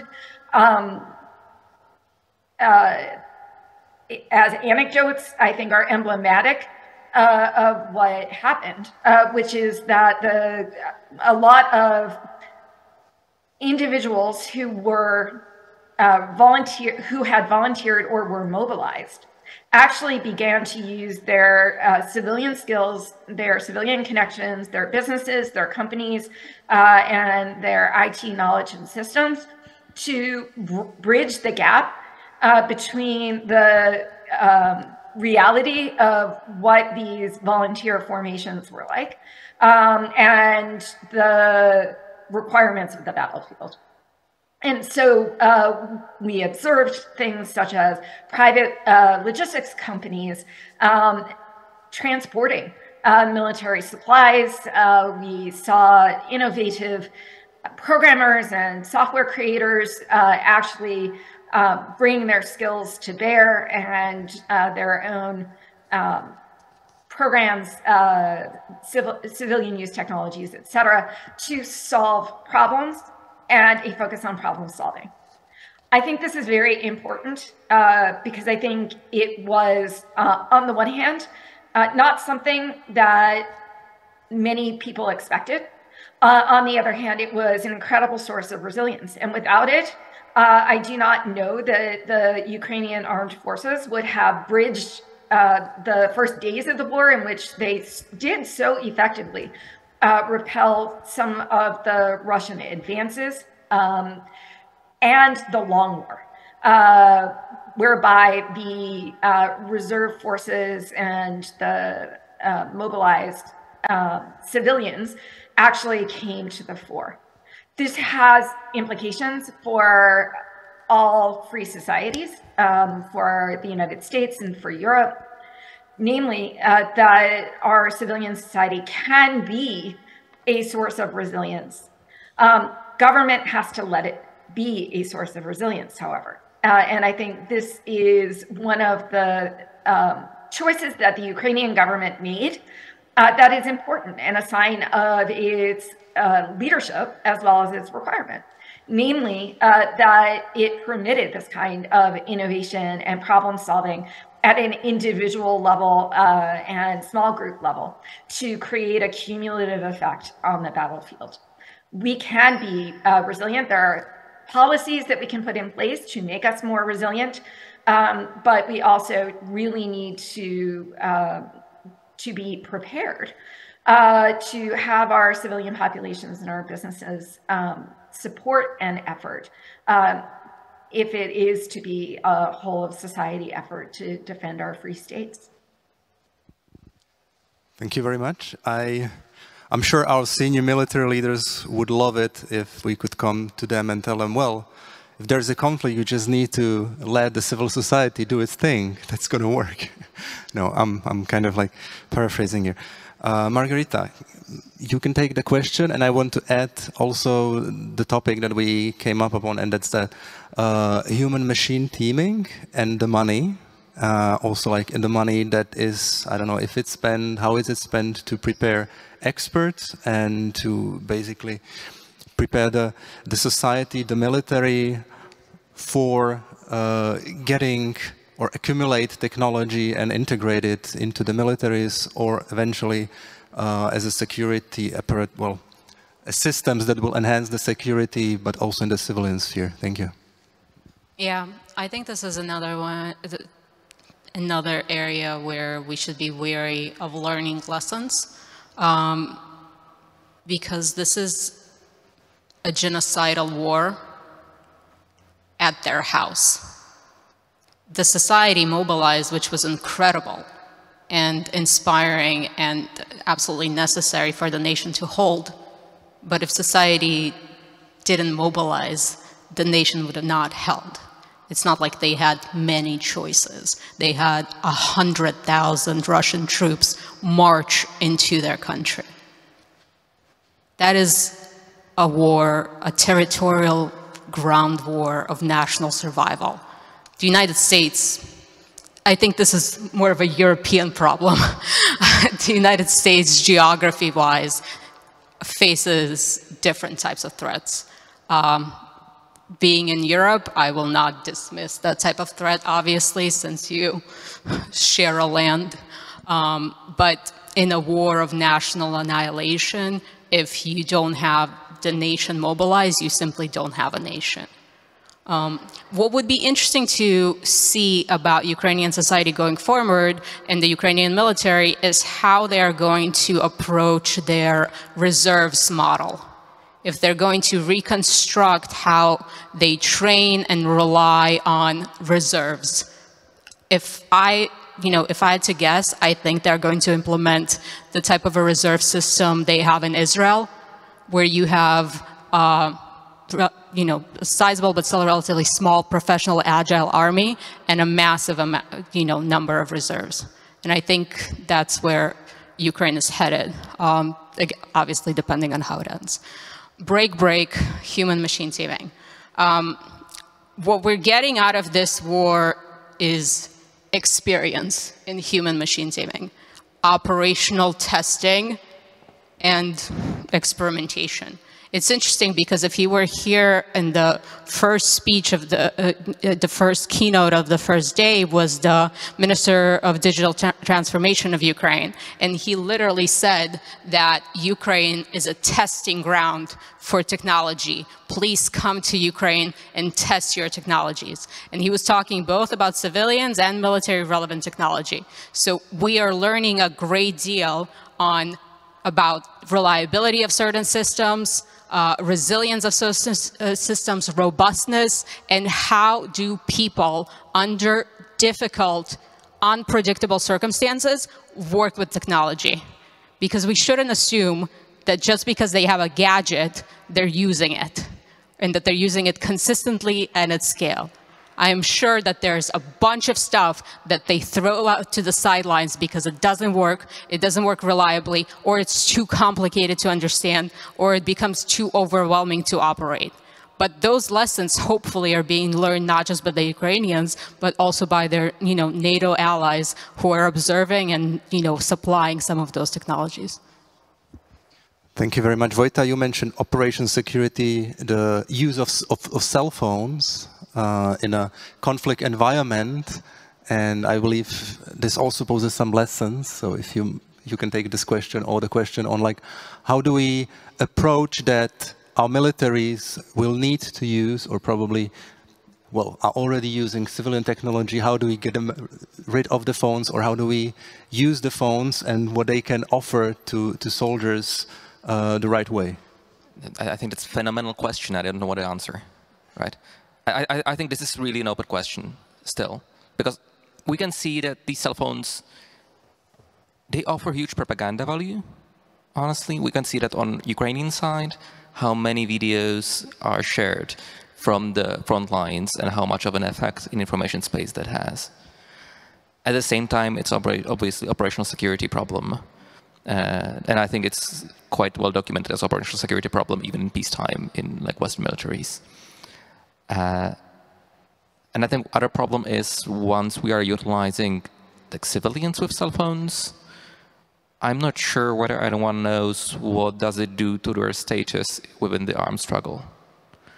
If you have civilians taking pictures of advancing enemy soldiers. Maybe not really civilians, but mobilized personnel that eventually need to be retrained to use various types of equipment to some effect for which there might not be a doctrine for. Well, then, what you can see then, what is happening is what happened every time, I think, in major conventional war, right? A lot of bottom-up innovation, and it depends essentially on whether you will survive the first attempt to use it. If you do, what are the mechanisms through which you can spread that innovation either horizontally or vertically, whether a system to share lessons learned and then disseminate it further, right? And I think that's what's happening on both sides of front line in Ukraine, both on Russian and on Ukrainian side. And that will be the same thing that would happen, I believe, if we would be fighting on our ground, which is unlikely to happen. I think it's perfectly honest, it's not much more likely that we will be facing war of survival than US. That's something I already try to stress, that if Russians are across the Poland, I don't think we are going to stop it, right? But yeah, I think I spoke quite enough already, so I would yield the floor. Okay, Francisco, your take? Well, on what of the amazing many questions we posed to ourselves today and the discussion. I think that there is something that can connect together to the information domain and what has been done on the battlefield and why this different. This war is a bit different. I feel it a bit different. It's like, I think it's the most covered conflict on social media. I think so. Which also is very important, because then someone can really say, give us weapon and we'll show you why. Look, your Twitter is fed by this content, and sometimes, and many times, we hear about wars around the world. And that's why I was saying before about the communication, because you hear there is a war happening somehow in the world, but you don't see, we are far away, because we are in our everyday lives. We cannot, comprehend every phenomenon. And I think that this has been very, very well strategically used, and it should be like that, to increase the support, to see that, yeah, man, this might come to Poland. You know, we were with the, without breathing the night of this counter missile that crossed the border and killed one person at the border with Poland. And I think, I mean, particularly you can feel it in Brussels, being NATO there, you know, all the black cars passing by and they're reuniting to discuss what to do next. I think that this is the right direction, and why this is right? Because it's a shared approach. So, okay, we are not in the battlefield, although we can discuss about the hybrid warfare that we are doing, but we're not on the battlefield in the front line, but that's a shared approach to counter someone which wants to rebuild, reshuffle the international system by military projection, instead of, you know, economic pressure or something. There are many, many other ways before, you know, like Clausewitz was saying, it's an extension of diplomacy. Yeah, but what extension of diplomacy? We demonstrated that it's not the only system, it's not a perfect system, but liberal democracies can come together, you know, to counter something that wants to use military or, you know, past centuries way of dealing in international relations. That's my take on this. Thank you very much, Francesco. You also helped me to wrap it up a little bit as we are running out of time. So I would like to first thank all to you for joining us for this discussion, for attending this great conference. I would like to thank the organizers. Now I would like to give a great thank you to our panelists, Dr. Kimberly Kagan, to Margarita Konaev, Wojciech Bachensky, and Francesco Capelletti. Please, a round of applause for everyone.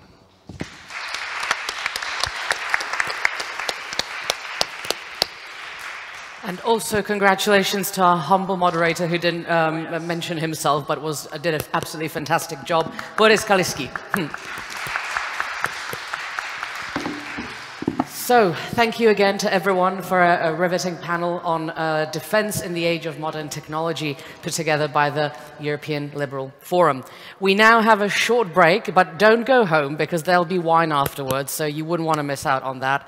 Have some snacks, maybe go next door, play around with all the digital toys that we have for you. It's your last chance. And let's meet here at 15:45 again for the last panel of the entire conference, which is the future of education in 2038. And if you're on the stream, we'll see you very soon as well. You've got 15 minutes to go make yourself a coffee. Thank you.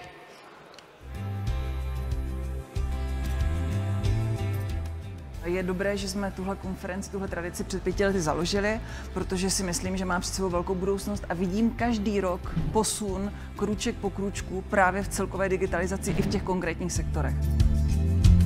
Digitalizace je předpokladem vůbec vývoje české ekonomiky.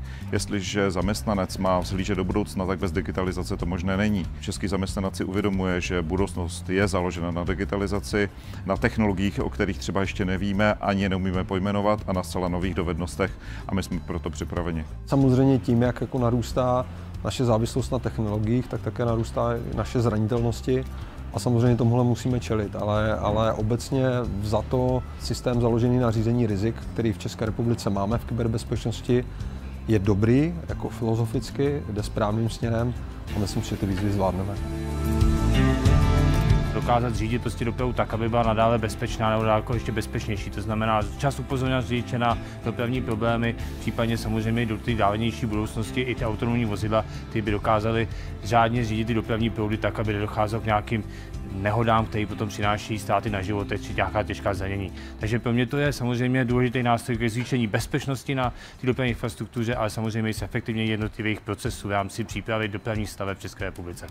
Já jsem v první řadě hodně rád, že se tato konference povedla, že se uskutečnila, i když se mohla zrušit, ale i tohleto je digitalizace, i tohleto je vlastně o tom, že dokážeme díky technologiím a díky digitálním technologiím zpřístupnit obsah.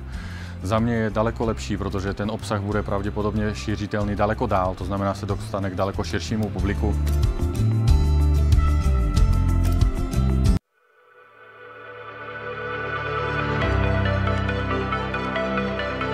Dámy a pánové, vítejte u 6. ročníku konference Digitální Česko. Pandemie nesmírně pomohla digitalizaci a možná více, než si uvědomujeme.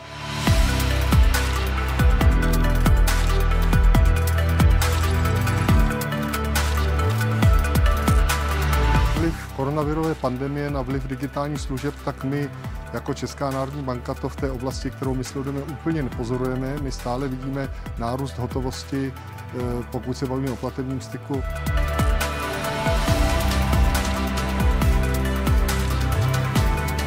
Projekty, které jsme začali, či už se jedná o transformaci úřadu, či už přinesení cloudu, portálu občana nebo identity pro všechny občany, rozhodně spějí k tomu, aby Česko bylo digitální.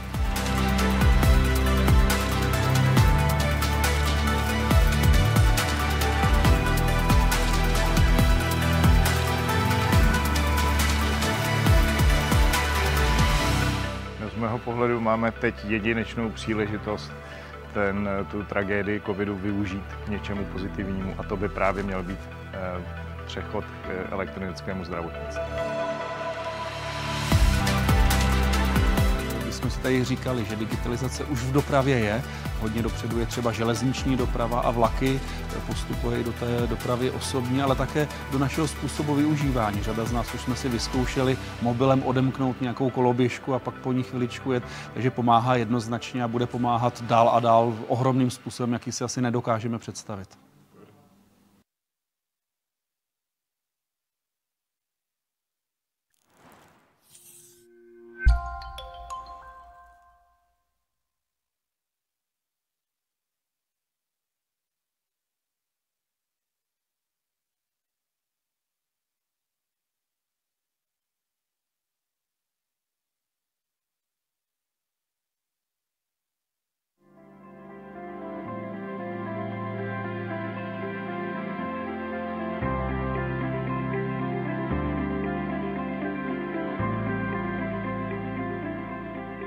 Digitalizace jako motor 21. století byla pro Českou republiku důležitá vždycky. Ale ta krize na Ukrajině i předchozí covidová krize nejen pro Českou republiku, ale pro státy Evropy ukázalo, jak je důležité propojovat systémy, umožnit lidem přístup třeba ke službám e-governmentu a ta digitální transformace stejně jako environmentální je velkou výzvou v Národním plánu obnovy. Digital Czech Republic is clearly on the move, and it's great to be here at the conference today. In that regard, here is fantastic.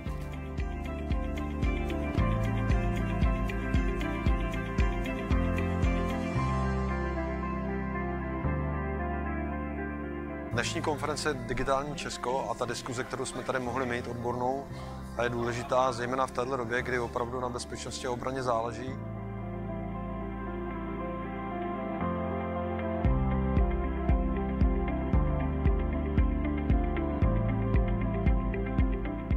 Budoucnost České republiky se bude odvíjet od toho, jak Česko projde digitální transformací. Máme super úspěšné firmy v téhle oblasti.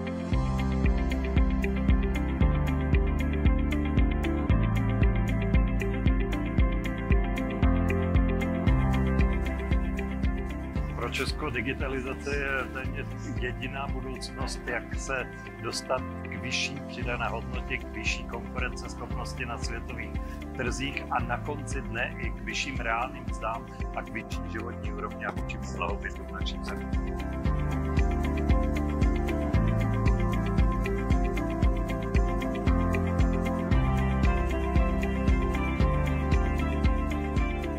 Digitalizace můžeme benefitovat všichni a to velmi jednoduše. Ušetříme čas, kterého má každý čím dál tím míň, tím, že vlastně se stát k nám bude chovat tak, že bude nám dávat předvyplněné formuláře, bude nám dávat schvalovat jenom věci a podobně, tak to bude pro nás velmi, velmi jednoduché, či už vyplnění daňového přiznání, anebo prostě vyřízení veškerých agent, které se státem děláme.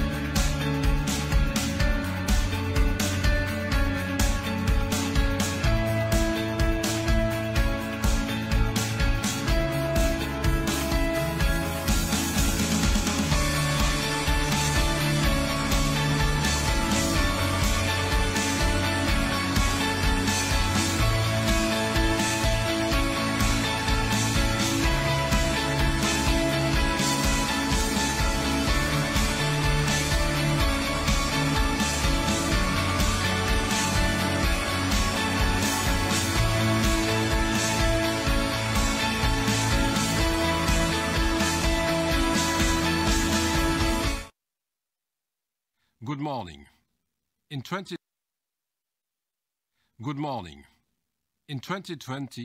the European Union set a clear path for navigating the European digital transition over the coming decade.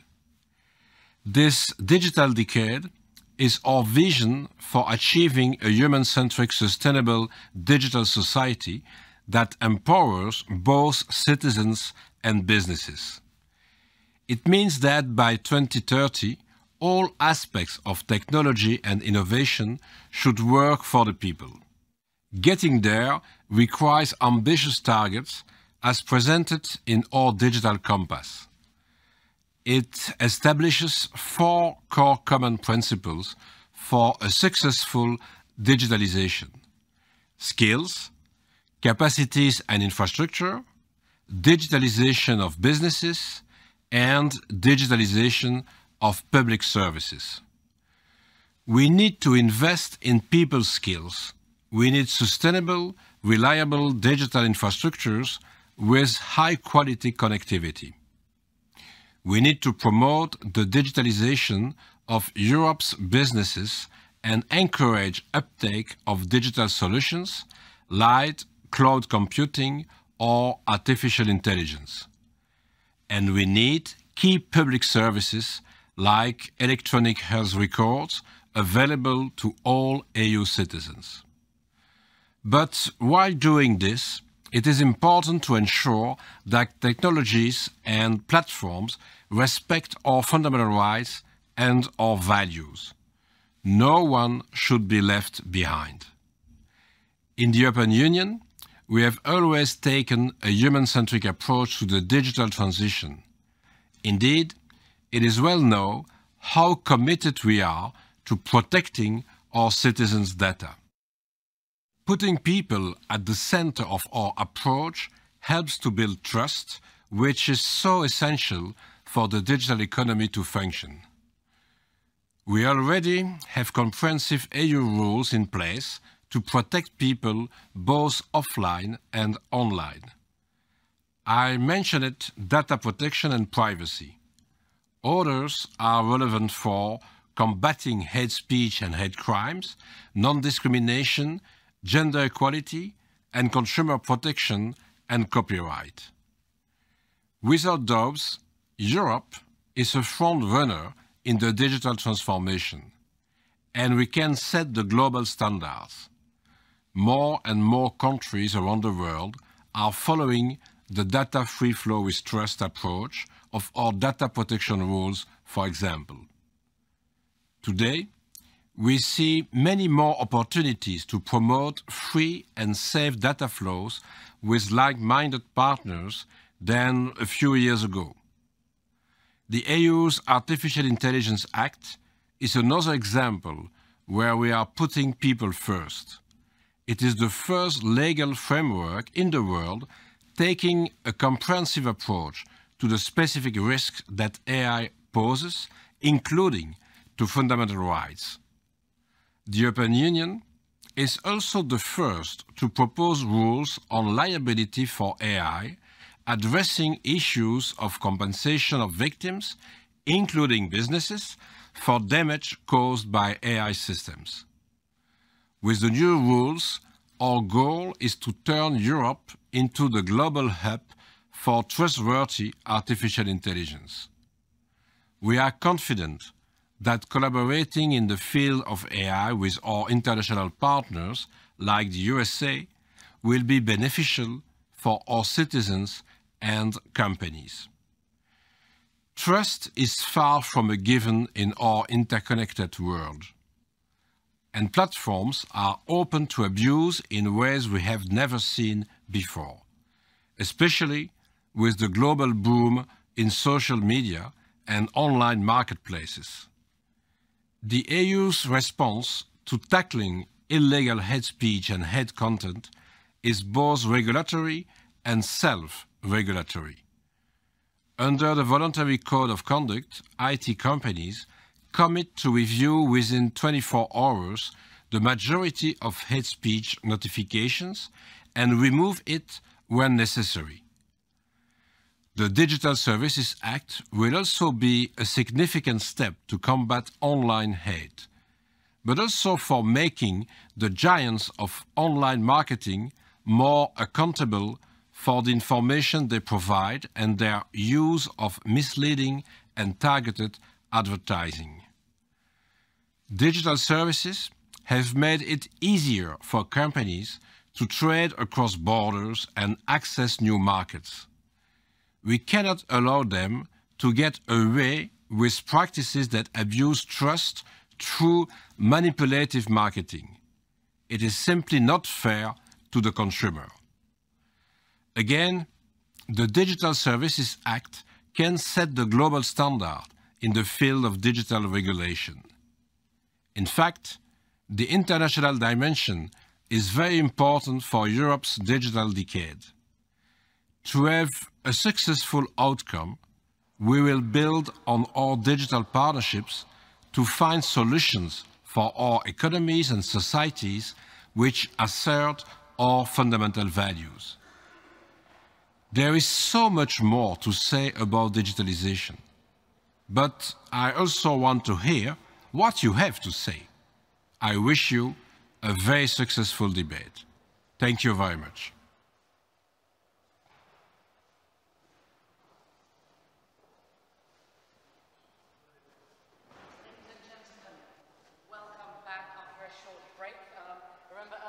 Mentioned that we will be showing you the video sent in by Didier. That was it. Didier Reynders, who's from the European Commissioner for Justice at the European Commission. So he just had some words of encouragement for us there. But now let's plunge into our final panel. Don't cry. I know that it's sad that the conference is almost over, but there'll be another one next year, so we'll see each other again, hopefully. And in the meantime, let's get prepared for the last panel of today and of the whole conference, again, organized by the European Liberal Forum, which is the future of education in 2038.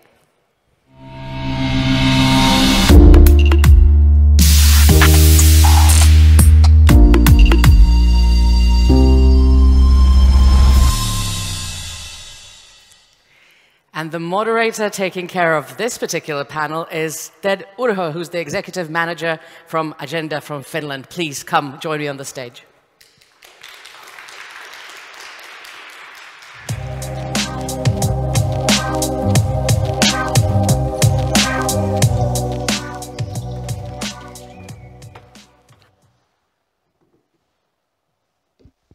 One, two, 1, 2. Oh, it works. Good. That's always a scary bit if technology works or not.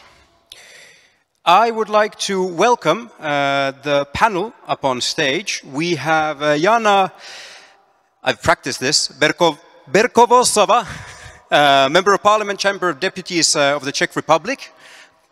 We have Teresa Vankova, who is Executive Director of React Girls, also from the Czech Republic.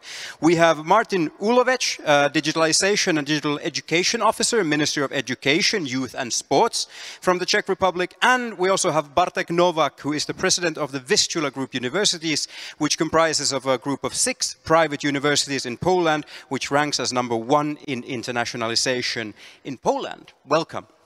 You all have your assigned seats. Before we also have a 5th member of the panel, so to speak, who is Martin Polaszek, who is Minister of Education with the Austrian Ministry of Education, and he has a 3-minute-long video message, which we will take part of first to see and hear his thoughts on education in the future. Please. Ladies and gentlemen, thank you very much for inviting me to the 8th International Conference, Digital Czech Republic. Today, I would like to focus in particular on a topic that is of great importance for the future of our society: digitalization in education. Digitalization is changing our world at a rapid pace and requires all of us to constantly adapt and evolve. In education in particular, we must ensure that our children and young people acquire the necessary skills and knowledge to succeed in a digital world. We were able to take this important step in Austria with the introduction of a dedicated subject, Basic Digital Education, last school year. In addition, we are promoting the equipment of schools with modern technology so that teachers and students can use digital media and familiarize themselves with them. In Austria, we have succeeded in equipping lower secondary school students with digital devices as part of the Digital Learning Initiative. Our focus is primarily on competent, responsible, and pedagogically sensible use. As part of our continuing teacher training program, we support our teachers in expanding their own digital skills and using digital tools in their teaching. In doing so, we rely on a wide range of training and continuing education formats, from peer learning at the school site to classroom training and innovative formats at the universities of teacher education, to Austrian-wide networking offerings in the virtual space, such as MOOCs. However, digitalization in education goes even further. We need to ensure that our education systems are flexible and agile to adapt to changes in the world of work. We must also focus on promoting collaboration between schools, universities, and companies to better prepare our learners for the demands of the future labor market. Now, I wish you an inspiring exchange and fruitful discussions. Vielen Dank, Martin Polaschek, the Austrian Minister of Education. Before we start off, I would have two technical issues to address. One, don't forget the Slido, so you can enter questions for us to discuss at the end of the panel. And secondly, would it be possible for me to get a glass of water as well? I count 4 glasses, but we are 5 people. No, that's yours, that's yours. At some point. As I started my teacher training, I used to be a teacher before becoming a journalist. In Finland, exactly 20 years ago, the professor at our first lecture gave us a task. She wanted us to reminisce about our first teacher. What were they like? What made them a good teacher? And how did they teach? We thought about these traits and presented them for the auditorium. Afterwards, the professor asked us where we thought that our teacher, the first teacher that we had in mind, had learned these things and opened up the notion that each teacher has been influenced by their own teachers. So the educational wisdom of today is actually generations old. My first teacher was a woman born in the 1930s. She had received her first pedagogical examples from someone born in the second half of the 19th century. And those thoughts still live with me in my teacher profession.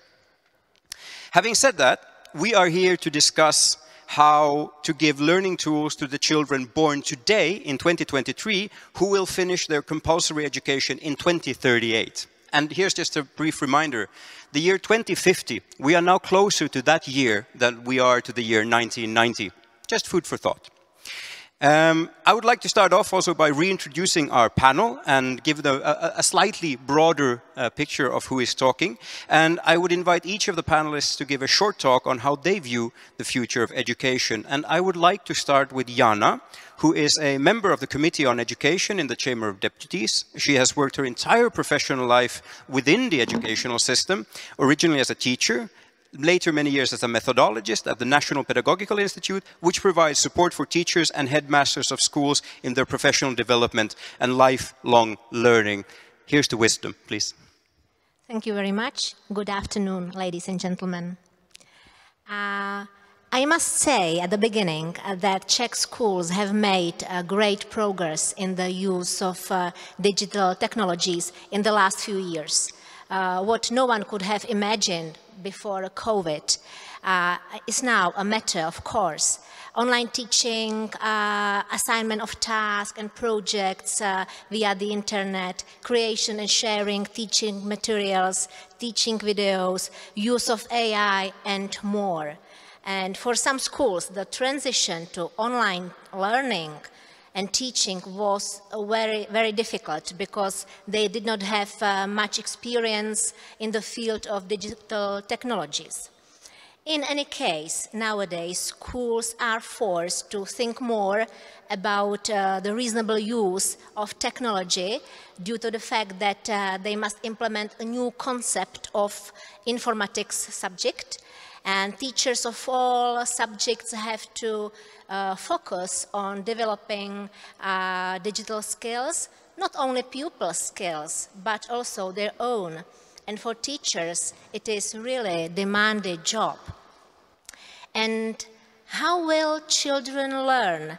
I think the way children use technology in everyday life, the way they consume its content, affects their approach to learning and habits.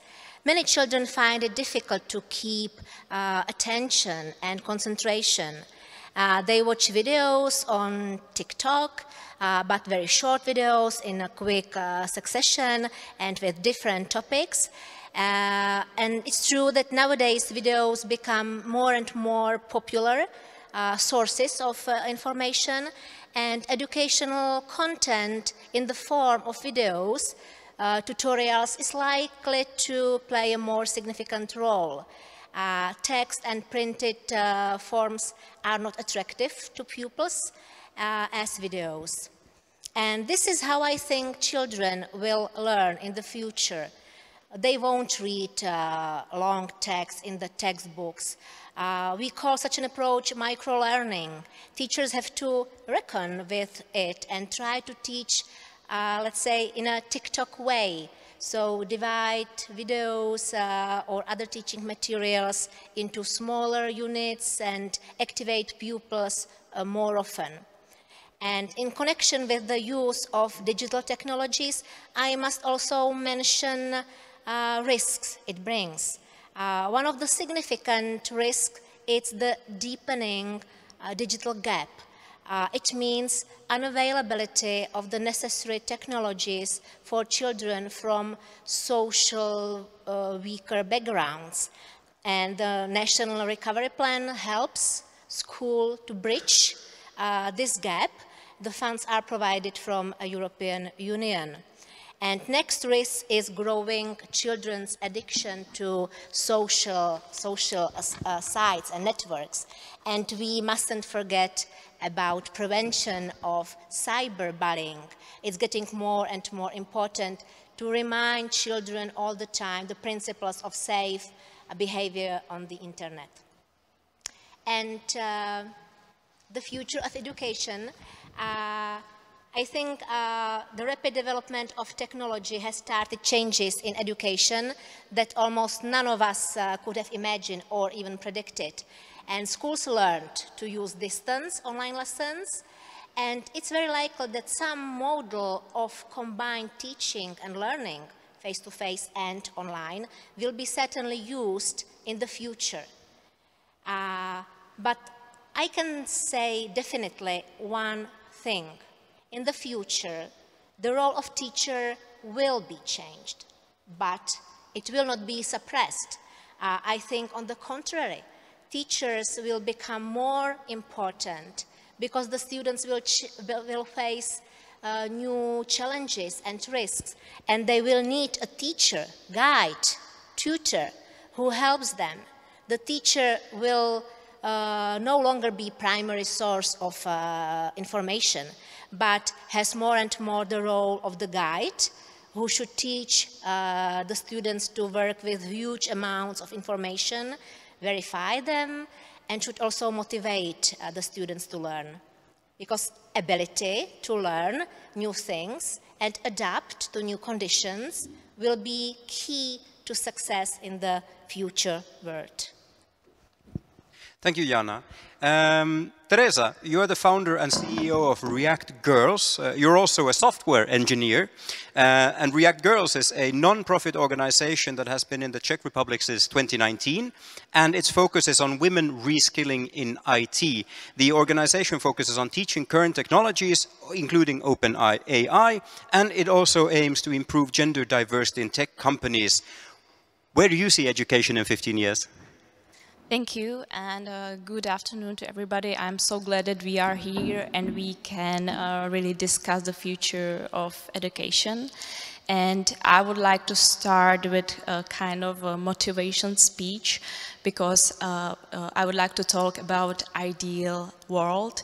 In this world, we will be able to use technologies we have right now and to use new principles and strategies in education, and we will see a beautiful transformation shift in approach of learning.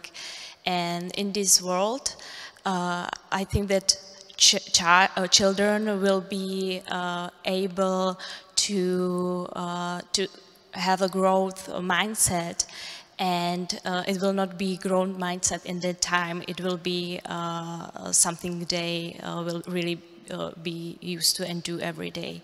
So I also think that children in that time, they will be able to use new technologies such as open AI in daily basis, and they will be able to learn and grow with it.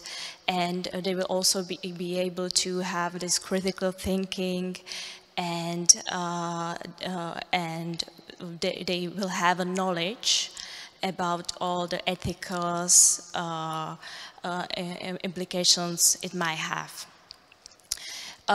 We also will be able to implement new strategies such as education strategies such as peer-to-peer learning, which can help children to collaborate together on projects, to become more familiar with presentation skills, and they will be able to use these skills in their future professions.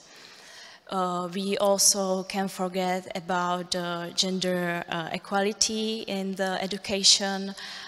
We have to think about how we can support girls and women in fields such as math, engineering, and IT.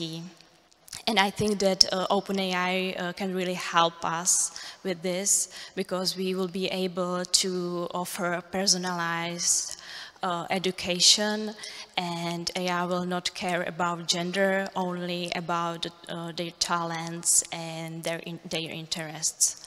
So in conclusion, in the ideal world, we will be able to use these technologies we have right now. We will be able to use new education approaches, and we will raise children which will be really ready for their future roles in companies that they don't really exist right now. So yeah, this is the motivation speech. Thank you.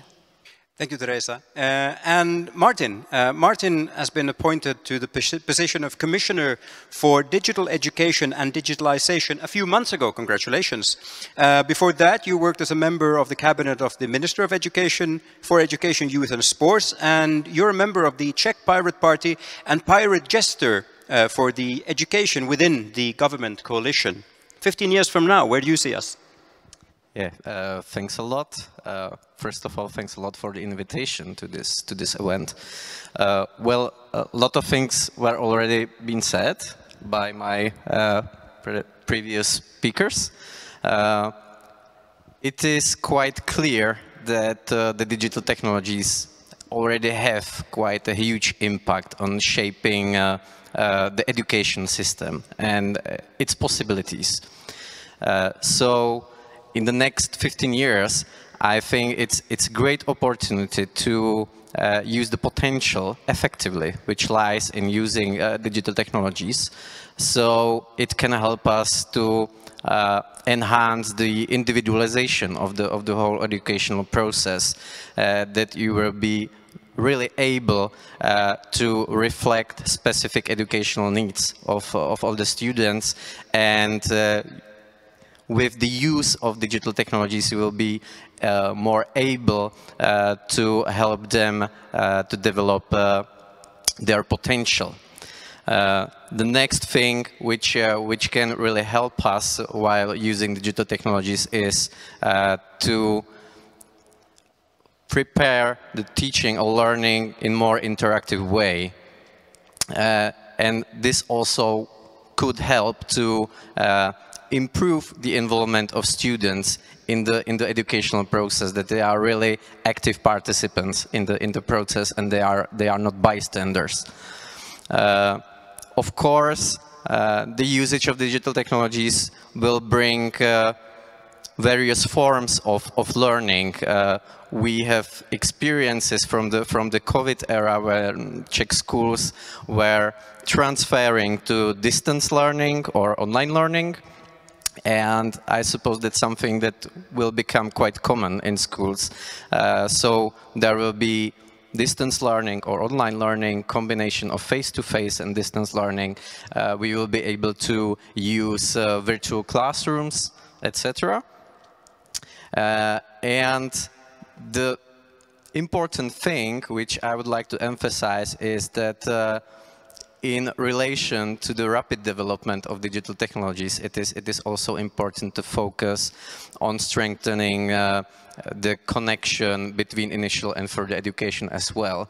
If we want to be really successful, we have to search for solutions in the prisma of lifelong learning.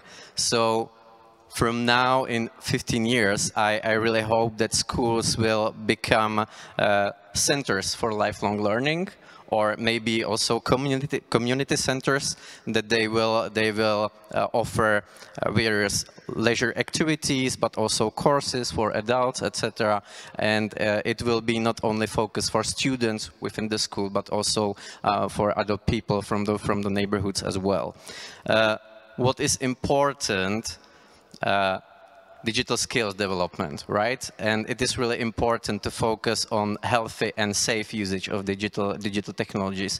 So I completely agree that we have to focus on digital well-being and prevention of various risks which are coming with the digital technologies as well. And of course, we have to focus on cyber prevention as well. So that's it. Thank you, Martin. And last but not least, Bartek. Bartek has a PhD in economics and has been teaching international relations for more than a decade. For the last years, you've been the president of the Vistula group of universities, comprising of 6 private higher education institutions in Poland. And previously, you've also held several executive and advisory positions in think tanks and within the EU institutions. Your take on the future of education? Let me give you an example. Thank you very much for the invitation. When COVID came out, and in one day we had to close 6 schools and move everything online. It was one of the biggest challenges ever I had as president of these universities. And we managed this. It was a big challenge because we had students who are coming from mid-developing countries, so they had to work in order to supplement their finances and being educated in the EU country. So they lost their jobs, and their parents lost their jobs in their respective countries. But we decided to move everything online. It was a big challenge. And after that, after COVID disappeared, maybe not disappeared, but it came back to normal classes, I was really surprised that when I make questionnaires among students, they were quite happy from online lessons. Hybrid today is a new reality, not an old system, but today we combine hybrid classes, both online and in class. It allows students at the same time to work and to be more adjustable to the labor market. But what happened in the meantime in time of COVID, we had to double the hours of the work of psychologists. So my argument is that with every technological change, there are very good benefits, but there are also the dangers. There are pluses and minuses, but you cannot stop it. We are living in different reality. We cannot reverse it. So we have to really make a follow-up. Let me give you another example, and that's my cell phone. During COVID, I started learning, I started taking my French classes on cell phone from AI-powered applications. And I'm learning at the speed never seen before in my life, honestly. Did it replace the teacher? The answer is no. But it helped me a lot. If I combine this with teacher, the result could be quite good. But we have to change the role and rethink the role of the teacher. The problem is that public institutions and the curriculum at the universities and in schools do not follow the speed of technological change. Because changing the programs, it takes a lot of time. In the meantime, the reality changes dramatically. So that's the biggest challenge. How do we cope with the speed? Those who deal with the problems of globalization, if you compare the speed of globalization and technological change to other moments in the history, this is the fastest ever. That's the big challenge. We never ever have experienced this kind of fast technological change as we have today. And our mentality, our law, our regulation on the market do not follow this. And this is one of the, I think, biggest challenges. But we have to be aware when I'm being asked about whether all this technological change, what does it mean for education? Is this on plus or on minus? And I would say that this is once in a generation chance to have to achieve climate goals, to build sustainable growth, to have a more competitive economy, to learn much faster than we could in the past.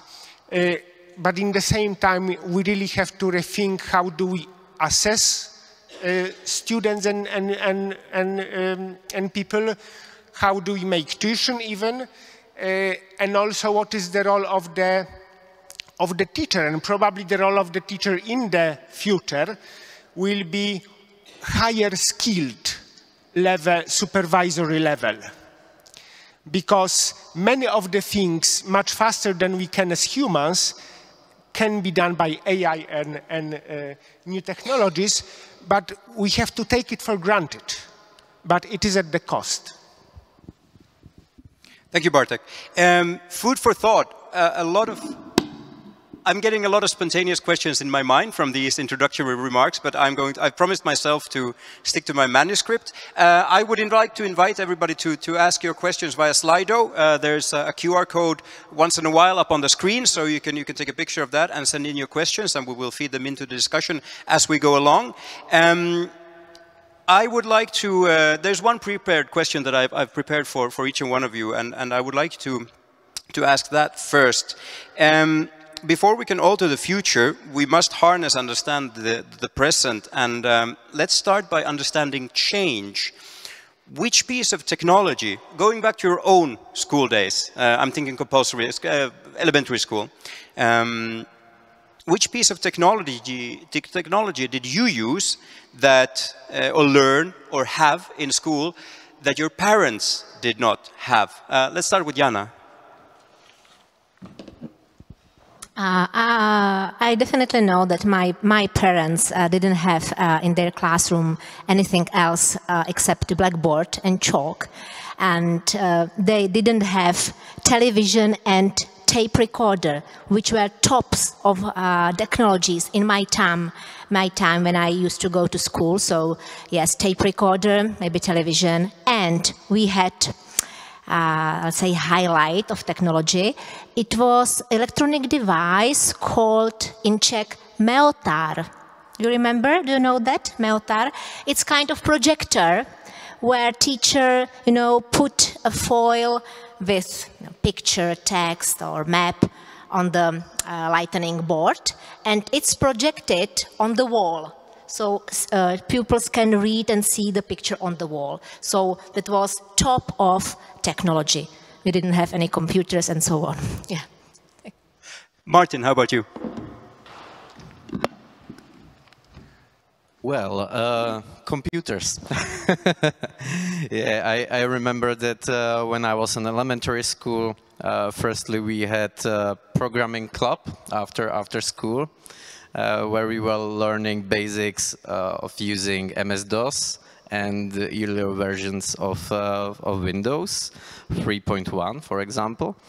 And of course we also played some games from time to time. So I remember it was my first encounter with PC games like strategy games, Warcraft and so on, or Dune, or platform games like Commander Keen, Prince of Persia. And later on we had a class of informatics, and we were working within Windows 1995, so we could orientate in the completely new environment. You can use all the functions, you can use all the programs which are integrated within the operational system. So yeah, those were the great times. Jana, how about you? Teresa? Sorry, Teresa. No worries, no worries. Yeah, so my answer would be quite the same, computers and also the internet. And on the other hand, nobody taught us how to use the internet for education. So that's maybe the dark side of the internet. Bartek, how about you? Two memories, and I assure you I'm not so old, and it was not long time ago. And I remember, in order to set up my first email account, I have to write a petition on paper. Can you imagine this? Yes. And every page you wanted to come in, it took such a long time that you waited and waited and waited because the internet was so slow. And at the beginning of my studies, I was starting with encyclopedia to check different things. So the world was very, very different. My MA thesis I saved on floppy disk, and unfortunately it has broken. So I had to write a new. So entire different world. And again, those who make a research on globalization, it never ever happened that this kind of technological change happened in a lifetime of one generation, which we experience. And now we are moving to the issue of AI, and I'm really not so old. And that's where we're coming into the issue as well at hand, because for these past 15 years, the technological advancements have been so rapid that it is difficult to grasp it, because previously technological advancements, they were often mechanical, but now they are digital, and it's very difficult. I'm trying to remember how I explained to my parents what it meant to code, to write HTML code, and my parents would be like, "Oh, that's nice." How do you as parents help your students coding homework when you can barely do the maths yourself? Well, that's another discussion. But so the question is that today, the students today, they have AI, and it is a natural part, especially ChatGPT is in Finland starting to be a natural part of schoolwork.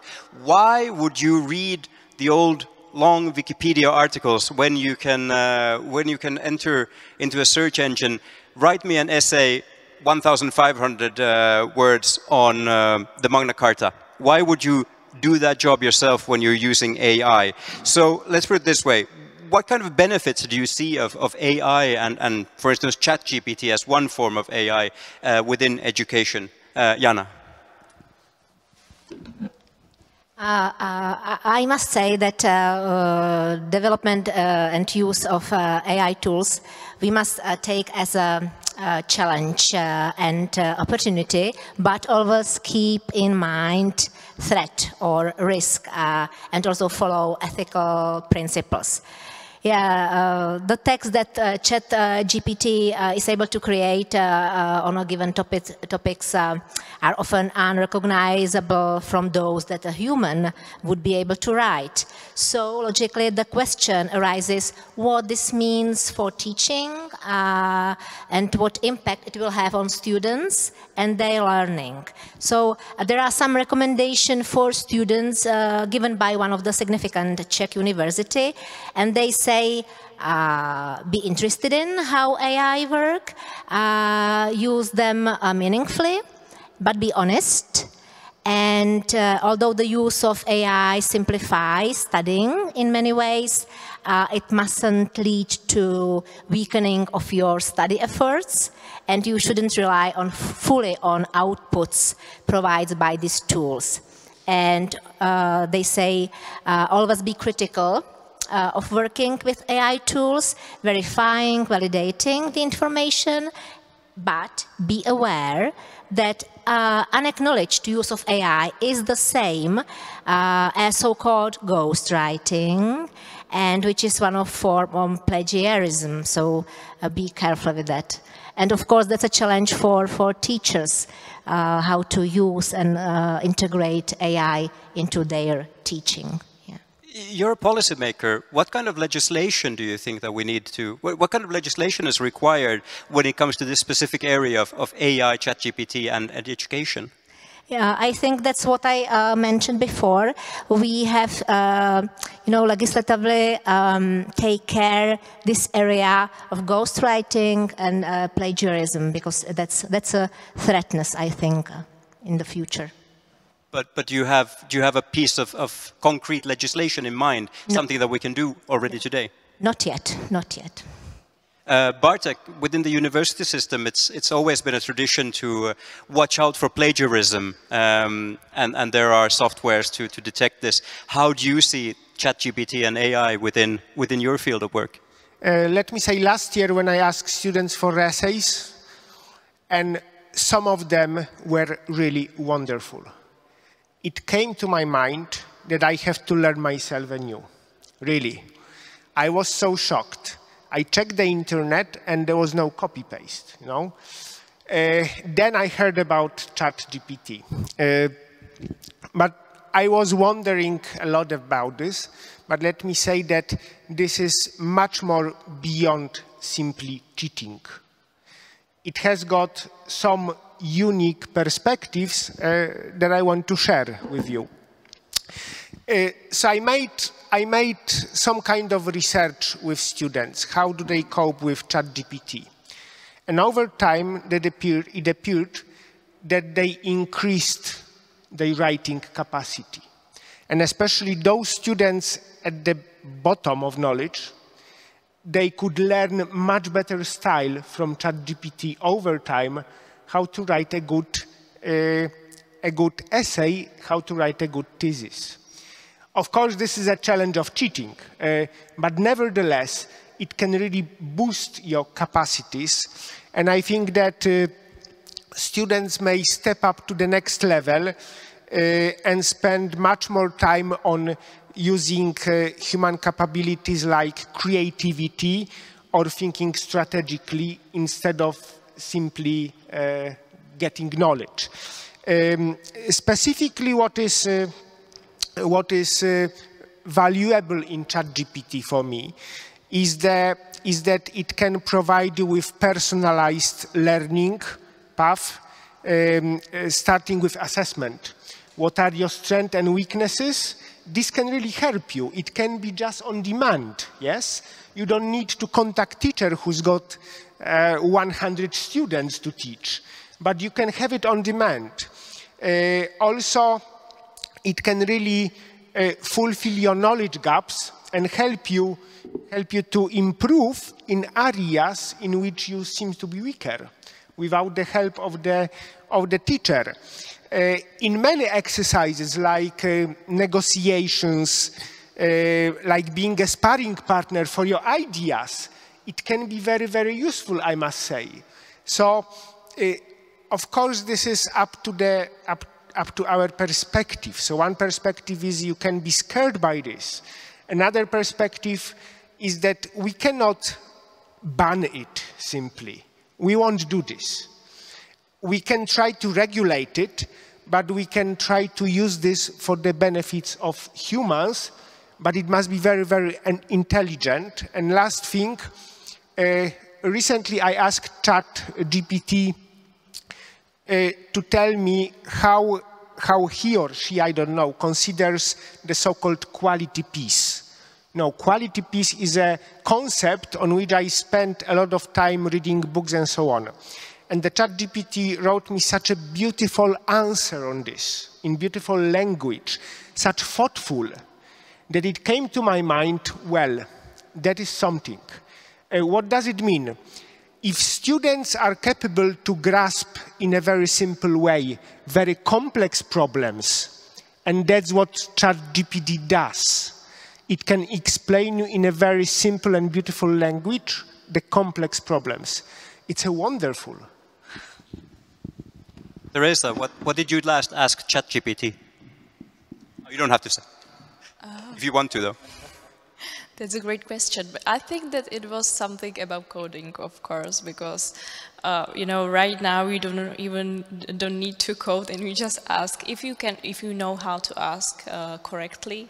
You can ask about code, about explaining coding and other stuff. And then actually, this is the same topic you were talking about, because it can really explain the really complex and really difficult things to learn in an easy way, and children are able, thanks to it, are able to learn in their own pace. So I agree that the benefit of it's really this personalization and this this complex task you can learn in small tasks. Martin, how about you? You're a pirate. Well, AI can undoubtedly help students to search for various ways to fulfill the defined tasks. And it can help them think differently and think about the topic from different perspectives. That is something which I perceive as a high added value. The important thing is that you can learn how to ask correctly, because it's very important, and upon this it depends how the output is, what's the quality of the output, what you will get from ChatGPT. So this is very important, asking the right questions. And of course, in relation to that, you need to focus on the information verification, because every time you will have some sort of distortion, let's say, and you need to check it out if it is really true, if it is correct or not.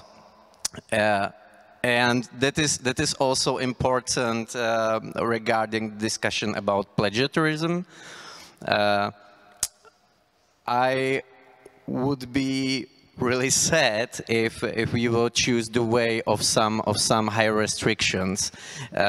For me, ChatGPT and these instruments, it's like when you were using cell phone, so you can find out some relevant information. It's a tool which can help you, and in the same way, we should be thinking about ChatGPT as well, or AI instruments, and maybe it is also important. The thing you've already said, that's the personalization, yeah, upon giving the task. So that's it. With 30 minutes to go on this panel, I would like to, yes, shortly, I would like to congratulate the panel and panelists on answering all questions so very clearly, because there has not yet come in a single question on Slido. So we must be very, very clear on this topic, and apparently we are presenting knowledgeable answers here. Please send in your questions if something comes to mind. Bartek. Yes, just a short comment on what Martin said. It was extremely important because accuracy is one of the biggest challenges of ChatGPT. It is making a search through the internet and does not recognize greater value in something. So it can take papers that are really not reliable and simply reference to them. So this is a big challenge. And I know very well the case, one of my friends, one of the top scholars on the United Nations in the world. And he sent me an info that artificial intelligence has written a wonderful piece about the United Nations, quoting his non-existent work. So you know, it's you have to check, and that's a big challenge. I have a question for the panel. Can you name all the capitals in Europe?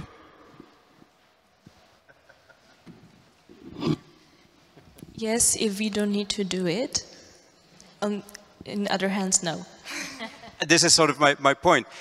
When I talk about education to my mother-in-law, she used to be a university teacher, born in the 50s, and when I talk to my parents as well, they can recite poems, they can list capitals, they can list the rivers of Asia. I have no recollection of these things. I remember that I went through school, high school, and we learned these things. And I could, for the life of me, never really understand why we had to know all the single capitals of all the African countries. Do you think there is any need for this sort of old traditional learning by heart in the modern school and the school of the future? Let's start with Jana. I think we live in very wild, wild and rapid time. And education is changing every day. And I think that this time we say industrial revolution and these digital changes assume that there will be decrease of some jobs, and especially for less qualified workers. And however, this job extinction, let's say, will be replaced by new emerging jobs, and we will need completely new skills. So children need to get these skills at school. So we can call them future skills. Yeah, and this term future skills represents the ability to successfully act and comprehensively solve the problems that will arise in unknown future context. So, and among these skills mostly demanded by employers today, but also in the future, are analytical thinking, innovation, active learning, very important, problem solving, critical thinking, creativity, leadership, the programming, stress tolerance, very important skill, flexibility, emotional intelligence. So, and these things we have to learn at school. We need to get them at school. So I think Czech education should respond to these trends and prepare pupils to changing work and environment. And it's demanding job for teachers too. That was a very good answer. Teresa, do you think that students should learn things by heart today? Actually, yeah, I agree with Jana what she said about skills. We should learn more than cities of Europe, and I also think that there will be much more of these skills they can learn by using AI and by critical thinking. This is the most important thing of that part, the critical thinking about what they are going to learn, because like we already said, the sources are not always the correct. So yeah, this is like we have to really focus on this like a critical thinking and learn them how to do it. Martin? Well, I think we should approach to this matter a lot more differently than in the previous years or decades. However, it is important to perceive that if you want to develop skills, you still need some basic knowledge. You need some basic information to know. However, naming all of the cities in Europe, it doesn't belong in there. You can find it on the internet. The important thing is to understand the context of the information. Why does something happen? What are the reasons? So you can fully understand. And of course, that is quite related to critical thinking.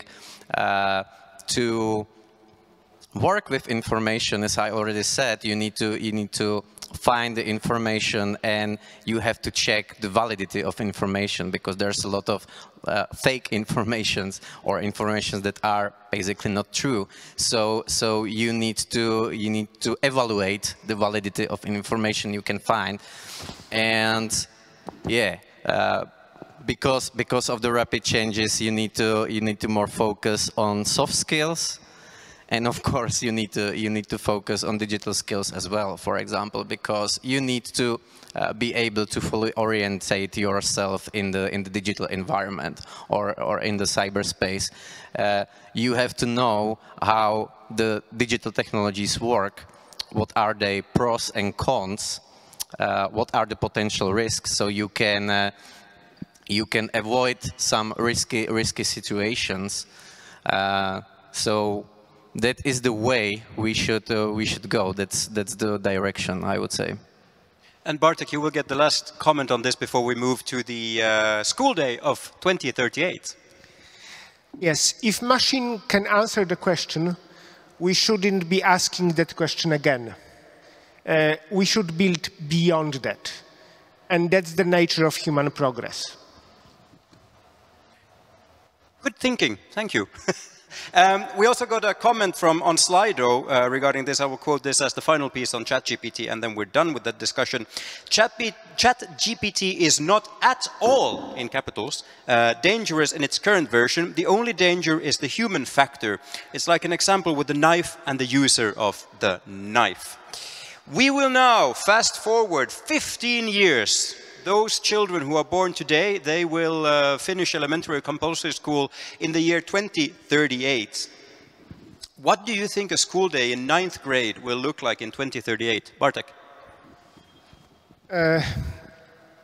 It touches one of the very nice book by Steven Pinker, The Better Angels of our Nature, Why Violence Declined.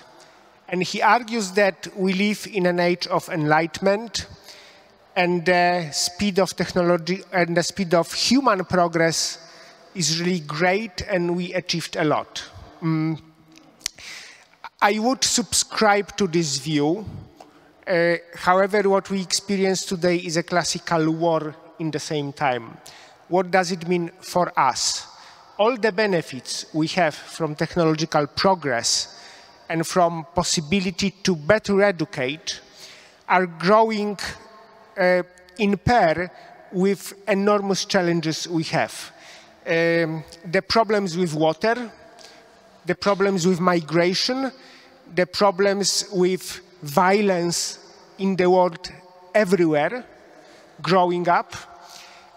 So unfortunately, these two trends are coming together.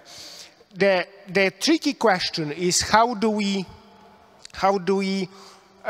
employ technological revolution for the progress of human being, and that's how do we employ technology for making more peaceful world? how do we employ this to delivery of water, to curbing climate catastrophe, not climate change, climate catastrophe. So this is, I still believe in humans, and I believe that AI and technology can help us in this endeavor. But we really have to realize that we don't have another planet, we don't have planet B, and we have to all together with Chinese and other nations find out the minimum consensus what to do with this. Is this possible? My answer is yes, I hope, because there was a possible consensus on ban of nuclear weapon development. It would destroy humanity. And I think we are well aware of the risks coming from new technologies and AI, and we can avoid the worst scenarios. Thank you. I saw somewhere that someone made an interesting comment on why should we go to Mars and colonize that when we can't even take care of our first planet? But that's a different topic. Teresa, what does a school day for a 9th grader look like in 2038? So I hope that they will have a lot more subjects which will be focusing on digital technologies, of course, and also some ethical implication about the digital technologies. And I really hope that even in the subjects they will be the same we already have, they will be able to use I mean, the teachers will be able to use some digital technologies and help to do the subject more entertaining for the students. Martin, where do you think a 9th grader will go to school in 2038? Well, it's quite clear that the learning will no longer be necessarily bound by your physical presence in school. You can use virtual classrooms or other forms of learning, as we have already discussed. That's the one thing. The second thing is that it will be probably more common to use virtual reality or extended reality across the subjects. And again, all of that can help to focus on the individual needs of the students. With ChatGPT, you can set up differently the tasks the students need to fulfill regarding their knowledge and regarding the specific educational needs. So this can really help out. However, you will need to be successful in the prerequisites you need. For example, one of the biggest challenges which lies ahead of us, and it's not only part for the Czech Republic but also other states, is, for example, sustainability development of the infrastructure of schools.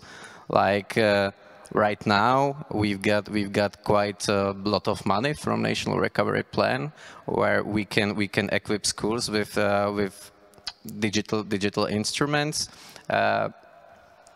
or teaching aids, but after that we need to find some way to finance all the structural sustainable way, and that's quite a big topic right now, also with the European Commission regarding digital action plan or a European digital decade as well. So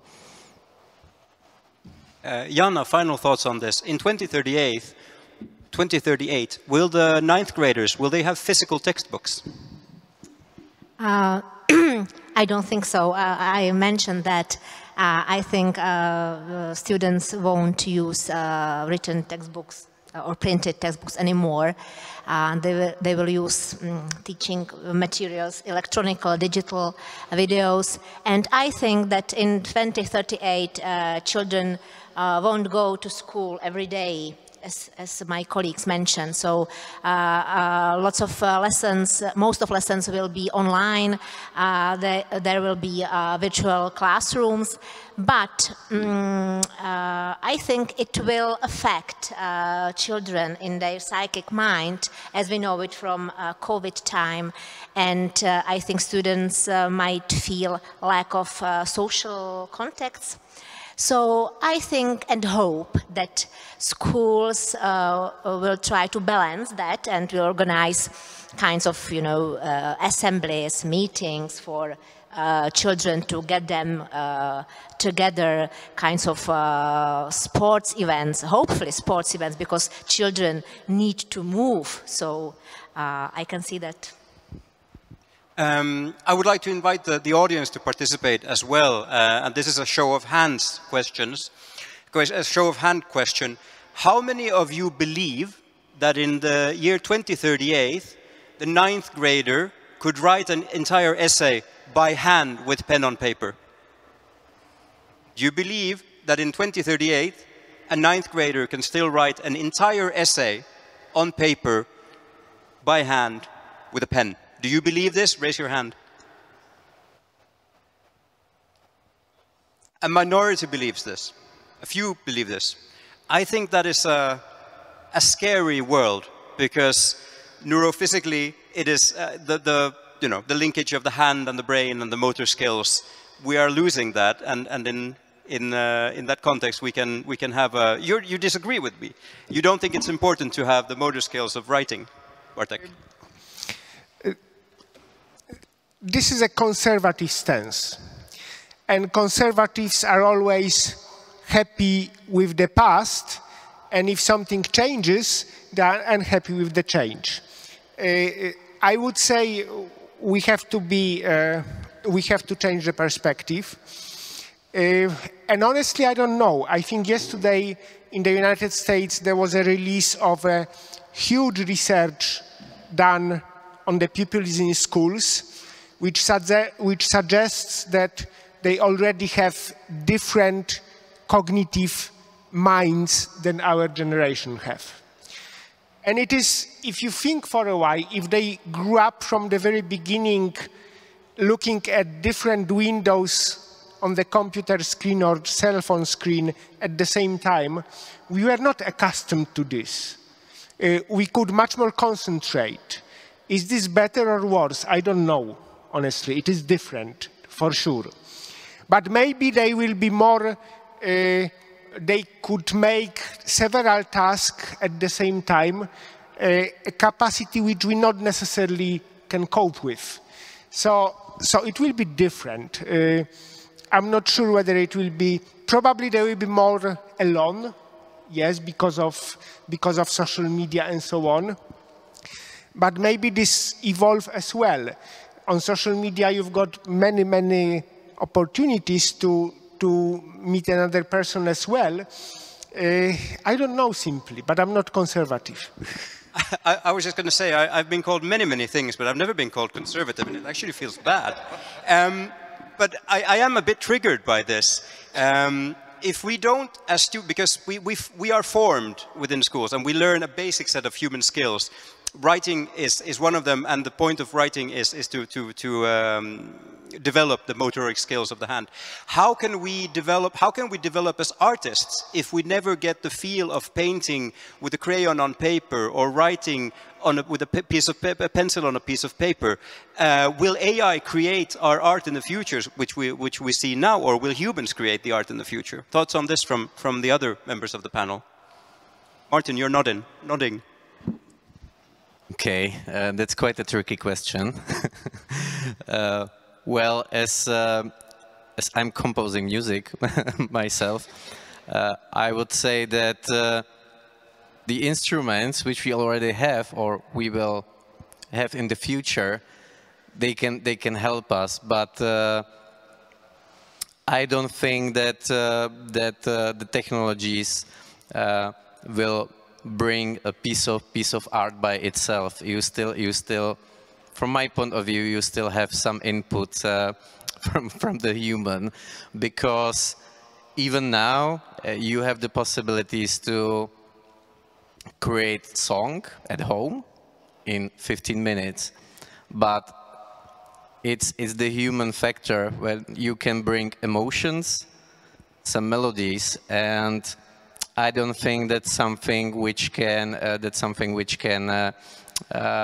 be completely bypassed by the technology. So my answer is no. I don't think that we'll be completely substituted by the technologies in case of art.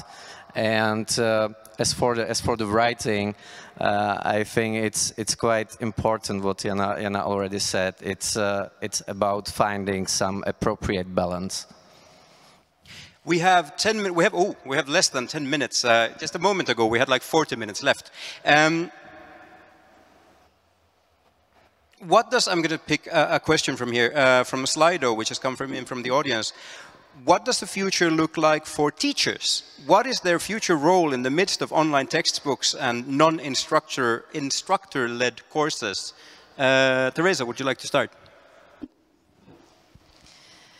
So I think that they will for sure have an important role, but this role will change, like completely change, because they will need to learn these technologies. They will be really important, but they really need to understand these technologies to be able to teach children and to be able to use it to make education, like I said before, entertainment for them and up to date. Would anybody else like to comment? What the future looks like for teachers? Martin?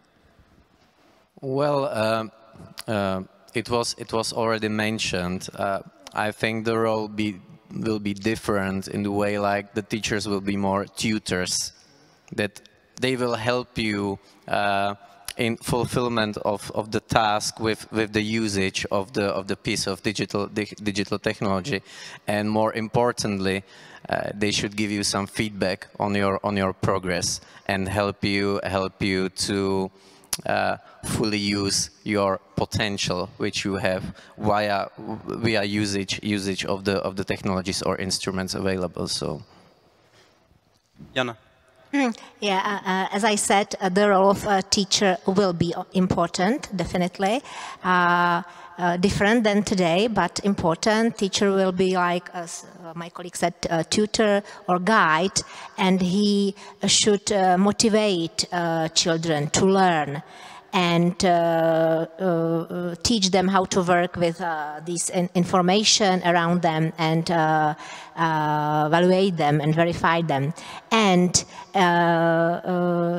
it will be very difficult for teachers when we mention their long life learning, because that what's happened now is very difficult and demanding for teachers, because digital skills, that's the task for them. Not only children have to learn and get these digital skills, but also the teachers. And sometimes happens that it's more difficult for teachers than for children, because usually happens that pupils at school, in the classroom, are better in using digital technologies than teachers. That's it. But in the future, I think it will get better and better, and that's a task and challenge for teachers. Bartek. If you think about teachers in terms of creative profession, not simply transfer of knowledge, I think it makes a difference. And let me give you an example that I think it touches both the problem of teachers and artists as well. Chess players. Okay, we've got absolutely powerful machines. Do you remember Chess Blue that beaten Garry Kasparov? Artificial intelligence needed 1 day to learn from 0 level to beat Chess Blue. Does it mean that good trainers in chess are unnecessary? No. And chess as a game is more popular than ever. If you go to Norway, they are sitting in bars and watching chess games, So this is, but they've got something very, very powerful. but they had to transfer what is the knowledge for, how do they obtain knowledge, what they can learn from machines, and what they can learn from human creativity. Remember that algorithms are not, they are rational. They are not creative. This is something AI is missing, not maybe general AI, and that's another problem. But I still see many opportunities. We have 5 minutes left, and we started this segment on the school of 2038 with the question of what does a school day look like. And I would like to finish off this segment, and actually this discussion I just realized, with the question, which subjects will we teach in 2038? Which of the subjects today will survive? Which will be completely redundant? And which new subjects will we have on the syllabus? Martin, would you like to start? Well, I suppose it's quite inevitable that some of the subjects will merge together. For example, science, as you already had in Anglo-Saxon countries. So this will happen probably. As we were discussing the importance of skills, especially soft skills and so on, I don't think that this will inevitably affect the individual subjects, because the best approach from my point of view is cross-curriculum approach. So you are developing all of the skills across the various subjects, and you are not focusing on one of the subjects, for example, informatics. But in some cases, the content will be different. That's, for example, informatics. 2 years back, our ministry. Thank you. I'm sorry. We're going to have to go on to the next speaker, because we are literally running out of time. Jana, what will physical education look like as a subject in 2038? Will we still have physical education in school? I hope so. I hope so. I can't imagine how to replace physical education, kind of online activity. So I hope, and I mention it, so we can imagine that the children will do some physical activities at home. They will follow instructions their teacher, but I hope the school will organize kinds of activities, sports activities for children, and push them, make them to move and do sports activities. It's important. Bartek, will we still have mathematics, physics and chemistry in 2038? I think yes. Look how fast this area is developing. And even we will have history. History is about facts. And at the beginning I wondered, okay, what will historians do? Can they be replaced by AI? And the answer is, on some issues, AI will be very useful.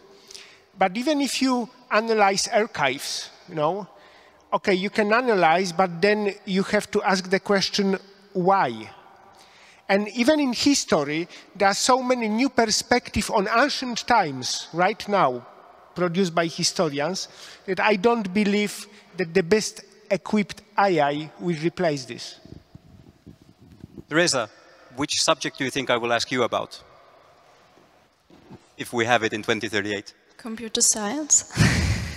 I was thinking arts. Do you think we will have creative arts in school in 2038, and what would they look like? Yeah, I totally hope so, and I hope that they will be able to incorporate this beautiful machine learning art and teach about machine learning arts as well. We asked for 75 minutes of your time. We have now used 74 minutes of your time. I would like to thank the panel for a very interesting discussion and a very positive future by the looks of these four people. I would like to thank the audience as well, and I would like to thank the organizers for putting together this fantastic event. Thank you very much. Thanks a lot.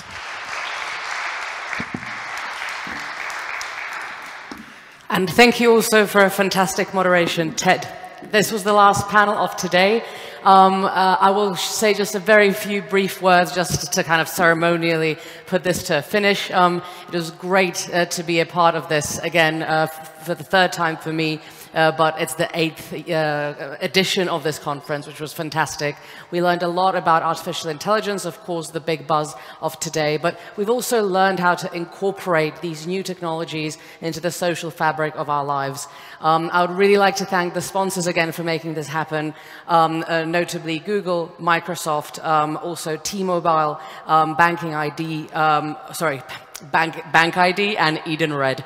You guys were absolutely fantastic, and there was also a great exhibition going on next door where you could actually play and touch with some of the technology. There was great catering, and speaking of catering, we're going to have some networking over a glass of wine or 7. So we'll ask you to move that way. Now, to everyone on the stream, you have a glass of wine remotely. We're thinking of you, and thank you for joining us. Thank you again to the tech team. Thank you also to the translators in the box who are doing, I don't know how you do it. You were fantastic and providing this conference geolingually, bilingually, brilliant. Sorry, I'm tired. It's been a long 2 days. And I hopefully will see you all here soon, in a year's time, maybe sooner.